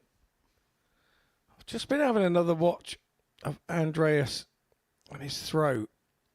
Second leg, it's Thomas to throw first. Game on. When he picks his arm up and pulls his hand back to throw, his shoulder 44. moves across his face.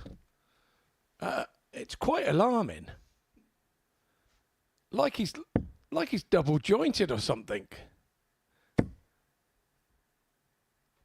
I can't unsee it. 100. I can't unsee it. It's very true. I'd noticed there was something about his throw for the last day and a bit, obviously, with how he gets his hand 96. so square in line with his face. Yeah, he's like double jointed or triple jointed or...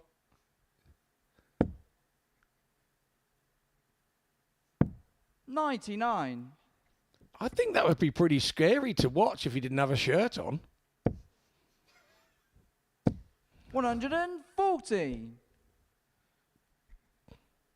I know what everybody's thinking now. They're trying to visit this without a shirt, but I didn't mean it to be that. I promise I didn't mean it to be that. 120. Get your mind out the sewer. 45. But it's true. You get there's a lot of people that double double jointed in certain parts of the body. I mean, He's definitely 77.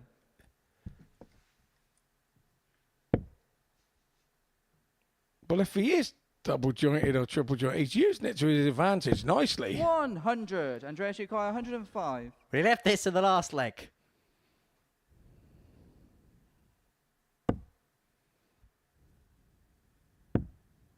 Tops. 85. Sifts Yukai, below. 76. Banks back for 2-0. Looking at 76. 61 left, yeah. Bull. 51. To be for the Bulldog. Andreas Yukai, 20. So he'll start over to the right. Double 10. And in it goes again. Game shot in the second leg. Andreas Nikolaou. He's just checking with our referee, George the Statue. He was frightened to move because he couldn't see Third whether leg, it was it's in or Andreas to not. throw first. Game on. We have had instances like that in the past where there's actually a famous moment in a final where Danny McNamara, referee at the time, didn't want to move over when a double 10 was hit. 140. And actually, Colin Osborne threw the third dart, actually hit the single 10, but because the leg was completed, it was irrelevant that that third dart burst the score. 140. Andreas, 2-0 to the goods. Thomas shaking his head in the background. I think that's because he could see me looking out the commentary box window. 59.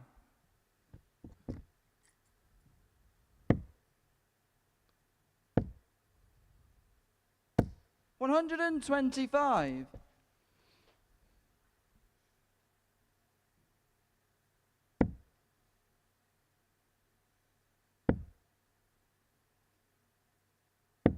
$92.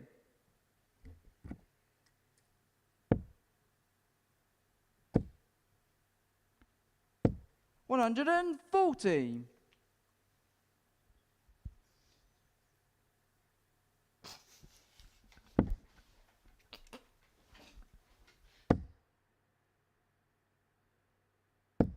$100. Thomas required 96.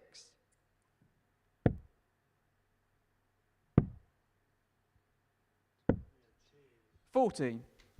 Andreas required 110. So Nikolaou for 110.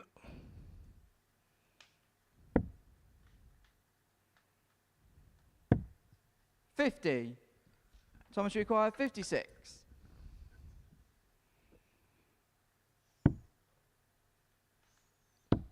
Game shot in the third leg. Thomas Banks. Thomas Banks back in the game now. That was a breaker throw. Fourth leg, it's Thomas to throw first. Game on.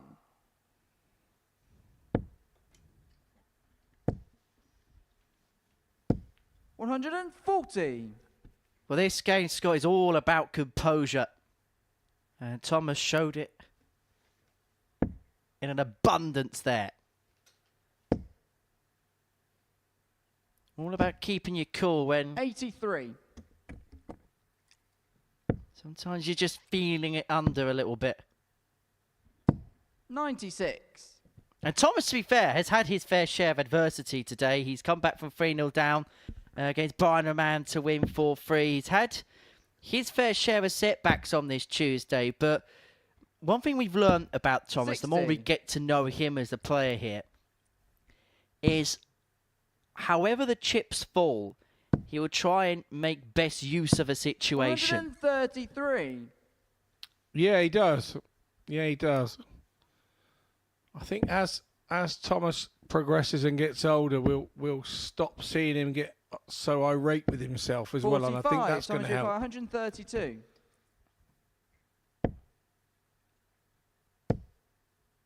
And I suppose for Thomas, it's all about that maturity process for him. 116. Yeah, absolutely. He's, the problem for him is he's been around a long time, yet he's still quite a young lad, and there's still plenty to learn. 100. Thomas requires 16. And I hate to keep mentioning it. When you're of a certain age, in No the last score. year, you're always being compared to the Wonder Boy. That's the problem. The age of darts now is all getting compared to the Wonder Boy. That is Luke Littler. So 140. Thomas, you require I think it's a 16. natural trait anyway. I think particularly if you've had success, once you taste something once, you want it again. And I think when you're young, you can tend to want it a little bit sooner too. 12. yeah, you Andreas can do, requires but 73. it's something we found in the past. It's a big jump coming out of the youth. It's a big jump coming out of the youth into the adults. Tops up then for Andreas. 53. Thomas, you require 4. Double two. Game shot in the And fourth it's level leg. at Side of the exclusion zone when he's doing his rough and a down 59. warm up. His routine. So that's the reason for it. And Thomas doesn't want to disturb him 100. because he's a nice lad. There we go. There's his routine. And sometimes you don't quite come in as quickly as Thomas wants to get round behind him. So Thomas then goes back and stands on the step. Nothing wrong with that. 60. Not doing it to upset anybody. Probably doing it to be more polite than anything. But I also think it's very 119. street smart. If you know a player has a routine, and I'm not saying this as in for it's an irritant at all. I'm not saying that in the slightest. But if you know that a player goes about his business in a certain way, sometimes you just got to 42. do your own thing to counteract it, to make sure you get the best out of yourself. Yeah, that's an absolute definite. That's an absolute definite. That's how you've got to do it. 58.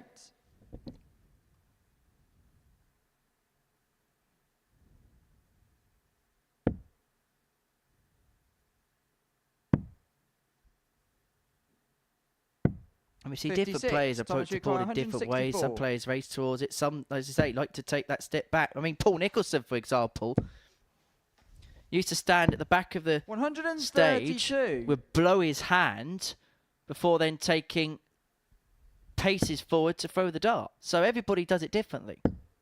Yep. No, I totally agree. 140. Thomas, you require 32. Double 16 for the break for Banks. Game shot in the fifth leg. Thomas 3 on the Banks. trot from Thomas Banks. He was 2-0 down. You can see him get him fired up. Sixth leg, it's Thomas to throw first. Game on.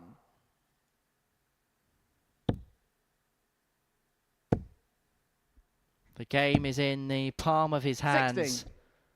One leg away from a win to end his day, and what's been a more productive day than Monday.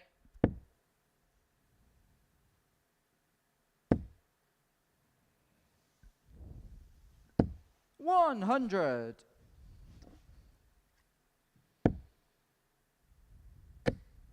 And who knows, come the end of the Global 57. Championship, Thomas Banks may have the darting world in his hands.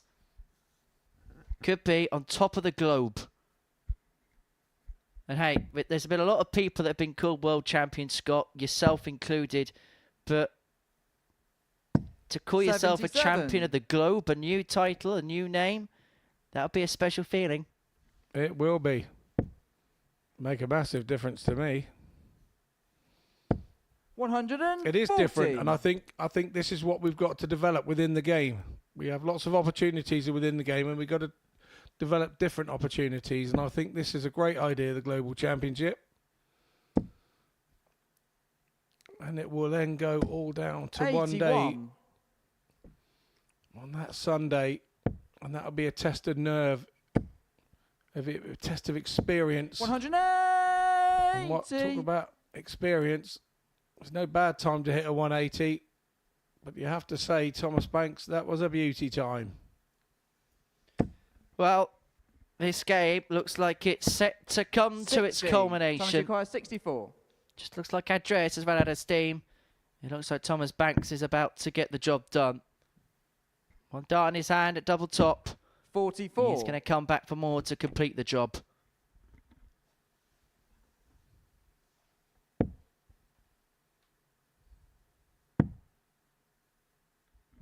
For Andreas, 95. he's picked up Thomas some wins requires today, 20. but Tuesday hasn't been quite as fortuitous as Monday. And so Thomas Banks to complete the day's action, looking at double 10 to Game shot complete and a the match, 4-2 Thomas win Banks. against Andreas Nikolaou. And you could hear what it meant to the 18-year-old. There's a tattoo of his beloved Norwich City. They play Portsmouth in Portsmouth tonight. But it is that Canary who is smiling. He may not be on the perch, but he'll be happy enough with how today's progress has gone. He's beaten Andreas Nikolaou by 4-2 in the final match of the session. But today has belonged to Andy Boulton. He's won all 5 matches that he has played. He is top of the table with an 8-point cushion there. And we're going to catch up with the X Factor. He's going to be chatting to myself. In fact, we'll catch up with the X Factor about his progress for the day. Myself and Scott will analyse the action after the break.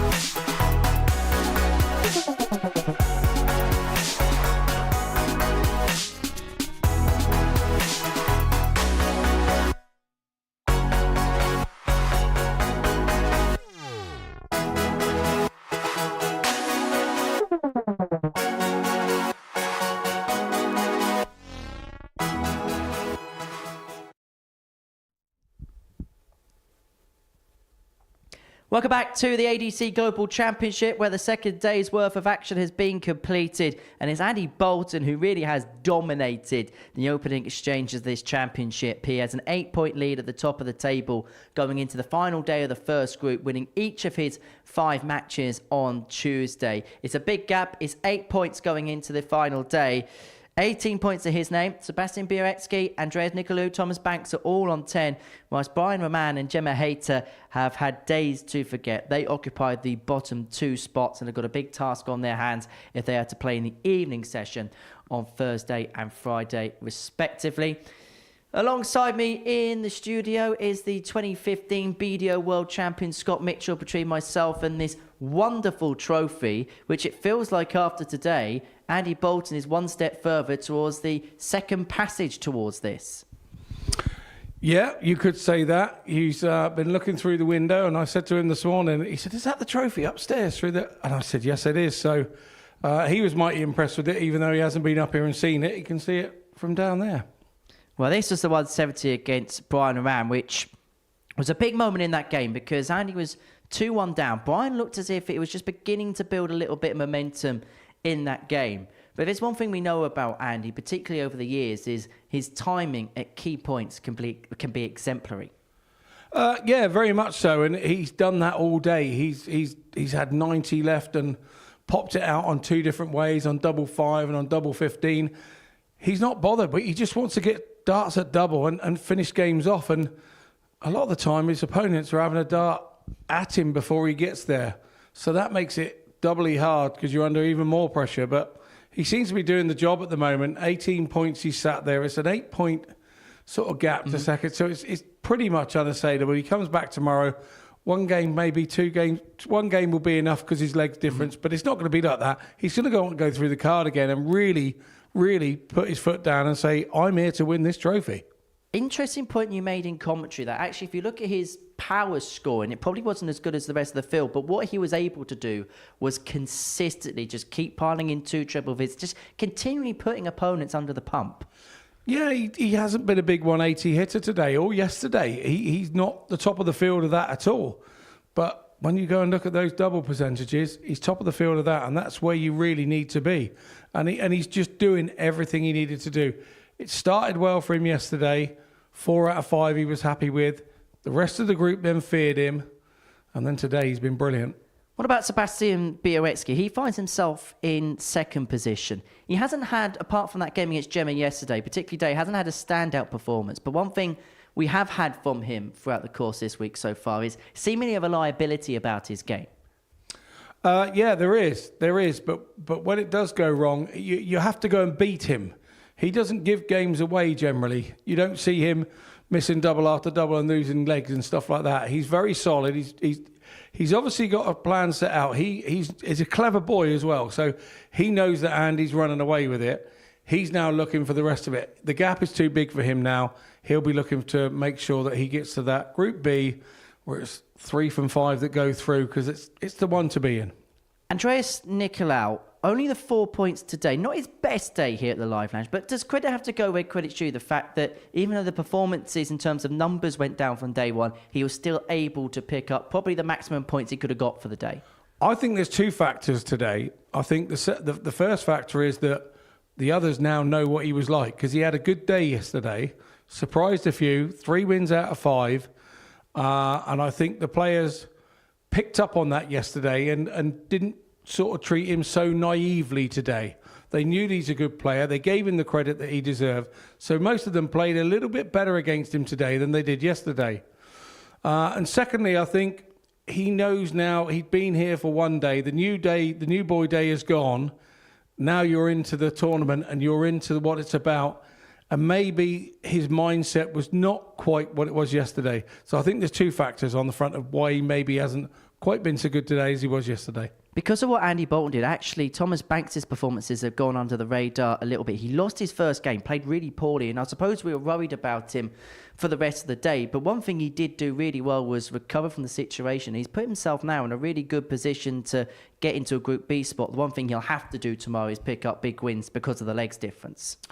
Yeah, indeed. So, Thomas has bounce back ability. It's when you've had such an awful game and then you've got to come back 20 minutes later and play again. This whole format is not what we usually do as dart players. So you have to bounce back quickly. You have to have those losses. The bigger the losses, the harder it is to bounce back. But Thomas is managing to do that. And he's just been slow starting. And maybe a win for Norwich tonight at Portsmouth, that will have him with a bit of a spring in his step tomorrow morning.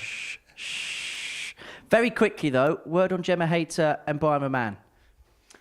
Well, I think Gemma has been really unfortunate. She's hit the most 180s today of all the players.